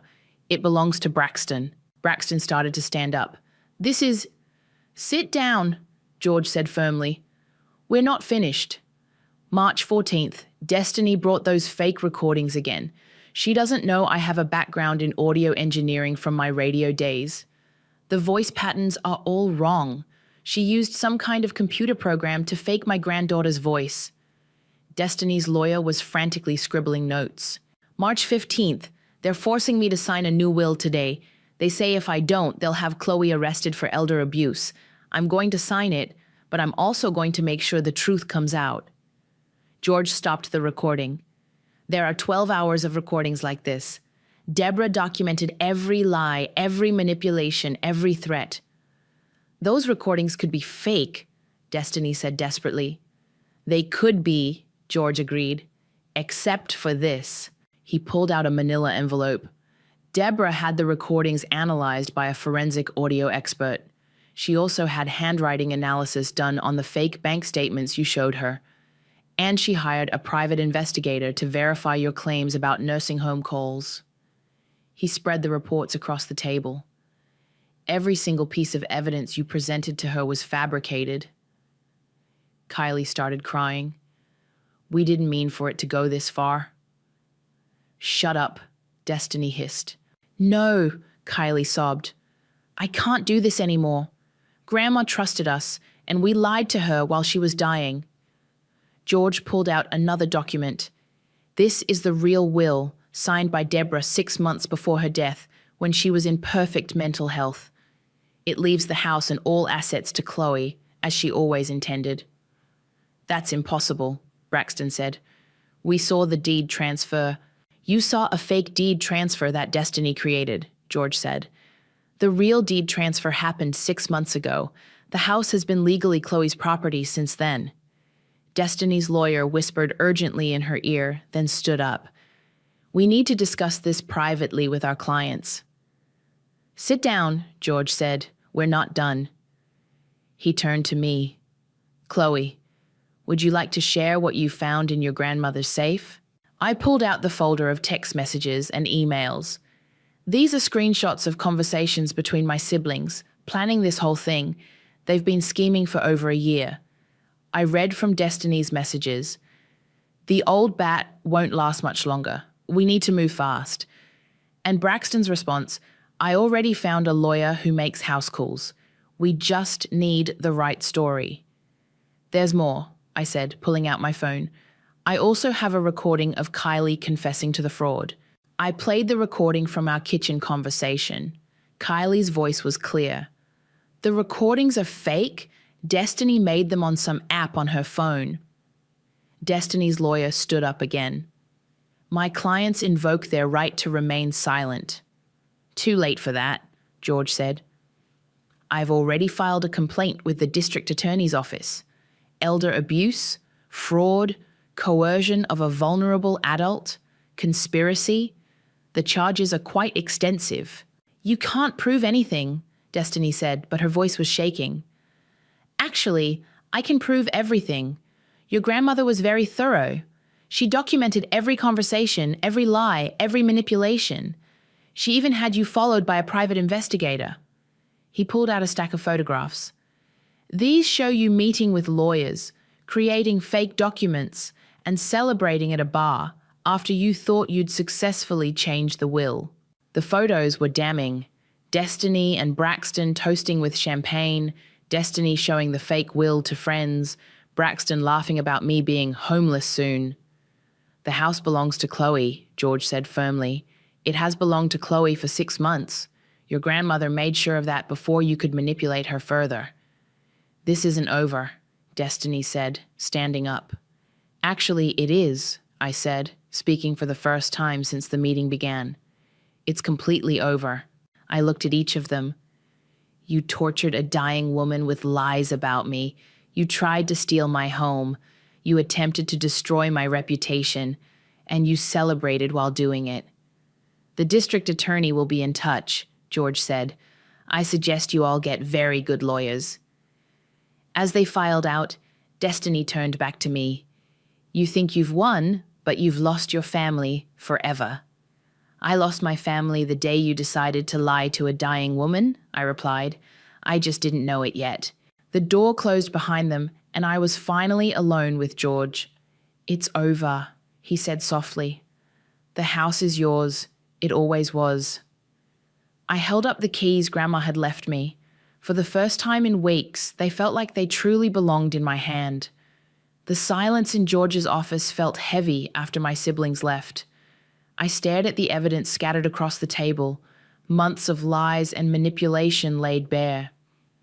What happens now? I asked. George gathered the documents into neat piles. Now they face the consequences. The DA's office will likely pursue charges. Elder abuse and fraud are serious crimes. Will they go to jail? Possibly. At minimum, they'll face hefty fines and legal fees. Their reputations are destroyed, and they'll never see a penny of your grandmother's estate. My phone buzzed. A text from Kylie. Chloe, please call me. I need to explain. Then Braxton. This isn't over. We'll appeal everything. And finally, Destiny. You're going to regret this. I'll make sure everyone knows what kind of person you really are. I showed the messages to George. He shook his head. They still don't get it. They're facing criminal charges, and they're still threatening you. Should I be worried? Document everything. Save those messages. They're just digging themselves deeper. I drove home through the late afternoon sun, past neighbors who waved from their yards. Mrs. Patterson was watering her flowers and gave me a thumbs up. Word was already spreading. Inside the house, I walked through each room slowly. The living room where I'd helped Grandma with physical therapy, the kitchen where we'd shared countless meals, her bedroom where I'd held her hand during her final moments. It was quiet now, but it didn't feel empty. It felt peaceful. My phone rang. Layla, I heard from George. How are you feeling? Honestly, I don't know. Relief, I guess. But also, sad? Yeah, I keep thinking about what Grandma went through. They made her final weeks miserable with their lies. She knew the truth, honey. That's why she protected you. She died knowing you'd be okay. I just wish she could have seen this, seen them finally get what they deserved. Oh, she saw it. Trust me, wherever she is, she's probably laughing her ass off right now. That made me smile for the first time all day. Layla, can I ask you something? Of course. Do you think I'm a bad person for wanting this? For wanting them to suffer? Sweetheart, they tortured a dying woman to steal from you. They tried to destroy your life for money. You didn't want them to suffer. You wanted justice. There's a difference. After we hung up, I made dinner and ate it at the kitchen table where Grandma and I used to sit together. The house felt different now that I knew it was truly mine. Safer, more solid. My phone buzzed with notifications. People were sharing the story on social media. Someone had posted screenshots of Destiny's old Instagram stories where she'd bragged about inheriting the house, alongside her Facebook post accusing me of elder abuse.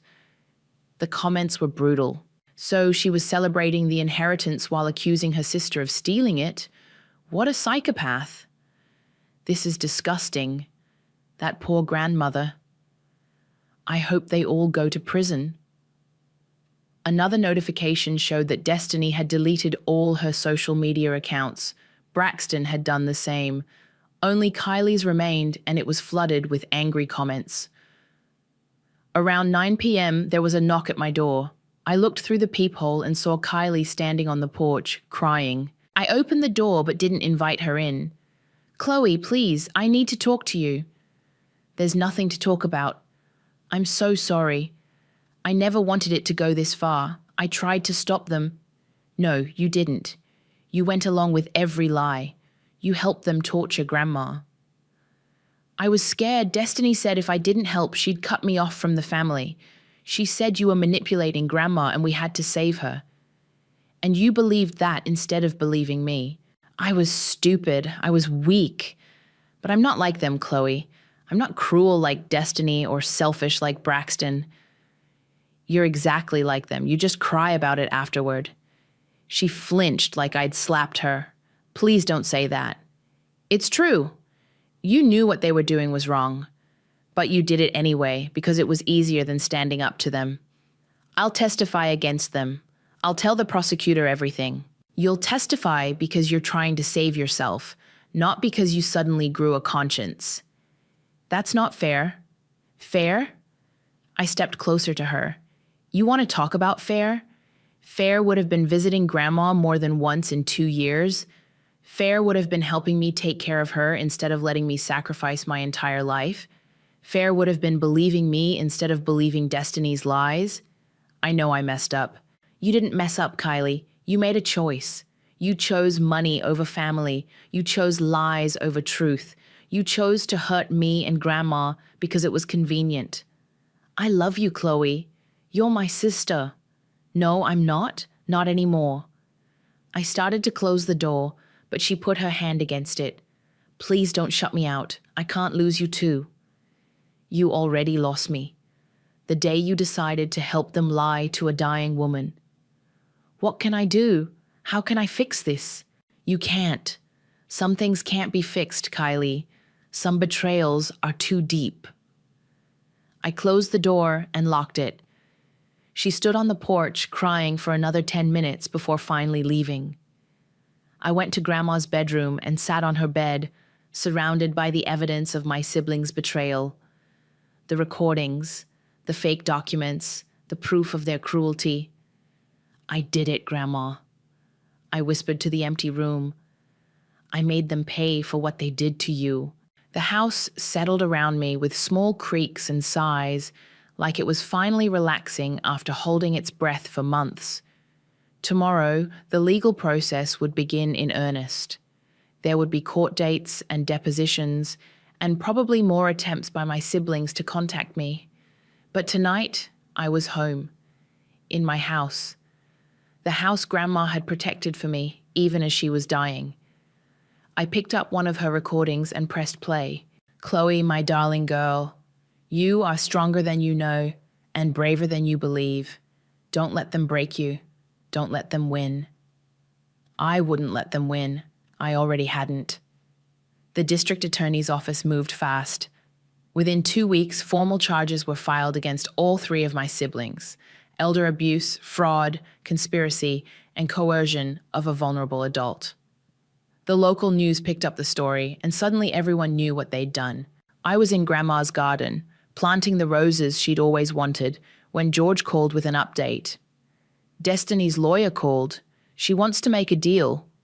"What kind of deal?" "Full confession in exchange for reduced charges. She's looking at 3 to 5 years otherwise." "And the others?" "Braxton's trying to claim he was just following Destiny's lead. His lawyer thinks he can get probation and community service." "Kylie—" George paused. "Kylie fired her lawyer. She wants to represent herself." "That's insane." "She's planning to throw herself on the mercy of the court. Full confession, complete cooperation, begging for forgiveness." I wiped dirt from my hands and sat back on my heels. "What do you think I should do?" "That's not my decision to make, Chloe. But I will say this. Your grandmother would want justice, not just revenge." That afternoon, Mrs. Patterson came over with a casserole and the latest neighborhood gossip. "That Destiny girl's been calling around, trying to find someone to give her a character reference," she said, settling into Grandma's favorite kitchen chair. "Nobody will do it. Word's gotten out about what they did." "Good." Braxton lost his job, something about the company not wanting to be associated with elder abuse. And Kylie, she shook her head. "Poor thing's been staying at that motel on Route 9. Can't afford anything else with all the legal fees." I felt a flicker of something. Not quite sympathy, but not satisfaction either. "Mrs. Patterson, can I ask you something?" "Of course, dear." "Do you think I'm being too harsh? Not forgiving them?" She set down her coffee cup and looked at me seriously. "Honey, forgiveness is for you, not for them. When you're ready to forgive, you'll know. But that doesn't mean you have to let them back into your life." I keep thinking about what Grandma would want. Your grandmother loved you more than anything in this world. She'd want you to be happy and safe. She'd want you to live your life without looking over your shoulder. That evening, Layla called with news from her end of the family. "I've been talking to some of our cousins. They're all horrified by what happened. Nobody wants anything to do with Destiny or Braxton." "What about Kylie?" "She's been reaching out to everyone, apologizing. Some people feel sorry for her, but most think she's just trying to save herself." "Maybe she is." "Maybe. But Chloe, I need to tell you something. She called me yesterday crying. She said she's been having nightmares about Grandma, about what they put her through in those final weeks." "Good, she should have nightmares." She also said she's been going to therapy, trying to understand why she went along with it all. Too little, too late. I agree, but I thought you should know. The next morning, I was surprised to find an envelope slipped under my front door. Inside was a handwritten letter from Kylie. "Chloe," it began, "I know you don't want to hear from me, but I need to say this. I've been in therapy, trying to understand how I became the kind of person who could hurt someone I love. My therapist says I need to take responsibility without expecting forgiveness. So here it is. I was weak, selfish, and cruel. I chose money over family. I chose the easy path over the right path. I helped torture our dying grandmother because I was too cowardly to stand up to Destiny. I don't deserve your forgiveness, and I'm not asking for it. I just wanted you to know that I understand what I did, and I'm going to spend the rest of my life trying to become someone better, someone Grandma could have been proud of. I love you, and I'm sorry. I read the letter twice, then put it in the drawer with all of Grandma's recordings. Maybe someday I'd know what to do with it. The court proceedings dragged on for months. Destiny got 18 months in prison and 5 years probation. Braxton got probation, community service, and a hefty fine. Kylie got 6 months in county jail and 3 years probation. I attended every hearing, sitting in the front row where they could see me. I wanted them to remember what they'd lost. On the day of Kylie's sentencing, she turned around and looked at me before they let her away. Her eyes were red from crying, but she didn't look away. She mouthed, "I'm sorry," one more time. I didn't respond. Now I'm sitting in Grandma's garden, watching the roses bloom. The house is quiet around me, filled with her presence and her love. I've started working again, freelancing from home. I've made new friends in the neighborhood. I've built a life that's mine. Sometimes people ask if I regret what I did to my siblings, if I wish I'd handled things differently. The answer is no. They made their choices. They chose greed over love, lies over truth, cruelty over kindness. They destroyed our family for money, and they tortured a dying woman to get it. I simply made sure they faced the consequences. Grandma's final recording is still on my nightstand. I listen to it sometimes when I need to remember why I fought so hard. Chloe, my darling girl, you are my legacy. You are proof that love and loyalty still matter in this world. Be strong, be brave, be happy, and never let anyone make you feel guilty for demanding the respect you deserve. I won't let them make me feel guilty. I demanded respect, and I got justice. The roses are beautiful this year. Grandma would have loved them. The crystal chandelier above me cost more than most people's cars, but I was scrubbing champagne stains off the marble floor beneath it like some kind of Cinderella reject. My name is Hayden, and 3 hours ago my mother-in-law handed me a black uniform and told me I'd be serving at tonight's charity gala. Not attending, serving. It'll be good for you, Victoria had said, her smile sharp as broken glass. A lesson in humility. You'll understand where you really belong in this family. I should have laughed, should have told her exactly where she could shove her lesson. Instead, I took the uniform and said nothing, because that's what I always do. That's what I've been doing for 3 years of marriage to her precious son, Luis. The Lane family mansion buzzed with pre-party chaos. Caterers rushed past me carrying silver trays. Florists adjusted arrangements that cost more than my old apartment's monthly rent. And somewhere upstairs, my husband was probably getting dressed without a care in the world. Hayden! Victoria's voice cut through the noise like nails on a chalkboard. The champagne flutes need to be polished again. I can see water spots. I looked at the glasses I'd already cleaned twice. They were perfect, but I picked up the cloth anyway. Of course, I said. Kendall, Louisa's sister, walked into the kitchen carrying her designer heels. She paused when she saw me hunched over the sink. "This is really happening?" she asked quietly. "Apparently." She shifted uncomfortably. "Look, I tried to talk to Mom about this. It's too much, but not enough to actually stop it." Kendall's face flushed. "You know how she gets. Once she's made up her mind, save it." I dried another glass that didn't need drying. "We both know you're not going to cross Victoria. None of you ever do." She left without another word. "The thing is," I used to fight back, "when I first married Luis, I had fire. I'd call out their little comments, their convenient memory lapses when it came to including me in family photos, their way of talking around me like I was furniture. But then there was Paisley to think about, my little sister, brilliant and broke, depending on me to keep her in college. And Luis, who'd pull me aside after every confrontation with those puppy dog eyes. "Can't you just ignore them?" he'd say. They'll come around eventually. You're making it harder on yourself. So I stopped fighting, started swallowing the insults with my dinner, smiled when Victoria introduced me as Louisa's wife to people I'd met a dozen times, pretended not to notice when they seated me at the kids' table during family gatherings.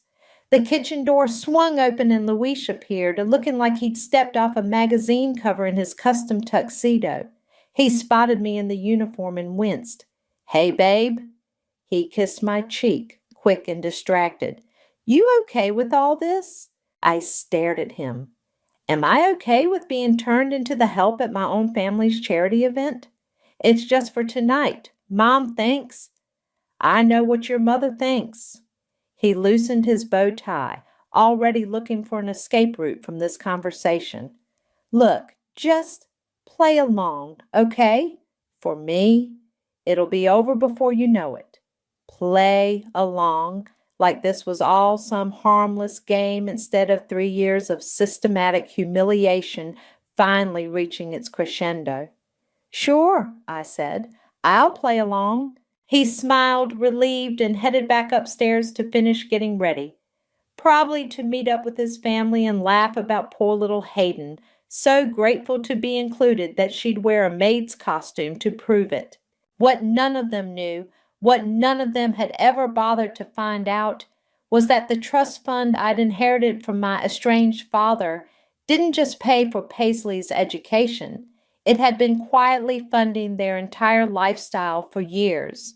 The foundation, the house, the cars, the designer clothes Louise wore so casually, all of it, mine. I pulled out my phone and scrolled to Corey's number. He was the foundation's legal counsel, and more importantly, he was the only person who knew the truth about where the Lane family money really came from. Have everything ready for tonight, I texted. His response came back immediately. You sure about this? I looked around the kitchen where I'd spent the last hour being treated like hired help in my own home. Thought about Louise upstairs, probably already forgetting this conversation. About Victoria, who was about to parade me around like a trophy of her own superiority. Absolutely. Tonight was going to be a lesson in humility, all right, just not for the person Victoria thought. The ballroom glittered like something out of a fairy tale, if fairy tales included humiliating your daughter-in-law for sport.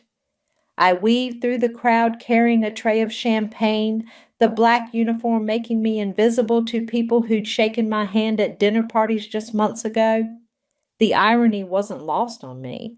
I was serving drinks bought with my own money to people who wouldn't spit on me if I was on fire. Excuse me, miss. A woman in diamonds grabbed a glass without looking at my face. These are a bit warm. I recognized her voice immediately, Sarah Mitchell. We'd been in the same finance program at university. She'd borrowed my notes for 2 semesters. I'll get you a fresh one, I said, keeping my voice steady. She glanced up, and for a split second I saw recognition flicker in her eyes. Then she looked away quickly, pretending she hadn't seen. Thank you, she said, already turning back to her conversation about summer homes in the Hamptons. At the far end of the room, Victoria held court near the auction display, her silver hair perfectly coiffed, her smile practiced and cold. She caught my eye and made a subtle gesture toward a group of men near the bar who were holding empty glasses. I walked over, tray extended. Champagne? Well, well. The voice belonged to Austin, one of the foundation's board members. Hayden, right? Louisa's wife? Heat crept up my neck. Yes. Interesting career change. He chuckled, taking a glass. From finance to this. His friends laughed. One of them, a guy I didn't recognize, leaned in conspiratorially. What's the story here? Did she lose a bet? Something like that, Austin said, his eyes gleaming with malicious amusement. The Lanes are very traditional about family roles. More laughter. I stood there holding the tray, my face burning, while they dissected my humiliation like it was dinner theater. Hayden. Victoria appeared beside me, her hand gripping my elbow. A word. She steered me toward a quiet corner, her nails digging into my arm. You're not smiling enough, she hissed. This is supposed to be a learning experience, not a pity party. People are starting to whisper. Maybe because you've turned your son's wife into a cocktail waitress at a charity event. Her eyes flashed. You should be grateful we're including you at all. Do you have any idea how many strings I had to pull to make this family accept someone like you? Someone like me. The phrase hung in the air between us like a slap. Now go refill that tray and try to look like you're enjoying yourself. She glided away, leaving me standing there with my empty glasses and my burning cheeks. I was heading back to the kitchen when I heard Paisley's voice. What the hell is this? My sister stood in the service hallway, still in her college sweatshirt and jeans, staring at me in the uniform.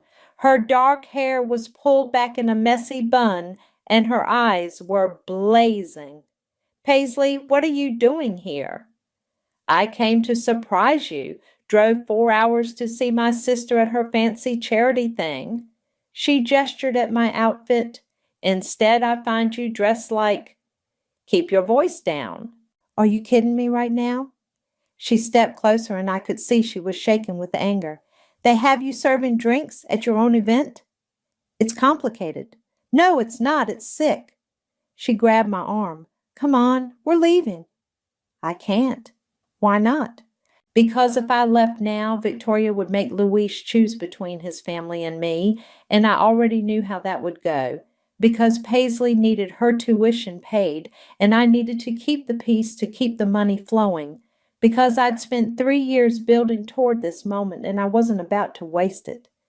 I just can't. Paisley stared at me like she didn't recognize me. The Hayden I know would have burned this place down by now. The Hayden you know didn't have responsibilities. Responsibilities? Her voice cracked. Is that what you call this? Hayden, they're destroying you. Before I could respond, my phone buzzed. A text from Corey. Saw the news coverage starting. Local reporter here asking questions about foundation finances. You sure you want to do this? I looked at Paisley, then at the ballroom full of people who thought they were better than me, then at the message on my screen. Go home, I told my sister. Trust me on this one. Hayden, go home and watch the news tomorrow. She searched my face, and something she saw there made her step back. Okay, she said quietly, but if you need me, I know. She squeezed my hand and disappeared back down the hallway. I straightened my shoulders, picked up my tray, and walked back into the ballroom. Victoria was at the podium now, welcoming everyone to the annual Lane Foundation Gala, talking about family values and giving back to the community. My phone buzzed again, another text from Corey. Everything's in place, just say the word. I typed back, not yet. Let them finish digging their own grave first. The night was just getting started. The auction was in full swing when I witnessed Victoria's latest masterpiece of manipulation. I was refilling champagne glasses near the stage when I heard her announce the scholarship winner. This year's recipient of our underprivileged youth education grant is Cecilia Lane, Barry's niece. The crowd applauded politely, but I nearly dropped my tray. Cecilia was 17, drove a BMW to her private school, and had never been underprivileged a day in her life. I caught sight of the real application files earlier when I'd helped set up the display table. Maria Santos, a girl from the South Side whose essay about working 3 jobs to help her mom pay rent had made me tear up. She was supposed to win that scholarship. Cecilia has shown remarkable dedication to community service, Victoria continued as the teenager in her designer dress took the stage, looking embarrassed but not embarrassed enough to refuse the check. Bullshit, someone whispered behind me. I turned to see Kendall standing there, her face flushed with anger. Did you just... That scholarship was supposed to go to a kid who actually needs it, Kendall said quietly. I saw the applications. Cecilia wasn't even in the top 10. For the first time in 3 years, I saw something in my sister-in-law that looked like a conscience. "Why don't you say something?" I asked. Kendall's jaw tightened. "Because I'm not stupid. You know what happens when someone crosses Mom." Yeah, I did. They got turned into cocktail waitresses at charity events. "Here." Kendall took half the glasses from my tray. "Let me help." We worked in silence for a few minutes, weaving through the crowd together. It was the first time any member of the Lane family had treated me like an actual person in months. "This is wrong," Kendall said as we passed a group of donors discussing their tax write-offs. "All of it." "Tell me something I don't know." My phone buzzed. I glanced at it discreetly while Kendall distracted a grabby businessman who'd had too much champagne. Corey's text made my blood run cold. "Found something. Victoria tried to adopt Paisley 12 years ago. Application was withdrawn suddenly. Did you know?" I nearly dropped the tray for real this time. 12 years ago, Paisley would have been 7. I was 16, working 2 jobs to keep us both fed after our dad disappeared and our mom died. Victoria had wanted to adopt my baby sister? I typed back quickly, "What happened?" According to the files, someone intervened, convinced social services the girl was better off staying with family. Want to guess who? Me. I'd fought tooth and nail to keep Paisley, sleeping on friends' couches, lying about my age to get better jobs, doing whatever it took to prove I could take care of her. Victoria had wanted to take my sister away from me, and I'd stopped her. No wonder she hated me. "Hayden?" Kendall was staring at me. "You look like you've seen a ghost." "I'm fine." But I wasn't fine. The pieces were falling into place now. Victoria's particular brand of cruelty toward me wasn't just about class or money. It was personal. I cost her something she wanted, and she'd been making me pay for it ever since. "Ladies." Daphne appeared beside us, her smile predatory. "Having fun playing dress-up, Hayden?" "Having a blast," I said flatly. "You know, I was just talking to Luis about you." She sipped her champagne, savoring whatever bomb she was about to drop. "He's worried about your attitude lately. Says you've been difficult." Kendall shifted uncomfortably beside me. "Difficult how?" I asked. "Oh, you know, ungrateful, moody. He thinks maybe you don't appreciate everything this family has done for you." Daphne's eyes glittered with malice. "He's wondering if maybe you married him for the wrong reasons." The words hit like a physical blow. Luis had been discussing our marriage with Daphne, questioning my motives. "Where is my husband?" I asked, my voice deadly calm. "Last I saw, he was in Barry's study with some of the board members, probably talking business." She paused. "Or wives?" Kendall grabbed my arm as I started to move toward the door. "Don't," she said quietly. "Not here, not like this." "Let go of me." "Hayden, please, whatever you're thinking of doing." I looked at her, really looked at her, and saw something I'd never seen before. Fear, not of me, but for me. "You know what your family is, don't you?" I said. She nodded slowly. "And you know what they've done to me." Another nod. "Then you know why I can't let this continue." I pulled free from her grip and headed toward the kitchen, my phone already in my hand. "Corey," I texted, "how fast can you get here?" 20 minutes. "Why?"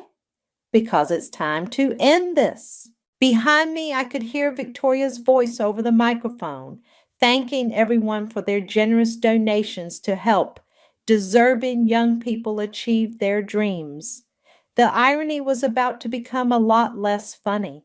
The kitchen was chaos, caterers rushing around, dishes clattering, steam rising from industrial ovens. I pushed through the swinging doors and nearly collided with Paisley. "I thought I told you to go home." "Yeah, well, I've never been good at following orders." She was still in her college clothes, looking completely out of place among the catering staff. I've been watching through the service window. This is insane, Hayden.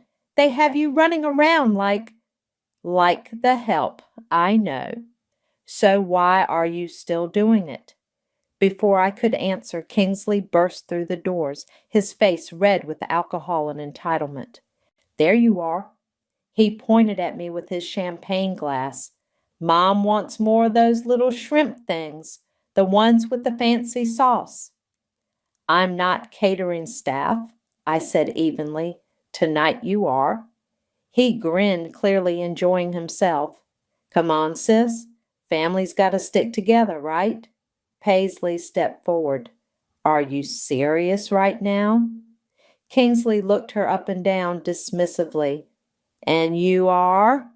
Her sister, the one who's about to kick your ass if you don't back off. He laughed. Feisty. I like that. He turned back to me. Better keep your little sister on a leash, Hayden. Wouldn't want her causing a scene. I grabbed a fresh tray of appetizers from the counter. I'll get your shrimp. Hayden, no. Paisley caught my arm. Don't you dare. It's fine. It's not fine. None of this is fine. Her voice cracked. You're better than this. You're better than all of them. Kingsley was watching our exchange with amusement like we were performing for his entertainment. Actually, he said, I changed my mind about the shrimp. I think I want you to bring them to me personally, in the ballroom. Make a little announcement about how grateful you are to be part of the family. Go to hell, Paisley snapped. Excuse me? You heard me. Go to hell. Kingsley's face darkened. He stepped toward Paisley, but I moved between them. Don't, I said quietly. Or what? He was close enough that I could smell the alcohol on his breath. You'll tell Luis. He's the one who thought this whole thing was hilarious. The words hit like ice water. What? Oh, you didn't know? Kingsley's smile was cruel. This was his idea, originally. Well, him and Mom together. They thought you needed to learn your place. The tray slipped from my hands, but I caught it before it fell. You're lying. Am I? Ask him yourself. He's probably still in Dad's study, laughing about it with the guys. Paisley was staring at me, her face pale. Hayden. I have to go, I said, my voice sounding strange and distant. Where? To get some air. I pushed past Kingsley and out the back door into the garden. The cool night air hit my face, but it didn't help the burning in my chest. My phone buzzed. Corey. I'm in the parking lot. You ready for this? I stared at the message, my hands shaking slightly. Hayden? Paisley had followed me outside. Talk to me. He knew, I said. Luis knew what they were planning. He helped plan it. That bastard. 3 years, Paisley. 3 years I've been making excuses for him, telling myself he was just weak, that he loved me but couldn't stand up to his family. I laughed, but it came out bitter. He doesn't love me. He never did. So what are you going to do? I looked at my phone again, then at the mansion blazing with lights, full of people who thought they were untouchable.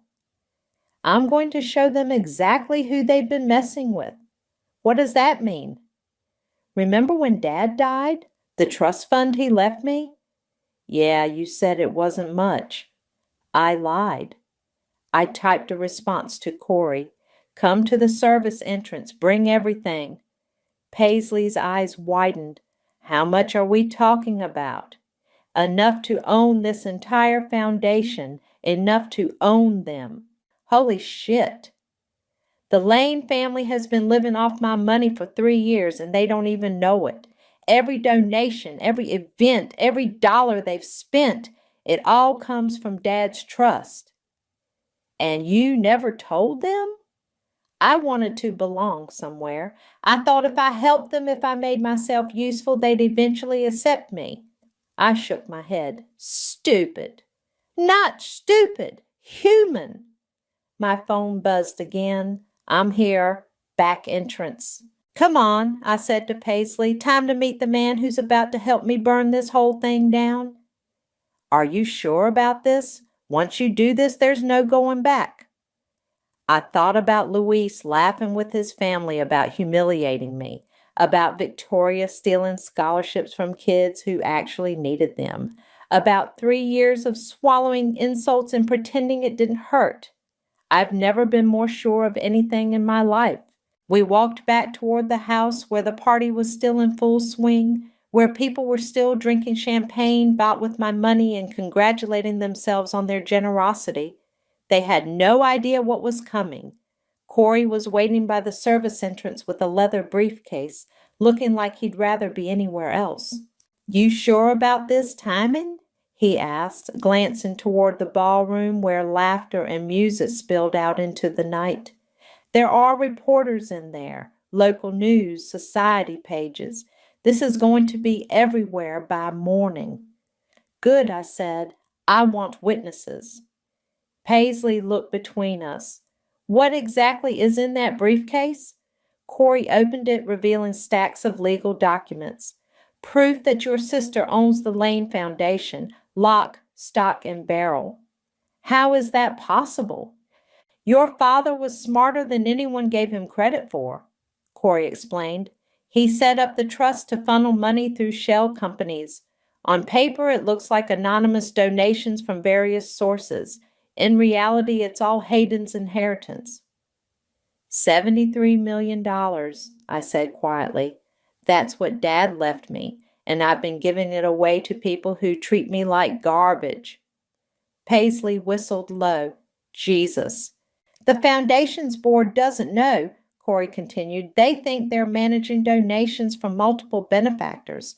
Only I know the truth because I helped set it up. Why? Paisley asked. Why hide it? I looked toward the ballroom where Victoria's voice carried over the crowd, thanking donors for their generous hearts. Because I wanted to belong. I thought if I helped them quietly, if I made their dreams possible, they'd love me for who I was, not what I had. Instead, they turned you into a servant, Paisley said. Tonight's the last night they get to do that. We walked back into the kitchen where the catering staff was preparing for the evening's final event, Barry's big speech about the Foundation's mission. Through the service window, I could see him at the podium, adjusting his tie. Ladies and gentlemen, Barry's voice boomed through the sound system. Before we conclude this wonderful evening, I'd like to share some thoughts about family, gratitude, and knowing one's place in the world.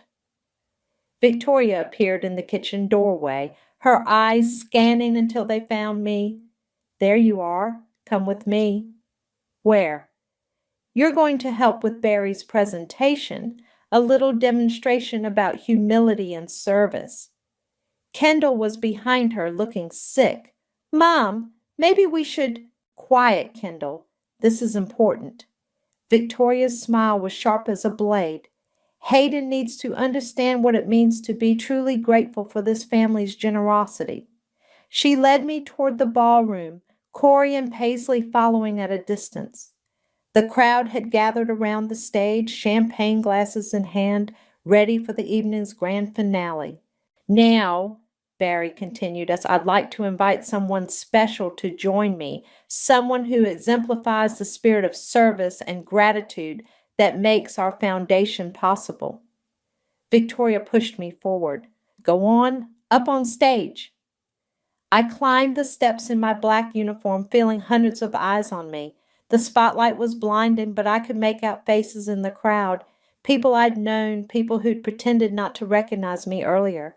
Barry put his arm around my shoulders, his grip tight enough to keep me in place. This is Hayden, my daughter-in-law. Tonight she volunteered to serve our guests, to remind us all that true nobility comes from service, not status. Murmurs rippled through the crowd, some approving, others uncomfortable. Hayden, Barry continued, would you like to say a few words about what you've learned tonight? He held the microphone toward me, his eyes warning me to play along. I looked out at the crowd, at Victoria beaming with satisfaction, at Louise standing near the bar with Daphne, both of them smiling like this was the most natural thing in the world, at Kendall, who was shaking her head slightly, trying to warn me off, at Paisley, who was recording everything on her phone, at Corey, who nodded once and mouthed, "Now or never." "Actually," I said, taking the microphone from Barry's surprised grip, "I do have something to say." The crowd quieted, sensing a shift in the evening's energy. "I've learned a lot tonight about family, about gratitude, about what happens when people mistake kindness for weakness." Victoria's smile faltered. "I've learned that some people will take everything you give them and still demand more, that they'll humiliate you in public and expect you to thank them for the privilege." Barry tried to take the microphone back, but I stepped away from him. "Most importantly, I've learned that sometimes the only way to teach people about consequences is to show them what happens when the money stops flowing." The crowd was completely silent now. Even the catering staff had stopped moving. "You see, there's something the Lane family doesn't know about their foundation, something they should have asked before they decided to turn me into tonight's entertainment." Victoria was pushing through the crowd toward the stage, her face white with panic. "I own it," I said into the microphone, my voice carrying clearly through the ballroom. "All of it. Every dollar, every asset, every charitable program you've been bragging about tonight." The silence stretched for a heartbeat. Then chaos erupted. The ballroom exploded into noise, gasps, shouts, the sound of champagne glasses hitting the floor. Camera flashes went off as reporters pushed forward, sensing blood in the water. "That's impossible!" Victoria had reached the stage, her perfectly composed mask finally cracking. "Barry, get her off there!" But Barry was frozen, staring at me like I'd grown a second head. $73 million.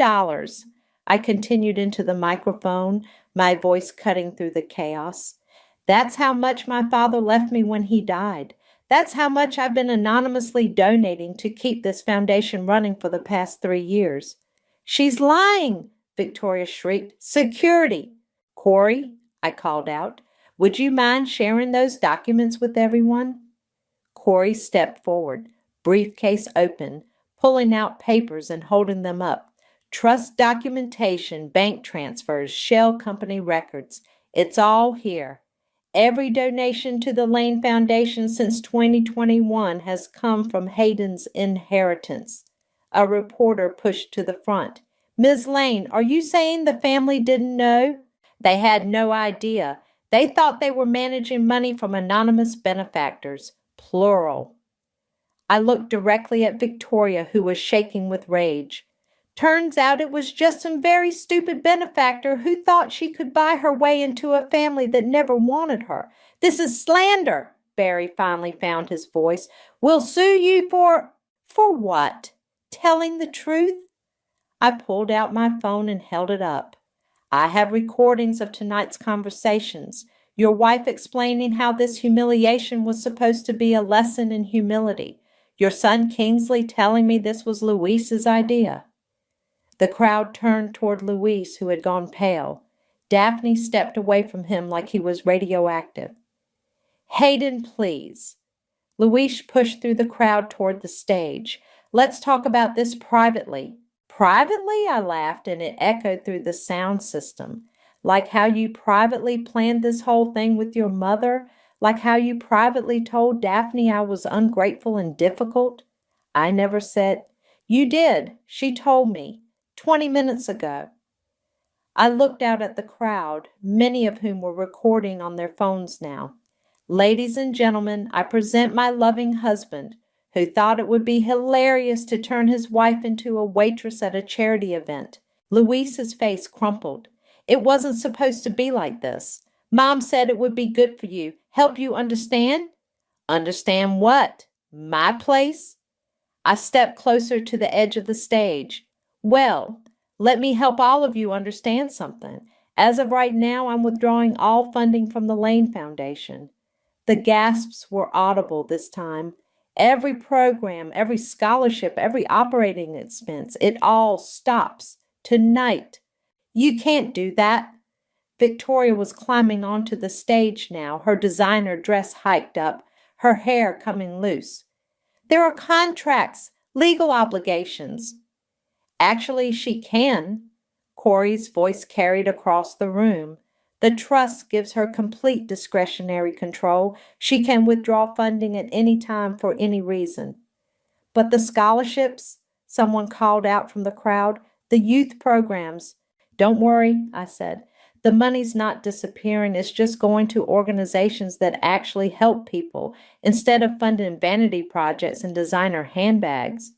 I pulled out a prepared list. Starting Monday, I'll be transferring funds to the City Food Bank, the Homeless Youth Coalition, and the Southside Education Initiative. You know, places that don't give scholarships to rich kids who already have everything. Cecilia, still wearing her tiara from the fake scholarship ceremony, burst into tears. This is insane! Victoria lunged for the microphone, but I stepped back.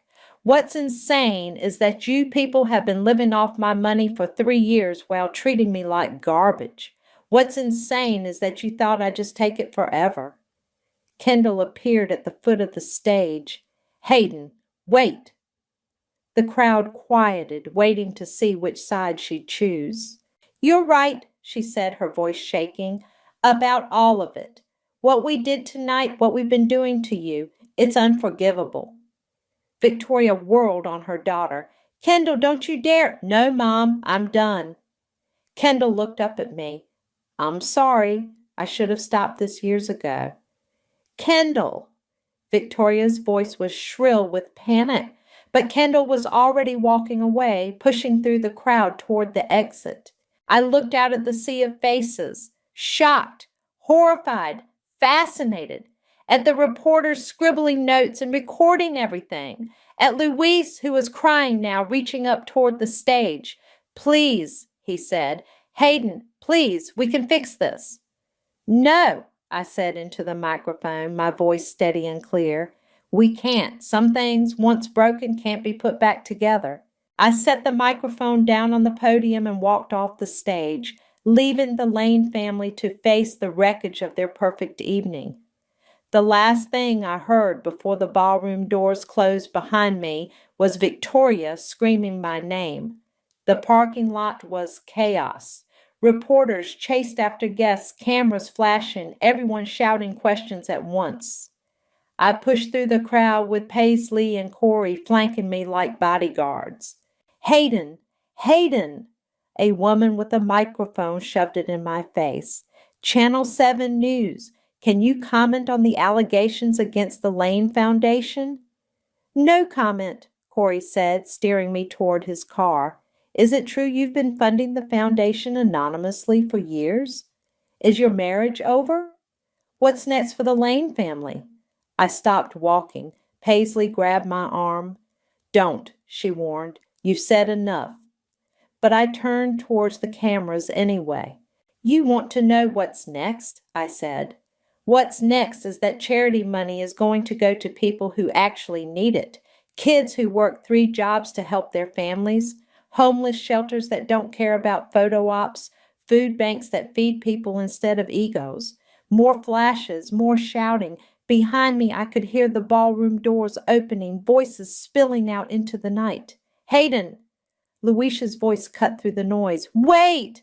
I didn't turn around. Please, we need to talk. No, we don't. But he caught up anyway, grabbing my shoulder. His bow tie was undone, his hair messy, his eyes red. You can't just destroy everything because you're angry. Watch me. This isn't just about us. There are people who depend on that foundation. Programs that help. Help who? I spun around to face him. Rich kids like Cecilia? Your mother's country club friends who need tax write-offs? That's not fair. Fair? I laughed, and it came out harsh. You want to talk about fair? Was it fair when your family spent 3 years making me feel like I wasn't good enough? Was it fair when you helped plan tonight's little humiliation? His face crumpled. I didn't want to. Mom said it would be good for you, help you fit in better. By making me a servant at my own charity event? It wasn't supposed to go this far. I thought you'd laugh it off, make a joke. You thought I'd laugh off being publicly humiliated? People were gathering around us now, phones out, recording everything. Louise seemed to realize we had an audience. Can we please do this somewhere private? Like how you privately discussed our marriage with Daphne, like how you privately planned this whole thing with your mother. You never mean anything, Louise. That's the problem. I stepped back, putting distance between us. You never mean to hurt me, but you do it anyway. You never mean to choose them over me, but you always do. That's not true. Name one time in 3 years when you stood up for me against your family. He opened his mouth, then closed it. That's what I thought. My phone was buzzing constantly now, text after text. I glanced at the screen and saw messages from news outlets, old friends, people I hadn't heard from in years. Holy shit, is this real? From my college roommate. Saw the news. You're a legend. From a former coworker. Channel 9 wants an exclusive interview. Call me. From a number I didn't recognize. Hayden. Victoria's voice made me look up. She was standing at the edge of the crowd, her perfect composure completely shattered. Her hair was disheveled, her makeup smeared, her dress wrinkled. You've destroyed us, she said. Are you happy now? Get in there. 30 years we've built this foundation, 30 years of helping people. Helping yourselves, you mean? We gave you everything, a home, a family, a place in society. You gave me nothing. I paid for everything. The house, the cars, the designer clothes, the fancy dinners, all of it came from my money. Victoria's face went white. That's impossible. Ask Corey, ask your accountant, ask anyone who's actually looked at the books instead of just spending the money. Barry appeared beside his wife, looking like he'd aged 10 years in the last hour. The board is in emergency session, he said quietly. They want answers. Then give them some. Tell them how you've been mismanaging funds for years. Tell them about the fake scholarship you gave Cecilia tonight. Tell them about the money you've been skimming for administrative costs. I have the records, Barry, all of them. Sirens wailed in the distance, getting closer. What did you do? Victoria whispered. I called the state attorney general's office, told them they might want to look into the Lane Foundation's finances. I smiled. They seemed very interested. The sirens were louder now. Red and blue lights flashed between the trees lining the driveway. You called the police on us? Louise stared at me like he'd never seen me before. I called the authorities on a charity that's been misusing funds. There's a difference. But we're family. No, I said, as the first police car pulled into the parking lot. We're not. I walked away, leaving them standing there in the flashing lights, finally understanding that their perfect world was over, and I was just getting started. The moving truck pulled away from the Lane mansion as I loaded the last box into my car. Paisley sat in the passenger seat, scrolling through news articles on her phone. Listen to this headline, she said. Charity scandal rocks elite family. Foundation loses tax-exempt status. Good. And this one, anonymous donor revealed as victim of family abuse. I slammed the trunk shut. I wasn't abused. I was just stupid. Same thing sometimes. My phone rang. Corey. The asset freeze is complete, he said without preamble. The house, the cars, all the foundation accounts. The state's taken over the investigation. What about the real charities? First transfers went through this morning. The food bank got $500,000. The homeless shelter got $300,000. They're crying happy tears over there. Good. There's something else. Kendall wants to meet with you. I looked back at the mansion where crime scene tape still fluttered around the front entrance. Why? She says she has information you need to hear. I'm done with that family.